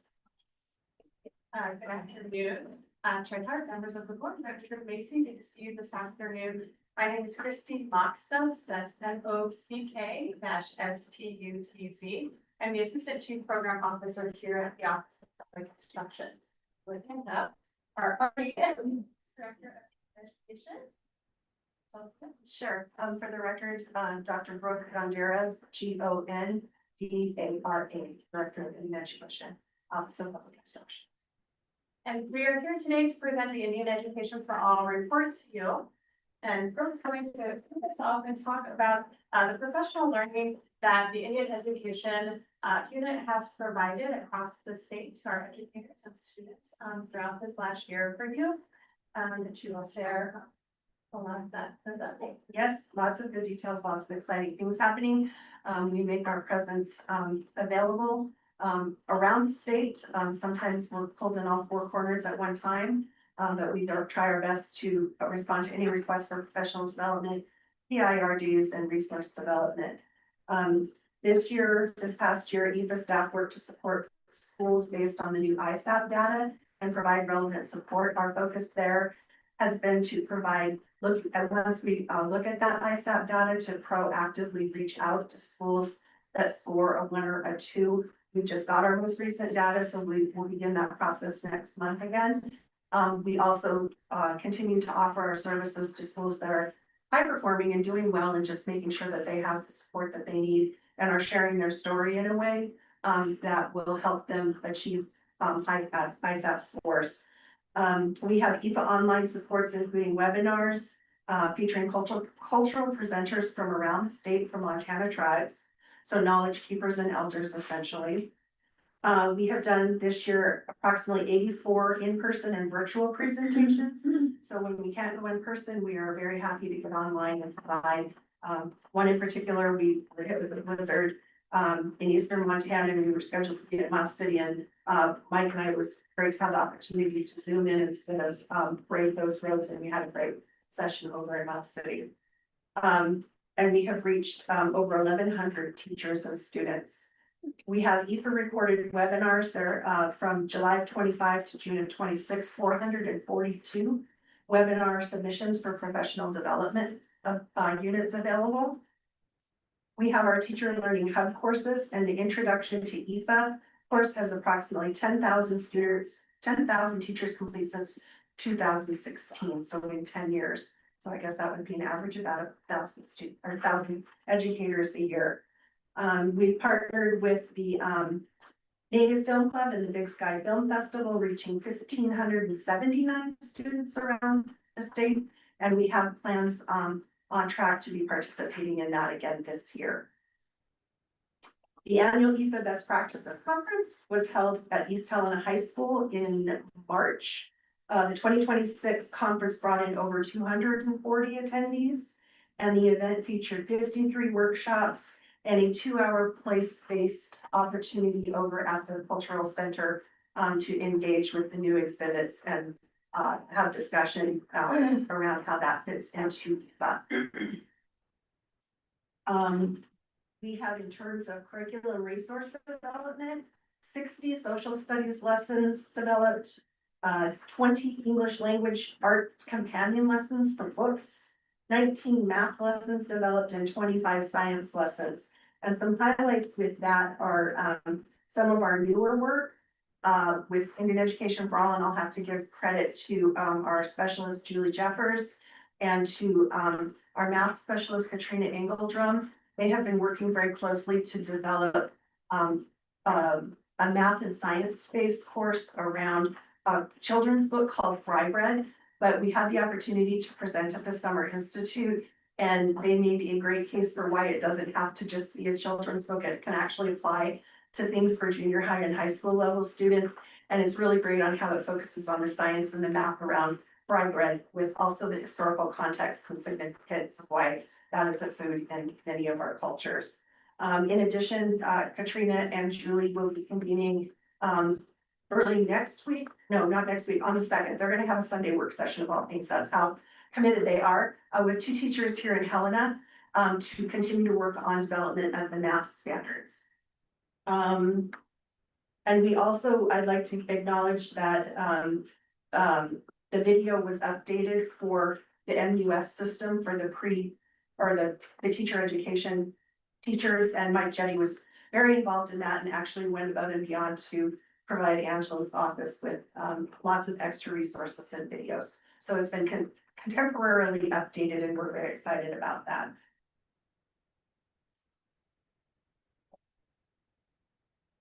So we continue with ongoing creation of new EFA lessons plans. There's a couple in the powwow guide was finished in time this spring to offer really good insight to powwow season, which we are in full swing in. I don't want to say the middle, but we're very well on our way in terms of the powwow trail around the state of Montana. There's also a lesson in development around music that will launch this fall.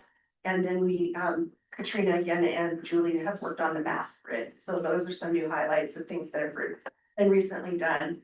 Our schools, since July of 2025, so through this summer, included Box Elder, Polson, Hysham, Garfield County, Savage, Deer Lodge, Kalispell, Reed Point, Helena, Drummond, Anaconda, Corvallis, Big Fort, Lame Deer, Pine Creek, Hardin, Lolo, Cardwell, Chester, Nashua, Amsterdam, Gardner, Shields Valley, Miles City, Sheridan, Whitefish, Trago, Missoula, Helena, and Billings. So those were all in-person on-site visits. To speak for a minute about the EFA feedback portal, which was part of the legislation and the mandate, the legal mandate, that portal opened, and so far there have been approximately 150 submissions in that portal. Not all of them were necessarily complete, but ones that had contact information or shared who they were, which are at least probably about over half of those, maybe 75. But we have a project lead, Carrie McNabb, who is a specialist, and we respond to every single one of those feedback items in the portal, whether they're good or bad, even just for taking time to thank them for responding to that. And as we're out in the field, or even when we're training online, one of the first things we do is make sure that the community, the educators, the leaders, and are aware that the portal exists, and to please go in and utilize it as a tool, because we are using it as an accountability measure for how well we're doing with EFA implementation around the state. The criterion for accreditation reports and the updated EFA rubric were in your packet in terms of how we determine our ISAP scores. And I think that's my part of the report. Yes, on page 348, you can see that snapshot of the work that schools, districts that are going into their accreditation cycles beginning this year. This will be the rubric that they will be using to submit their accreditation information for Indian Education for All. And so you can see to receive these the regular score on this, they would need to provide evidence of a district EFA policy, student EFA work samples, and EFA related in-service training. And so there's 3 components that will be looked at during that accreditation review for next year. So just to highlight that for you all. The next part of our report is the fiscal reports. And as a reminder, there are 2 ways that the fiscal reports are reported to the Office of Public Instruction.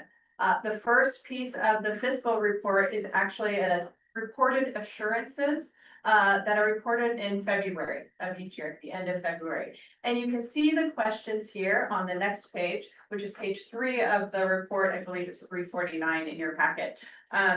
These 6 questions are what the districts go in to answer for their schools on behalf of. how they were spending and using those EQA funds.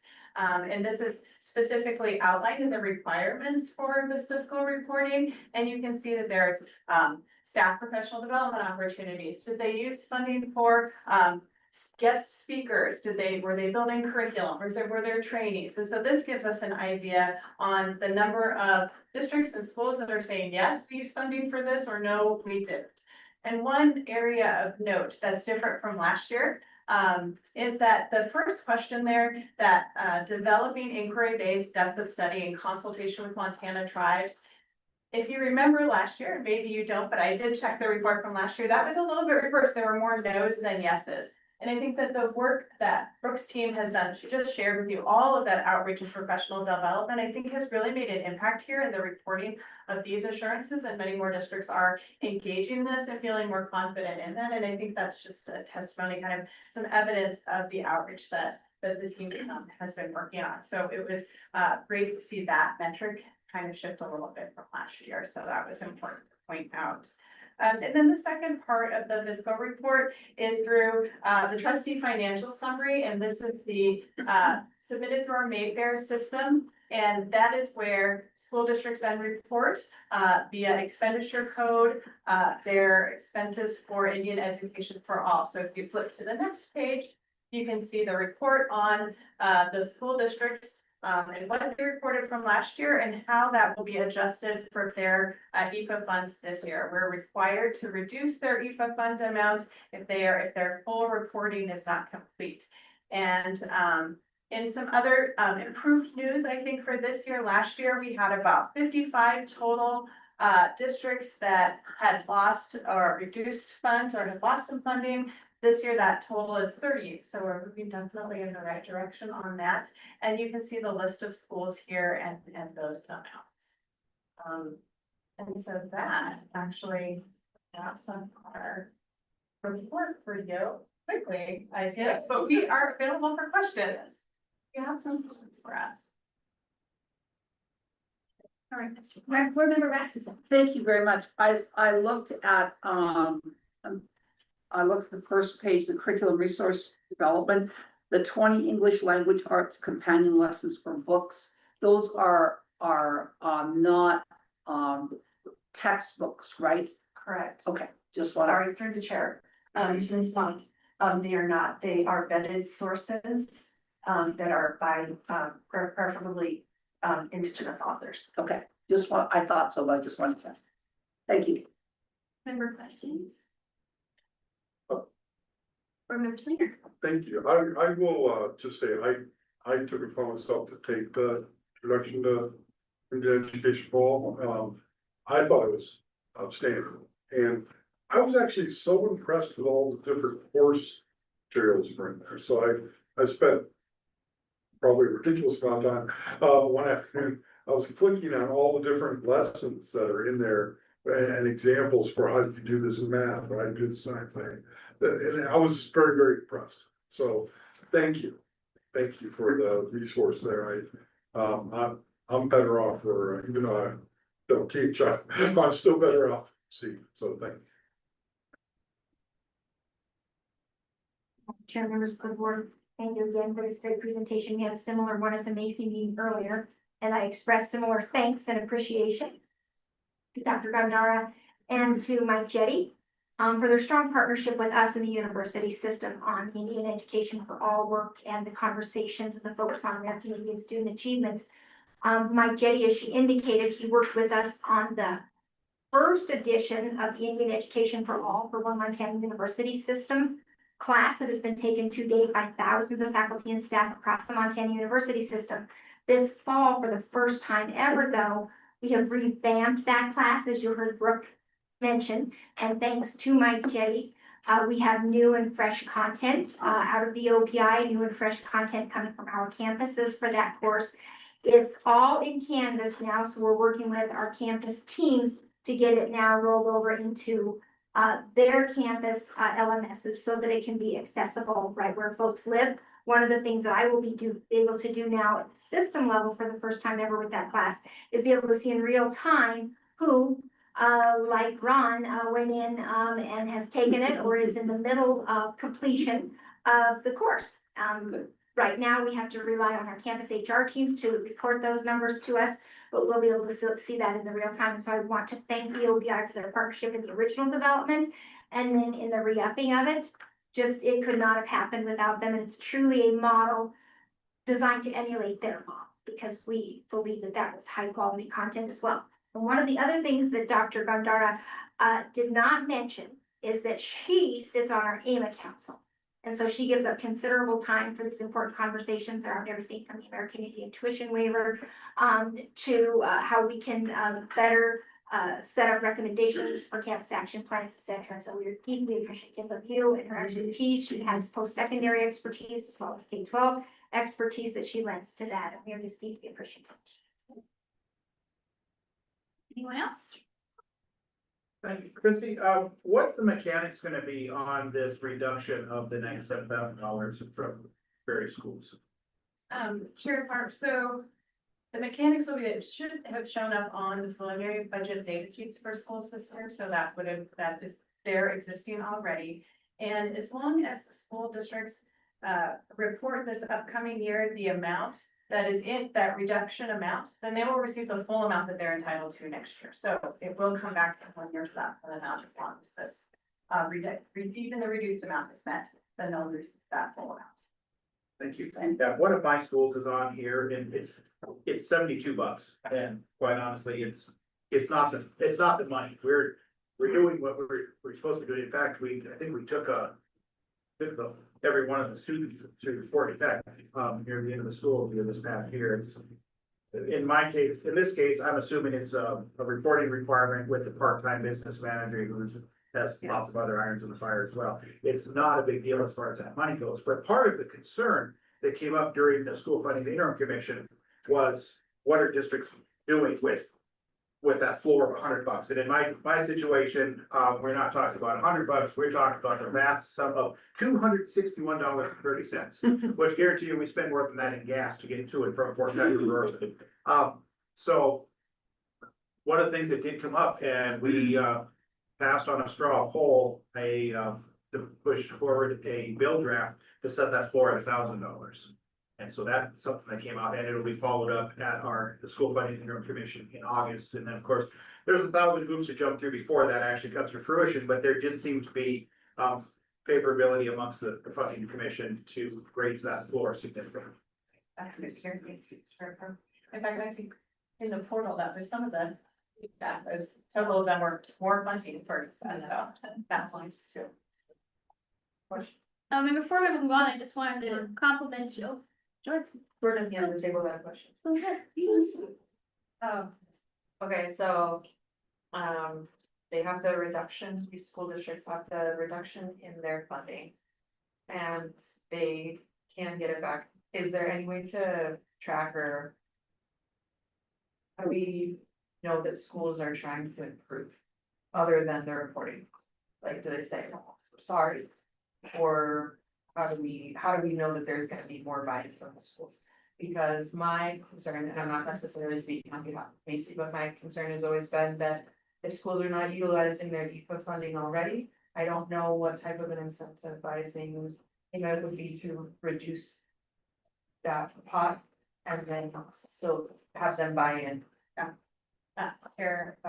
Exactly, it's a really great question, because as we consider, like, we're asking them to do something with money, then taking that away, and then how does that balance? And so I think that one of the accountability measure is these assurances that they're telling how they're using that. I think that's one way to follow up. And then also, I think Dr. Gandara's team and the Indian education team, they follow up with these schools specifically to really provide that in-person contact. So not only does our school finance department follow up with these schools with letters, phone calls, our Indian education for all specialists also follow up and make that accountability and make that real connection to, hey, what wasn't being reported here, or what were you doing to help them?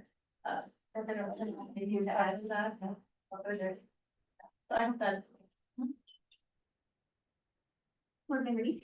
I'll use myself as an example, because Whitehall Elementary is losing its funding, but Whitehall High School is not. It was a clerk error, like she just made an error on the TFS. We're absolutely doing EVA, I would venture to guess that a lot of the districts that lost funding, it was a TFS error. Yeah. And the reason it happened for us is, our county gave us the wrong, taxable valuation. And that we found that out 2 days before our board meeting, and she had to hurry up and redo both TFSs. And she made a clerical error when she was reporting the EFA expenditures for one district, but not the other. So not every district that is on that list, I guess, is not doing EFA. Last year, we had Superman come perform for our students. We have an EFA coordinator in our district, and we're doing a lot of other things that I won't elaborate on right now, but I just I think it's worth saying that. I certainly can't speak for every district on that list. But I know my clerk was in contact with OPI about this and was kind of horrified that we lost funding. She feels badly, but she's new and people make mistakes and there was kind of a rushed timeline. So I think some of those schools losing funding, I think it's important to ask, why is that? Was it a TFS accounting reporting error? Or is it actually that they're not utilizing the funds? And this is why I do think what Christy said is important. The assurances page where you actually say what you're doing with the money is independent of the clerk. So it's a different person filling it out. So that way you can find out a different way if it's what kind of error or what kind of process is happening. Julie, next question. Yeah, please.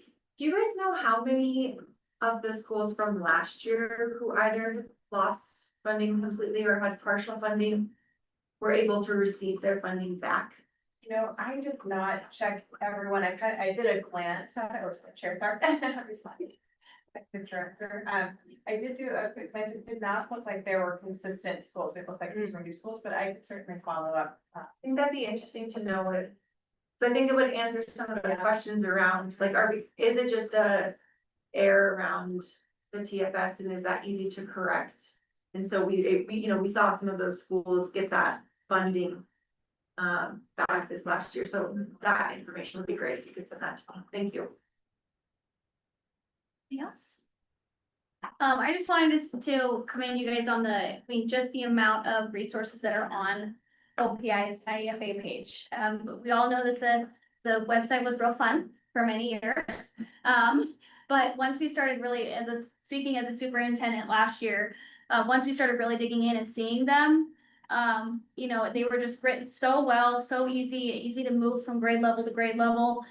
We had kindergarten teachers that were like, hey, if we move this up, the 5th grade could come and work with us and, make it like a community event. One thing that I really love is you kind of see this, hey, if you have questions, reach out. Like, it's just very apparent, like everyone's here, which encouraged my school to reach out to our Salish Kootenai that are pretty far from Marion, but they started coming to our events in Marion, which is a big drive. And so I think you could commend yourself on getting people to connect, because now there's a relationship that wasn't there before. And I think that's really important. And I think it's a lot to do to how you guys put out your information and training and just try to get people to find good things and connect with each other. Thank you. Mr. Chair, may I respond? Please. Thank you for that. And that actually touches on something else that we're proactively doing that will start next month. We have drafted and gotten a letter vetted and approved within OPI to enhance and increase our tribal consultation pieces of things. So, and that's exactly why we're going to proactively reach out because of those relationships. And so people are consulting with the tribes on or near their reservations, even if it's a little bit of a distance, to get that input into things. So that's another piece we're doing. I thank you for that, because that continues to be the biggest obstacle that we have, is trying to figure out who to contact and in what capacity. It's a struggle for those schools that are further away from a reservation. And then I'm in the extreme northeast Montana, and then you don't want to, all of those school districts all inundating Fort Peck, and who's the one person that all of us are supposed to harass, or is there some way that we can coordinate together?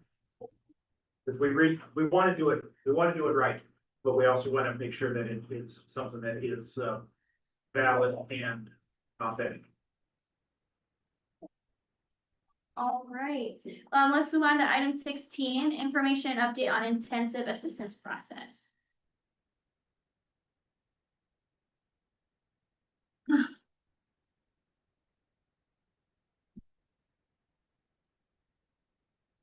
Good afternoon, Chair Maxwell, members of the board. For the record, my name is Julie Virgil, spelled W-R-G-E-L, the Chief Program Officer at the Montana Office of Public Instruction.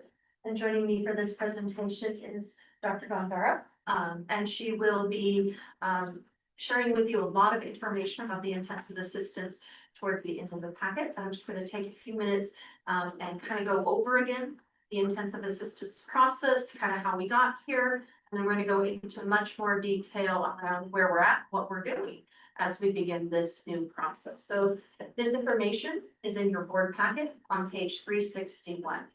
To start off with intensive assistance. Intensive assistance is defined in ARM 1055-602. And there are two ways in which a school could end up being in the intensive assistance process.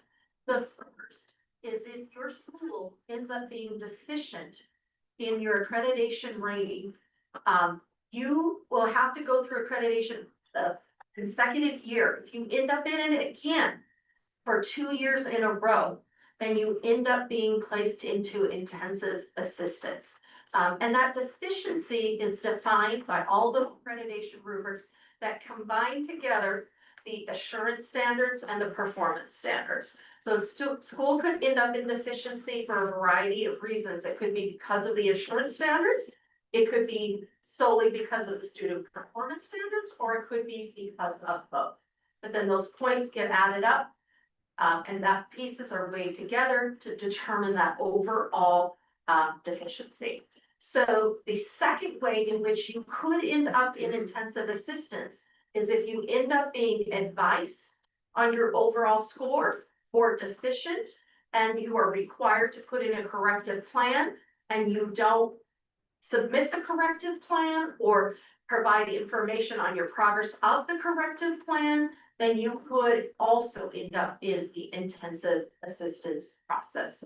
So the schools that were identified for the 26-27 school year are listed here in the packet: Parkview Elementary, Parkview 6-8 and High School, and Langdeer School and Langdeer 7-8. The reason why these 5 were placed into intensive assistance is because in 24-25, they were deficient. So they had to go through the accreditation process again in 25 and 26. And for a second consecutive year, they ended up being deficient again, which is how that placed them into the intensive assistance process moving into 26-27. You'll see there that part of this process that was defined through a collaborative group of stakeholders that began last summer and into the fall was that this process needs to be really intentional and individualized, culturally relevant, and designed to honor the local context and community voice, while also maintaining clarity and accountability. So both really important around accountability, but that accountability with care and support, and recognizing the power and the importance of the community in this process.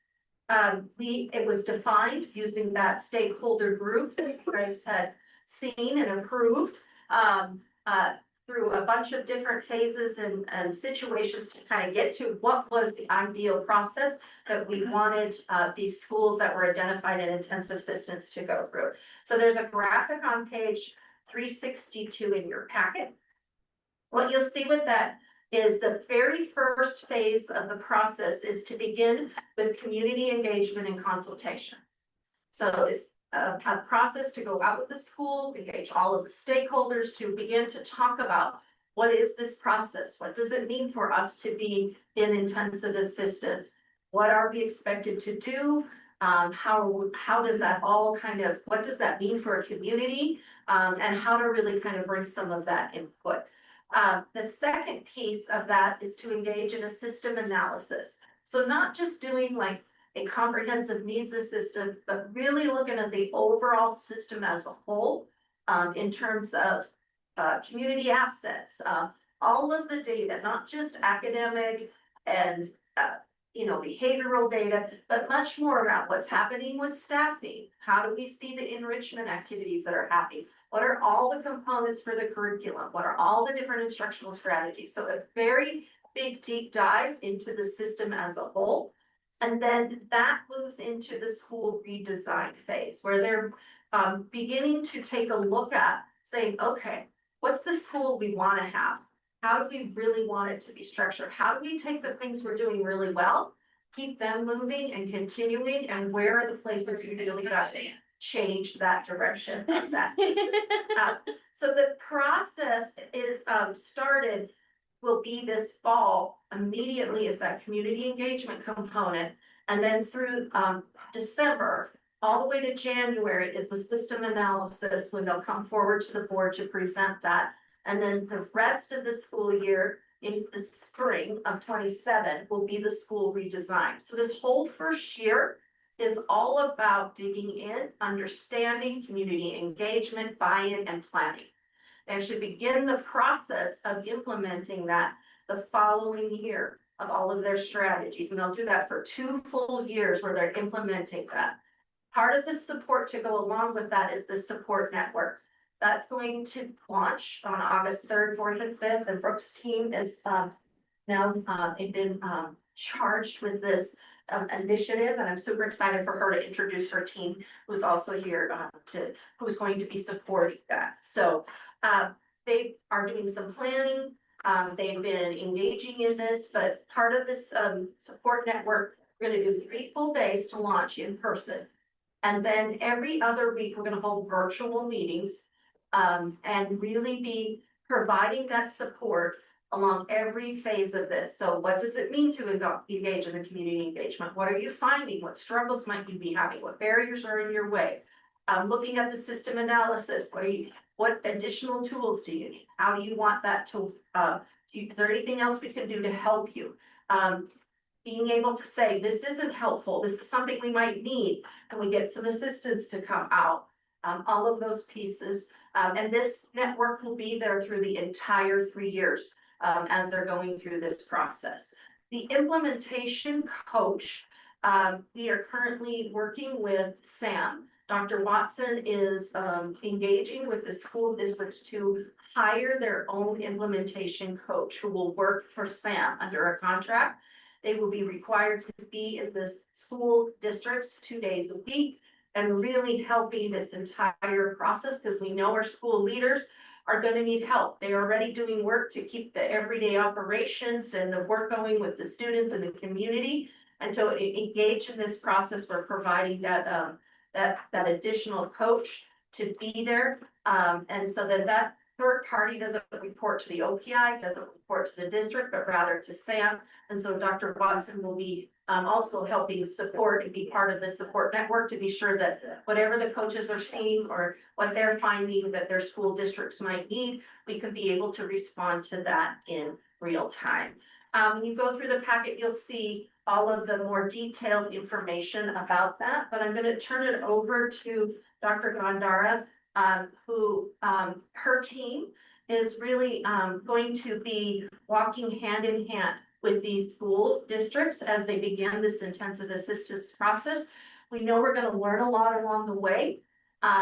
As you know, we haven't done this before. And so we just want that group to be able to help us figure out what is it that is helping them.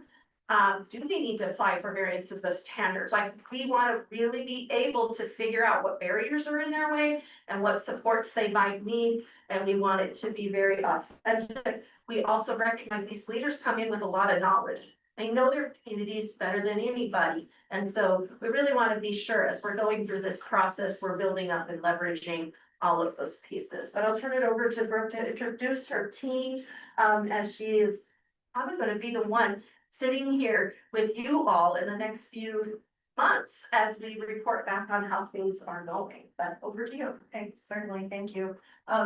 Team who's here, you're behind me. Would you like to introduce yourselves, please? Awawash Day, my name is Matt Bell. I'm Dakota Ani Bell Knapp. I'm the language and culture specialist here at the team. Hello, Jen Murphy, Chippewa Creek, I am a travel student. And I'm Michelle Henson, I also work there, tribal student specialist. Thank you guys. And we are missing Crystal Hickman, who we have now dubbed the Circle Lady. She had to leave after our morning meeting to head back. But she is also a tribal student achievement specialist, so we have a team of 4. We also envision that at a point in time, as the system's being analyzed and the redesign is being planned, are going to be bringing in the EPA crew. So that they can give and lend their expertise to curriculum redesign. I'm pushing an idea of it's not just EFA, this is an absolute opportunity, this is not a bad thing, to redesign something that works from the Indigenous perspective of each community, and that we can work toward what I'm calling indigenizing the system. Not just curriculum, not just doing EFA, but we're going to work very hard to make it a very holistic approach with the entire system, with the pieces of what we can cover as supports with the American Indian Student Achievement Specialists, and integrating and increasing culture and language components in this process. We are going to begin, as Julie said, we're going to have a convening the 3rd of August through the 5th. We'll be meeting here in Helena. We have gotten information I've been communicating over the summer with the leaderships in the districts. They have identified the folks, and we've also made some suggestions of who we would like to see them bring in terms of this first phase.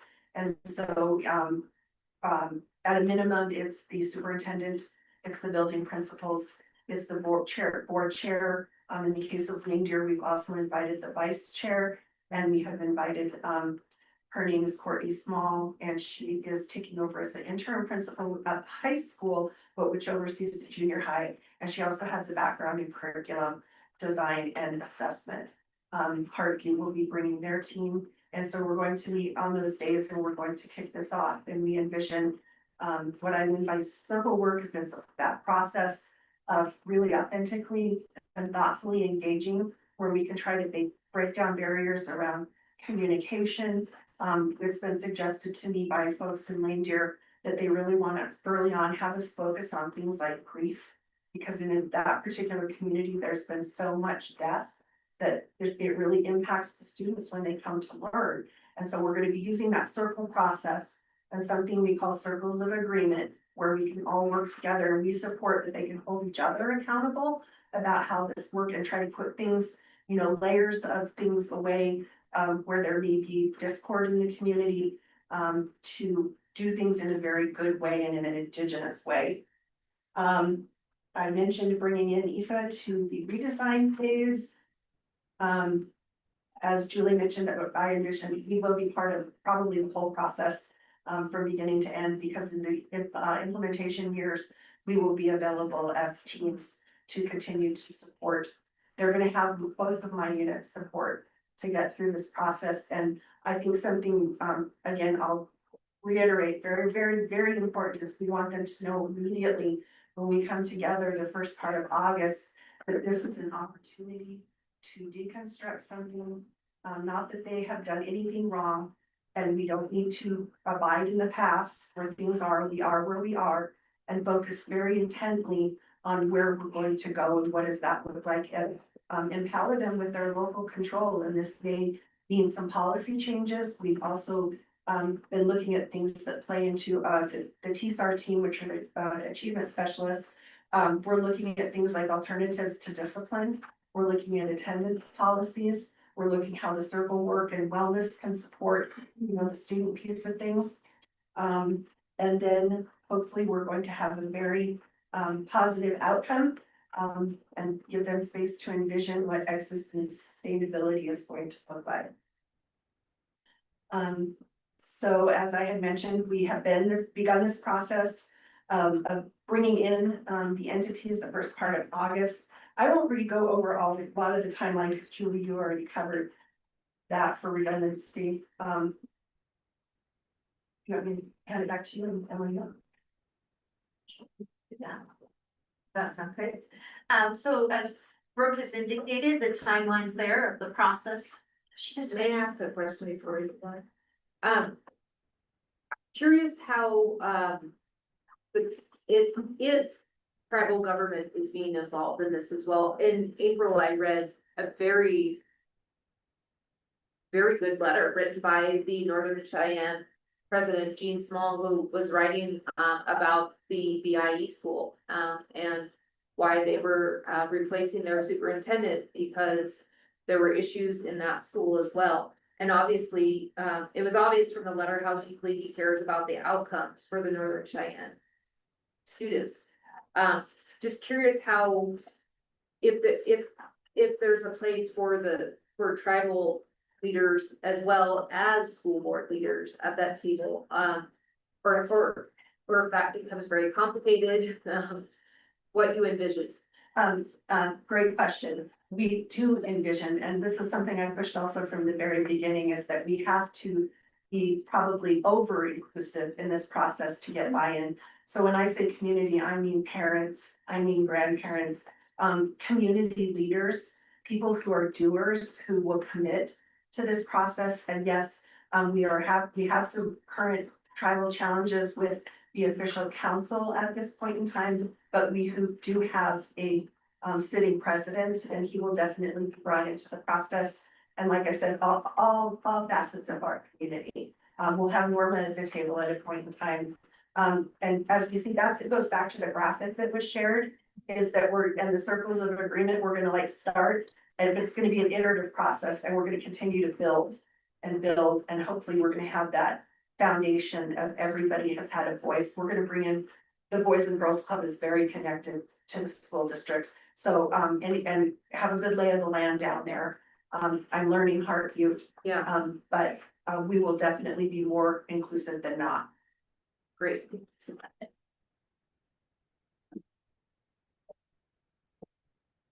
In terms of the MOU that Dr. Gunder had mentioned, we are going to execute an MOU. We've sent a draft around for there just to be clear understandings of expectations of what is the role and responsibility of the school district, what is OPI's role and responsibility, and then I've kind of indicated also like, what does it mean for the Board of Public Ed? And so there's a joint mutual understanding or agreement up front to be signed by the school district leaders, by the superintendent at the Office of Public Instruction, and Chair Farp as well, so that there's clear understanding around what is expected, so that there's no surprises, so people understand what each of those entities are doing and are responsible for throughout that process.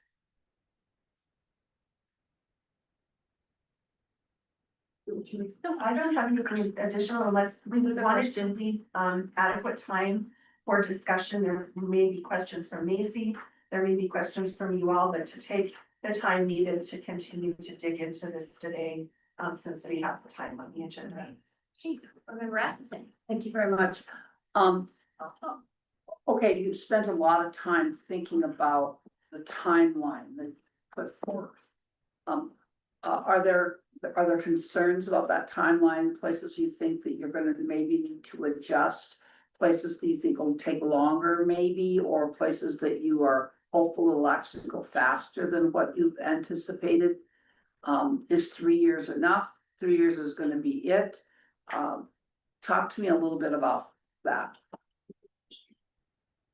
I know this is the first time. I know. this is the For first your time. Rasmussen, I think that one thing that Dr. Gondar brought up that's really critical, we have to start off strong.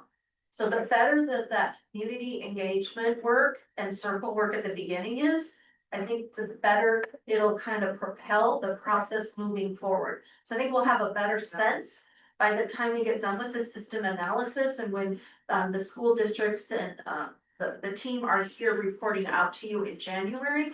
I think we'll have a pretty good understanding of what are we looking at and the level of buy-in and the momentum of what we're seeing. I think it is important to take time to do the planning and spend this whole first year before we start going in to give them the time for that. but we don't know if it will or will not be enough time, and trying to strike that balance with, right? Like giving time to do the work authentically, while also being sure that we're not losing time for our kids, which is really super important, that every day and every year, right, in a classroom matters for our students and for our families and for our educators. So I think we'll know more as we're starting to go through it and be kind of really keeping a pulse on that. I think that's gonna be a key piece for that transfer, the implementation administrator. To really be able to kind of guide us as we're working in those support networks to say, this is the right time, this isn't the piece, this is getting in the way. The other thing I wanted to really be sure of is to honor this process, is not to make them be doing multiple things, like clear the plate a little. Like, we've got to give them some space and time, because this is a lot of additional work that's going to have to be done. So if they are in, for example, school improvement, because they've also been identified as rigorous action or CSI, they will not be engaging in that process. This will replace it. So we're just trying to also be very thoughtful on, from the agency side, let's kind of simplify things to provide that time. So I think we just kind of have to think about all those different elements. And allow them to tell us if it is or isn't working, or I don't have enough time, or hey, we made progress further than we thought we were going to. I think will be really critical to be sure that there's time for that input from those that are out there, whether it's implementation administrator, those who are doing this work, the community. But I think it's really critical that it gets off to the right in the right way, and that'll help. Paula, Yes. you expect it to take, okay, let's just take the first section. Okay, that's, you've talked about how important that is. Do you expect that to take different amounts of time in different communities? Or no, with the structure that we've got or the things we want to accomplish, it's gonna be the same, about the same time in all communities? So I'm trying to get at how much leeway is there for, how much leeway is there in the process for the condition, situation, support, whatever other things I should put in there, in individual schools? So Chair Maxwell, Board Member Rasmussen, I think that's a really critical question. I think that the piece that's gonna take longer is when we look at that accreditation component, it's the student performance piece. Okay. I think that when you look at the two different systems, I think that there's some strengths in each of them. But for example, if they really want to be building out some really thoughtful college and career pathways and really engaging in some of that work, depending on if they've already been doing that, how can you build on that, right? Okay. I feel like at Lane Deer, they've done some really good work in the elementary school on some of the pieces there, so that, to build on that. And it, and we've got a new superintendent, well, a superintendent who was in Hartview, just returning, so he knows the community, which is really, to be able to, that'll be a huge leverage, right? So I think in this case, like, we've got two superintendents, one who's been there, so they kind of know some of the pieces, right? And so I'm hopeful that, like, not much, I mean, if we have tons of leadership change, it could be hard. Like she had mentioned that there's a leader down in Lane Deer who's been there, who kind of knows some of that community. So I think it really, they're so contextualized on what they're gonna be able to do. And so we don't wanna go in with a recipe and say, well, this is what you have to do, because this is, step 1, step 2, step 3. It doesn't work like that. It's not linear, and there's not an easy, recipe. If there was, they probably wouldn't be here in the first place, right? So, but also, recognizing that they have a lot of, they should be identifying their strengths and leveraging those to get to the areas that they want to improve. So I think we have to be very attuned. We know we've set it for 3 years. We're giving them a full 3 years. So I think if we, or as we're going along, we've got to be monitoring the data. That progress monitoring component that's built in here is probably one of the most critical pieces. We don't want to get 2.5 years in and go, well, we're way off. Yeah, and that's That what progress monitoring is going to be critical. that's exactly what I was getting at. I was hoping that there was some mechanism that you were looking at, so that, halfway through you didn't go, man, we're gonna be done in 1.5 years, which would be great. Or we really needed 4, you know, I'm just wondering about that. Let us know how it goes. Be interested. Member Neeskens.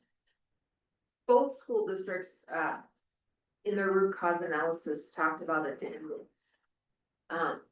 It's good. Yeah, as kind of like a major barrier for both districts. Is that going to receive will there be a measure, some sort of measure, attendance measure or tracking of attendance? Is that one of the benchmarks that will be used? We are going to be offering the district's opportunity to look at their attendance policies as possibly something based in local control that they would like to adjust, which we know that would be policy and work with the board. But the current policies, and this is something that Jen Murphy, the team member, has been diving into around with also discipline issues, and Michelle as well, to look at alternatives to those things from an expert point of view for maybe something that will work better or different than what is currently there, so we don't keep doing, you know, the same things. Right. I'm very happy to see this. We, as a state, as an educational entity, have been kicking this can down the road for entirely too long, and I'm grateful to finally gonna dig into this. I'd like to ask Dr. Small his opinion on the process and perspectives, because he's been a big at me over the last few years to get something done. But I'd like to hear what he has to say.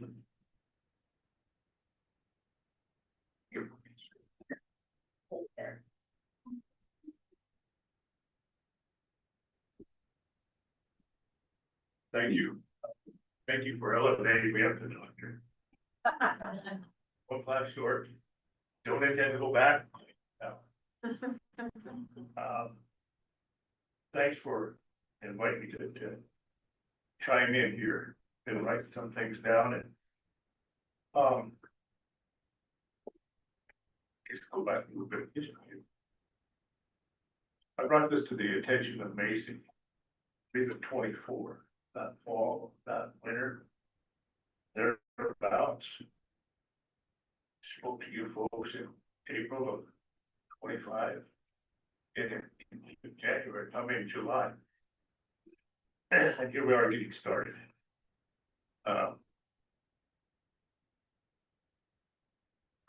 So I guess I look at this, to get to your question, your point. I really like what Indian Ed for All is doing. But when did Indian Ed for All come around? 20-some years ago? Yeah. 30 years ago? Yeah, and now we finally have a room. Okay, that's where I don't want to be with this stuff they're putting forth. Just as I said last year, folks, the framework is there. You got the Board of Public Ed. Got the Office of Public Instruction. You've got the school boards. You've got the superintendents, you've got the principals, and then you have the teachers. And as I said before, accountability needs to be held at each one of those stages. Quite frankly, I want to thank the Board of Public Ed for stepping up and saying, okay, we're gonna start looking at accreditation. And when you do that, I think you need to come down with a plan. And I see a skeleton of a plan. Okay, I really do. I applaud the work they've done. This is the first I've heard about the work. So when you start talking about collaborative engagement with community, you know, and I like your question. I don't remember your name, but Okay. So Gene Small is my nephew, my cousin's son. And he wrote something about, the VIE school. As either, I did include Busby in my concerns with these schools. Just so for you new board members. I'm an enrolled Crow, my dad is died, so I'm tied into both of those reservations. And I'm really concerned about the education of our kids. We're underperforming greatly. And the question came up in my mind, Xavier was chosen, and of those schools that I laid out there, one of them, there's a couple of schools that are performing worse than it. 3% of those students in that particular school are advanced or proficient or advanced. The other 97% are not, all novice. And sad to say, that's where a lot of our schools are, that's why I'm concerned. And so when you come up with these ideas, what do you want out of community engagement? What do you want from the tribal council when you do approach them?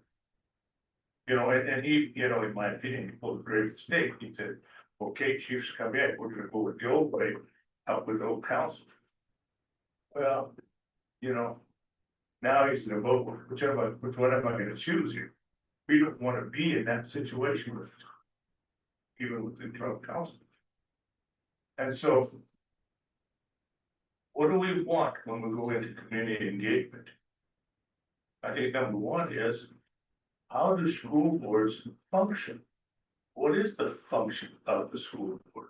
What is this function of the school? And so in these communities, you have a lot of dysfunction in hiring practices, in spending practices, in just general operation practices. You hear here, we're gonna look at the attendance policy.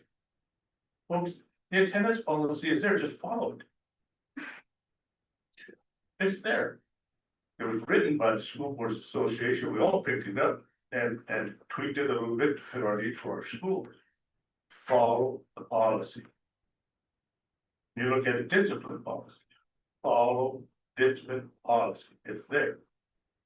And whether you call it assertive discipline or in my experience, they've just taken a name and put it to the same process and put a different tag to it.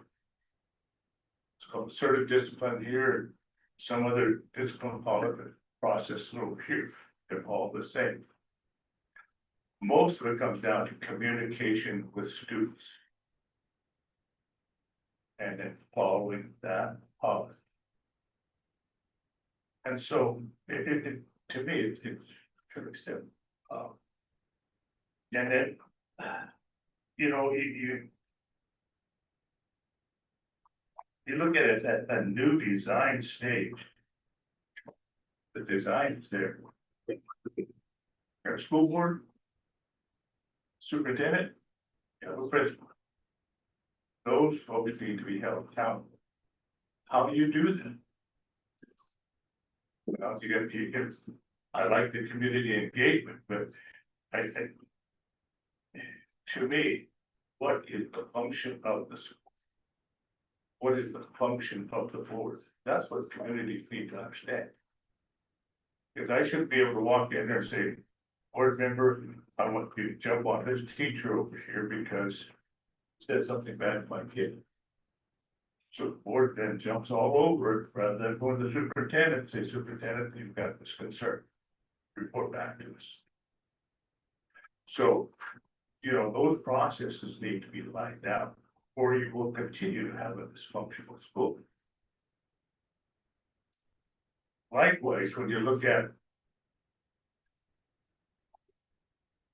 when I say OBI is doing the same thing for the last 40 years. They look at our kids' scores and then they will figure a program out and say, okay, we're gonna give this to you. But you're gonna have to do that. You're gonna find the superintendent or principal, and then we'll come down and train you. Teacher may go, but they may not. accountability. In my opinion, principals need to be there so they know what the heck they're evaluating when they walk into that classroom. Superintendents need to be there.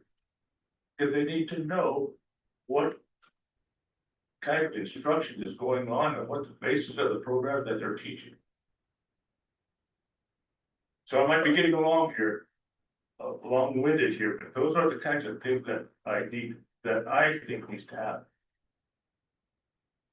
And there need to be identifiable objectives, measurable objectives. You're gonna take the school board and say, okay, school board, we're gonna train you. By golly, here's MSBA, MSTBA. They could do the training for you, probably, I'm glad to do it. But you would have to say then, okay, I've got this dangling accreditation issue dangling over you. Boards, you will be there X number of times to be trained. And MSBA then go into that community and say, here's the function of the school and the school board. Train the folks. You know, and believe me, folks, I'm an Indian, I'm as Indian as you can get. And so I like the word indigenizing a school. How do you indigenize a school? You know, you just need to define your school and say, this is, you know, have the input on the curriculum, have the input on the discipline policy, if that's what you want. But by golly, folks, we cannot go for another 2 years and have our kids fail. Just can't. Get in there, do something. Now. You know, again, I applaud the work they're doing. But it, you know, it really need to measure or identify measurable objectives of what we really want to get out of this. Thank you, Ivan. You're sorry it took so long. No, that's just fine. Your input, your voice is vital to this. As I've shared with Ivan in many private conversations, he's asked me to all the board has controls accreditation, bring the hammer down. And I told him, quite honestly, the board brings the hammer down. It's the great white father telling the Indian what they're doing wrong and taking it and punishing them for it. And that's not gonna work. And I don't want to have that perception. I want to figure, how do we work together and make this beneficial? Ivan has spent his career working on the reservations. He's a respected superintendent who knows those relationships. I have worked next to them. I don't have those relationships. And so that's why his opinion matters here. And that's why I want Macy and the IFA division at the table, because and I really appreciate this. And that's why I want Ivan's opinion on it, to see, is this gonna work? Yes, in the end, I don't want to have to go down that road of bringing a hammer down. I want to give every possible way to help. And I think the relationships is key. And getting the right people at the table and letting everybody know what their roles and responsibilities are. Whether it's training from the School Boards Association, training from MHSA to make sure the coaches are doing what they're supposed to be doing, training from the IFA division, training from the curriculum specialists, everybody making sure everybody's doing their job and everybody's working together and staying in their lane and doing their job. But it starts with the fact that these schools are all on reservations and we need to honor the heritage. And how do we do this? I'm not gonna comment on the word indigenizing. I think it's interesting. But we need to respect the fact that these are not reservation schools. These are schools that are on the reservation that are made up of vast majority of Indigenous youth. And so we need to honor that heritage. And how do we work within that system, not trying to impose something from the outside. So, yes. Well, first of all, I just want to thank Ivan for speaking some hard truths that I know it's a pretty sensitive topic, but a lot of what he did say, you know, there's a lot of truth behind, having worked on a reservation for the first 14 years of, my career, and then moving to an urban setting, under the guise of I want to learn what they're doing off here to bring back, and I've accumulated a lot of stuff, but, it's, you know, it's great that, you know, just being a little bit more articulate instead of, you know, maybe not necessarily bringing the hammer, or that accountability piece, but offering more intentional guidance to, like he said, the school boards. I mean, I've sat in meetings where a parent, you know, disgruntled, goes to the school board member, has the phone number to the school board member, calls them, next thing it's, you know, oh gosh, what happened to that person? Or why was that, you know, why did that happen? Those things happen. And that's what I appreciate a lot about working in a larger school district, is because I'm not worried about whether or not I'm gonna be employed, because they know that there's a process that has to be followed.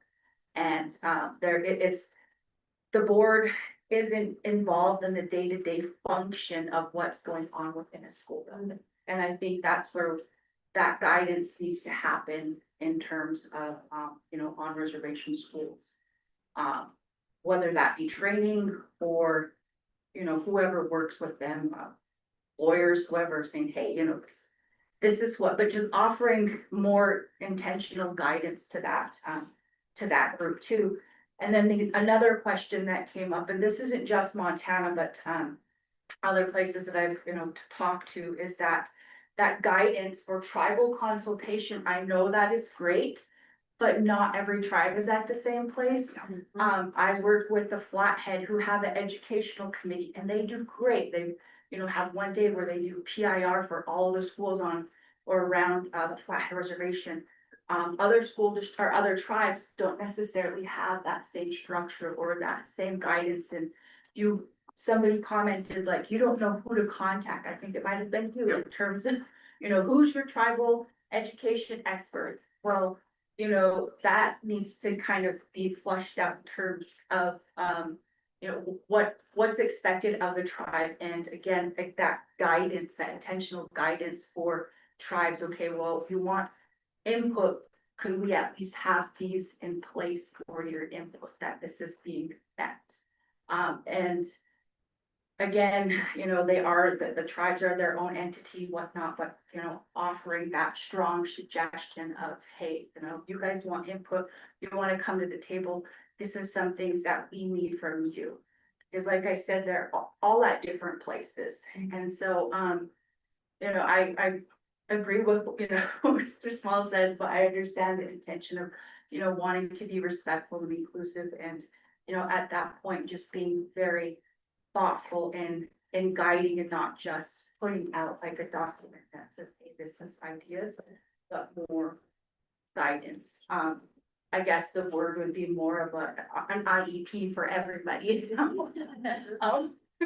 Yeah, so, and that's just, you know, my perspectives of having here and having worked here and here. Seeing some of this stuff, and, you know, I mean, it's hard to, you know, he brings up dysfunction, and, you know, what can we do to help get to the functional piece? And so just being thoughtful with that part. Thank you. And thank you, it comes back to those relationships and that trust, and you can't impose. And I appreciate what you said. It's called intensive assistance, we call it intentional assistance.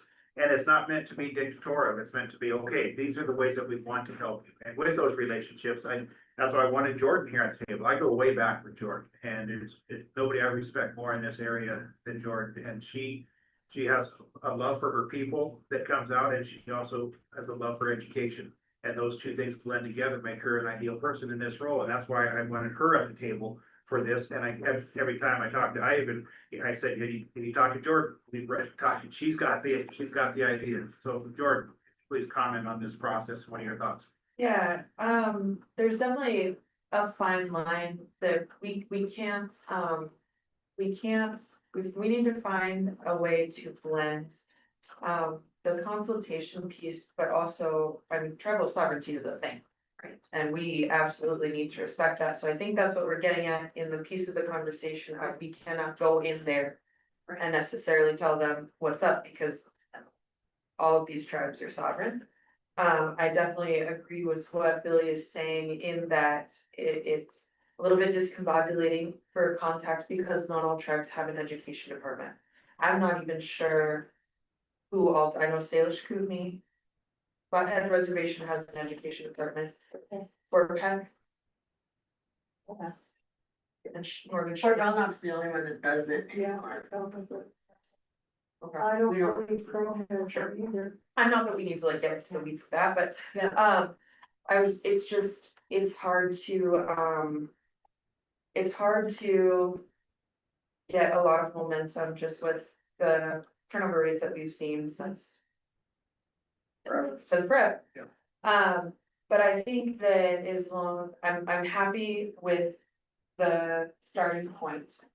And also, I just really don't think that the state of Montana, the Office of Public Instruction, Board of Public Ed may see important enough to go into these schools and tell them what's up, so I appreciate the community collaboration a lot, because there needs to be some buy-in. I do have some logistic questions over that, considering that, I don't know if this is the right time, it could just be an email, but I was just wondering what exactly that looks like in time spent. But these conversations wouldn't progress if we were all in the room together. And so, we're just appreciative of a voice and a seat at the table. If Macy members have additional questions, who would be the best person from the BPD to contact? We already know how to get a hold of, okay. If we have questions after this meeting that we think, if anyone's like me and tonight at like 2 AM, you're just laying there and you're like, should I ask that? Well, you have What my is- number, but don't text me at 2 AM. Okay. But we do try to honor our chairman and our processes there, so our Macy liaison is. Okay. Is already identified, and so if you have a question or things, she's our contact, so run things through Julia. Yeah, Julia. anything officially there, Please but contact. you know, you can contact me anytime. Sure. Well, not at 2 AM. I have before, you'd be surprised. I had a flat tire, it was a small town, what's a girl to do? And my email is Julia, Julia. .maxwell, MAXWELL 186 @gmail. You got that, right? Yes, I got it, It's I got new, you, don't Jordan, worry. it's new. I got you. Yeah, she can also get it. Yes. Yeah, I guess, if I may, I wanna thank the Board of Public Ed and Macy, you know, to. At least we started. You know, for me, it's not happening fast enough, Yes. and I don't think you're bringing the hammer down, you're dangling out there. You know. And, you know, when they're gonna look at you. And it makes you say, yeah, the great white father's there. Just as I said before, if you don't do anything, that's the highest degree of racism. You're just saying, heck with your kid, let it go on. Right. Thank you. And as Jordan said, yes, tribal sovereignty is a thing, but. The school still has responsibilities. The school is still a K-12 public school in the state of Montana, and we have responsibilities to them, and we have responsibilities to all of our children. And that's when it really hit home to me, when I even said, well, ignoring these schools because they're on the reservation is racist. It absolutely is. They should not be getting a pass just because they're on the reservation. And the next question then to Dr. Virgo is then, if we end up with a school that's not on the reservation that hits the same criteria, how do we shape this same intensive assistance process to serve them? And I think what we've developed here is this model is that we need to figure, it's the same approach. It may not be the same players at the table, but it's gonna be that same community-based approach. In this case, all of our schools happen to be on reservation, so yes, we're attributing tribal council and all of those things as well. And it may or may not include the whole EFA division, that's a different school, but it's a different process, and so it's gonna be individualized, an IEP. So. I didn't mean to hijack Julia, it's your meeting. Go for it. Board Member Rasmussen. So I've been reading through the memorandum of understanding, and I had looked at it before, but I had not looked really closely at it. So look at the associated costs for districts. That's a high number. That's a commitment. $75,000 to $100,000. That's a commitment. How, can you tell me, how you kind of arrived at that? Or a little bit about what that covers or encompasses? So Chair Maxwell, Rasmussen, yes, one piece that Superintendent Headland was really encouraging us to do. Was she said, I want them to have a level of investment in this out from the gate. I like that. And even if it's a fiscal one, right? I want a commitment that they're paying for something. And so that's to go to pay for the salary of the school administrator and any support around that. So we're anticipating, we want, Dr. Watson's been working to try to reach out to them and say, what do you want in your, implementation administrator? But he wanted somebody at a high level, with high skill, who knows all the operational things, how school boards work, how budgets get set, so that all of those pieces are there. So it's, a portion of that to get that set up and have that person there for this. Okay, thank you. I was hoping you'd say some of those things that I just heard. I don't know why I'm raising my hand to myself. So, Julia, You were trained at school. I had a question about the person at the implementation administrator salary, or not salary, but position. We were thinking about what power, chutzpah, whatever you want to call it, to lay down the law does this, because they're not technically, they are employed by the board, but do they have the ability to make recommendations to the board? Let's say Julia's being a terrible superintendent and this person is like, that they came in to help and I'm being super negative of this whole process and not helping. Does this person that's coming in have the ability to make recommendations to the board, to have any backing? Just because, Julia's stubborn, and if I don't like what this person has to say and there's nothing holding me to the fire to do it or take any suggestions, I guess, does he have any grip to make, other than just saying, hey, they're not, this person's not, or that person's not, like what, I just know some staff that I've worked with in my lifetime in education, if they don't feel like you have any gravitas behind you, they're just not gonna listen. And I'm not saying that's necessarily to this, but to the plan as a whole, apply to any school. Like what gravity does that implementation person have? So Chair Maxwell, that was a really critical piece of why we wanted to have a contract with SAMP. So that if there are difficulties happening, that administrator could go to Dr. Watson and say that there's some real major concerns. So that then we can huddle to figure it out. Okay. So they will be working on a contract through him. Not necessarily reporting, like the superintendent at the local school district is not their supervisor. Yeah. And they don't report directly to that school board, to have that third party ability to be neutral, to be able to speak truth to the things that they're seeing. And if they need to, get additional support, that's okay too. But if there's some kind of struggle that they're particularly facing, that there's that additional person there who can help go and navigate that and work with us as well.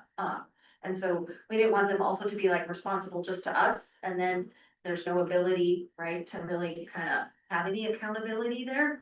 And so we don't want them also ending up doing bus duty, a playground duty. So really wanting to be sure that they are operating kind of as strictly in that role, so that we can really leverage that. So I don't know how it'll work, but if we encounter those kinds of issues, I'm hopeful that then, because of them they can't get fired by going to the school board with their concerns, for example. Yeah. Right? Because they don't work for them and they don't work for that administrator. So it's just some of that dynamic there. Just kind of relieve that. And I think that's really important for that administrator too, so that when they're working with that individual, they're not feeling like they're also evaluating them. As if you're feeling like you're being evaluated rather than supported and coached, I think that gets really complicated. It's gonna be really important for them to have a strong relationship with that superintendent that's authentic, that doesn't involve that evaluation or supervision kind of component. Good. Mr. Small? Yes, you've done this once before. You've had coaches in those schools. You've done it. And what did they do?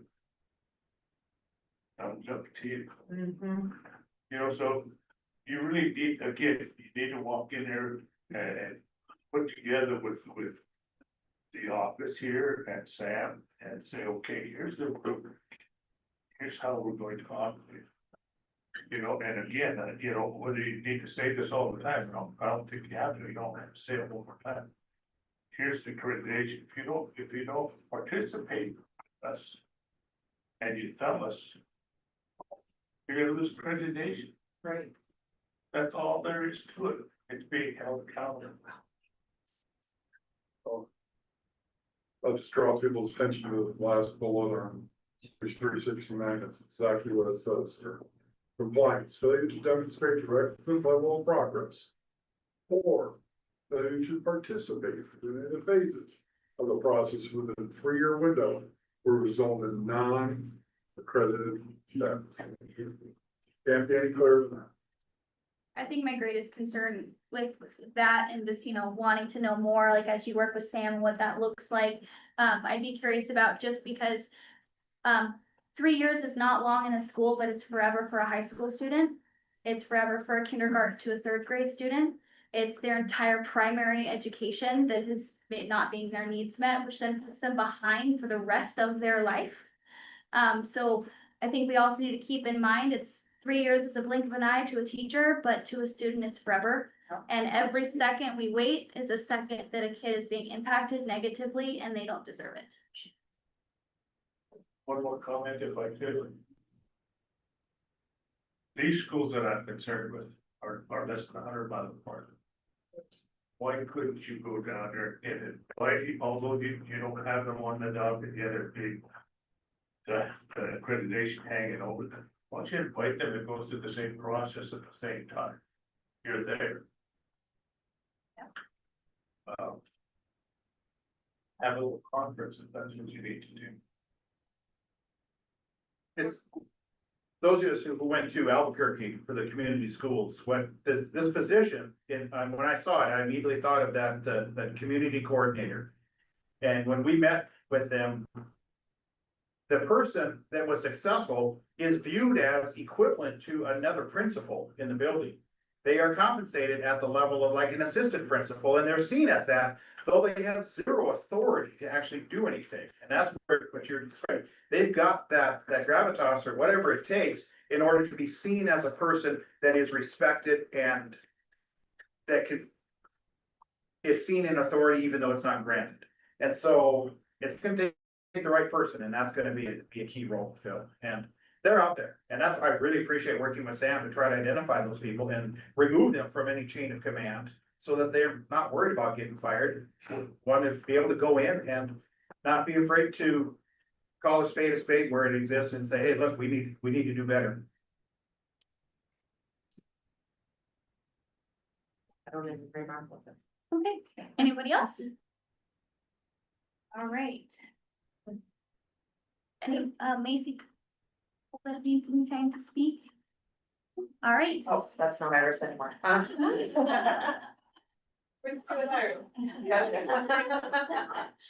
Longer you guys.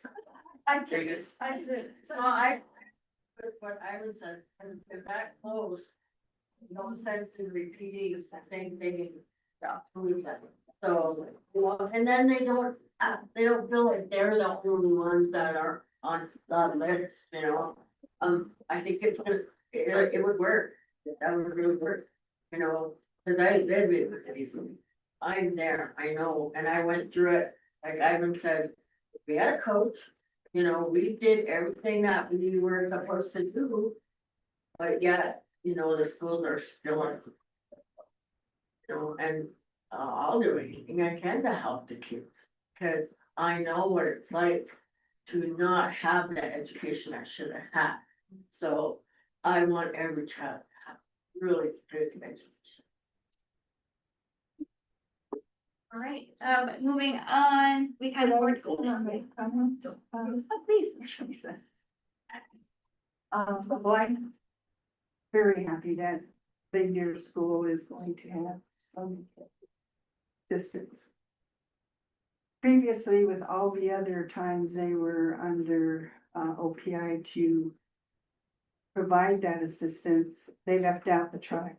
They left out my office. They didn't include me, even though I asked and I several times to go to their meetings or to include me, and I was not included. I really firmly believe that if I was included, we probably wouldn't be in this situation, but I was excluded. So in this process, I will be hopefully a part of that process, and I'm going to do everything I can for my office to support OPI in this process so that we can get them out of the situation and improve the education of those children. That has been my lifelong dream, is that the state of Montana, all the Indian schools that we have, that they would all have an equal education to other children. And so I'm hoping that we can get Reindeer School up in that process, and that it can happen, it can be done, and we can do it together. And so I'm happy that they're going to get that assistance, and I'll do everything in my power to help with that process. And working with Gene, Gene is really cares about education. He cares about improving those children's education. And he's just in a situation now to resolve by himself. And so eventually we will get a tribal council, but he will be supportive of whatever process we come up, and he will be a part of that, and he will sign off on it as well.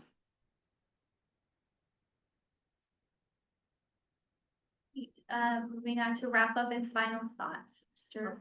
Thank you, Julia. I guess question for Dr. Mergel and Dr. Gandara. Is there a way, or maybe just plant a seed and think about this and text Jordan at 2 in the morning if you have an idea? How can you include those other schools that are in the vicinity and on the borderline to prevent them from getting into this? Can they think of some ways to try to, as long as you're there, as long as you're close by, is there some way that they can learn from it as well? Chair Maxwell, Chair Park, I think your question's a really profound and important question. Under Dr. Gandara, her team does support other schools that are part of the federal accountability system. So as part of that work, as they're learning, they're going to continue to do some support, and the schools that are in that vicinity continue to be a part of the school improvement efforts. And so they'll be able to continue to, if they're doing work over here on something for attendance, they can certainly be doing that as well with those schools in that area. I think the other thing that we'll be doing, that particular area down there in Bighorn County and down by Rosebud, they're not going into accreditation this first year. They're not in that first cycle. So that's going to be important for us to continue to provide that support and try to be sure we're making that connection so that what we're doing, if we find something that's going well, why would we not want to share it with them as well?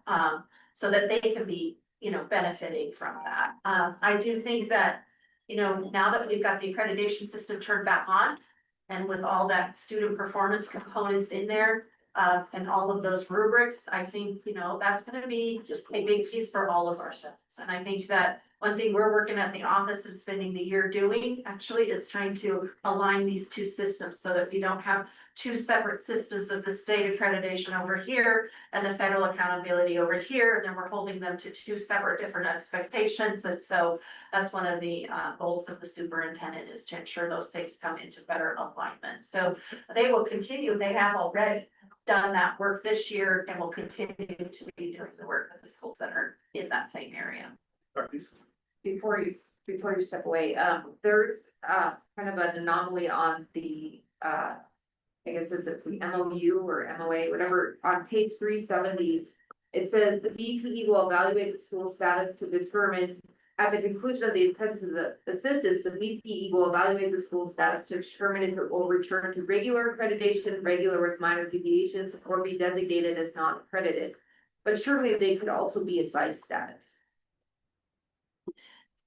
Part, sorry, Chair Maxwell, Chair, I'm not Chair Neeson, board member.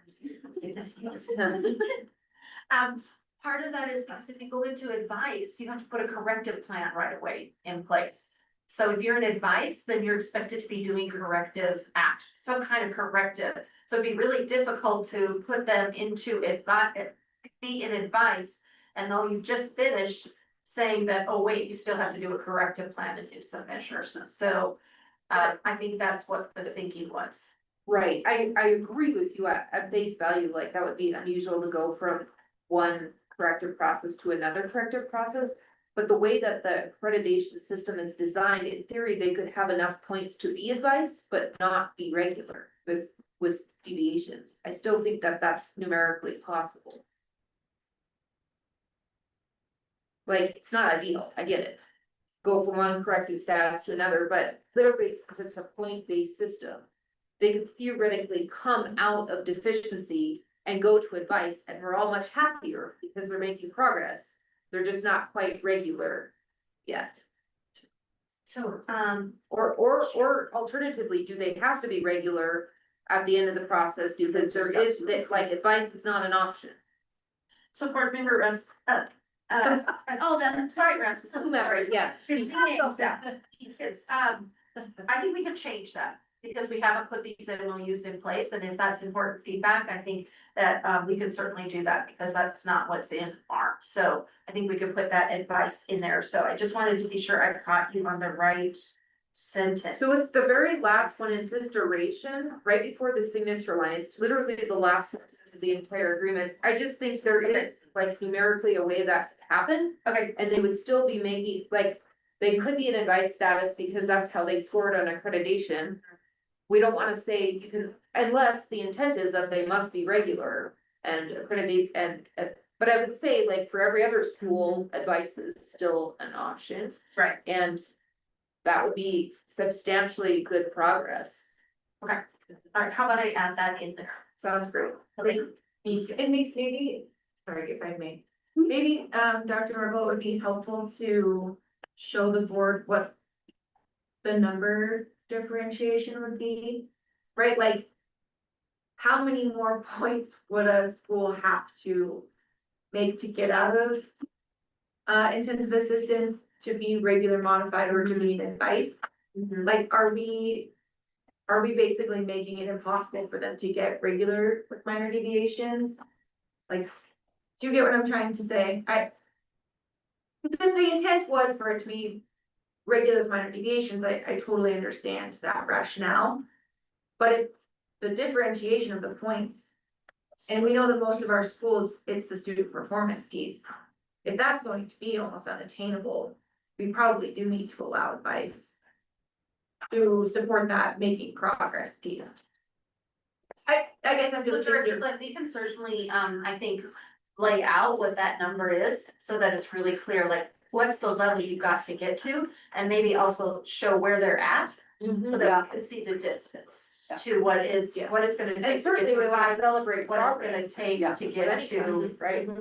to get to. it shouldn't be easy by any means, but also we don't want it to be unattainable. I think we're talking about the growth and content mastery model of math. Yes. Yeah. 80%. Right, especially if they're really close to. Yeah. Moving from advice to regular minor deviations is very different than even if you're at the bottom. So I will be sure that we kind of do a little chart and kind of see. So that we know what's the ones that they have to get to be able to move out, and that's probably something they would want to know. I would just, very transparent. You would see her, see if she can come up with a growth model. MGI. I'll MGI it. Mr. Small.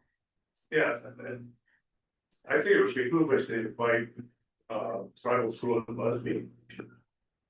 And St. Bray. I went back to work last October for 3 days a week, so. St. Bray is accredited also. Although they don't receive any funding from the state. They do get to play basketball. You know, and that's the hammer. Yeah, that's It right. is the hammer. That's the. You can't play basketball, one, you can't pay attention. Absolutely.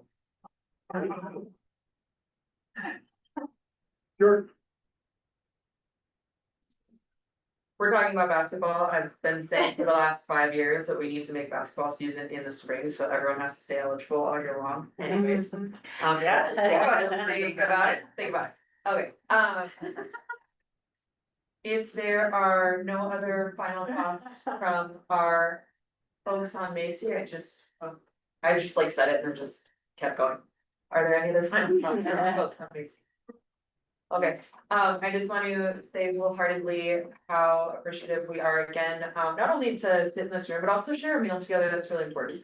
And so I think that it's important for us to continually, whether this be an annual meeting or not, I would like to see it be such, so. I would just like to thank you all for, your hosting of us and your time with us, and your conversation with us. That's all I have done here. Thank you. I have nothing further. Spoken nothing. Any public comment? On our Mason meeting? Nice. And what Jordan said to everybody else here, amazing, thank you. Thank you, we value this, it's important. With that, that concludes our agenda items for the day. We have one more day of meetings tomorrow. We will reconvene tomorrow morning at 8:30 a.m. and we will be starting with item number 18 on our agenda. We are flying through the packet and we will start on page 372, so we're almost there. So with that, the Montana Board of Public Education standing recess till tomorrow morning.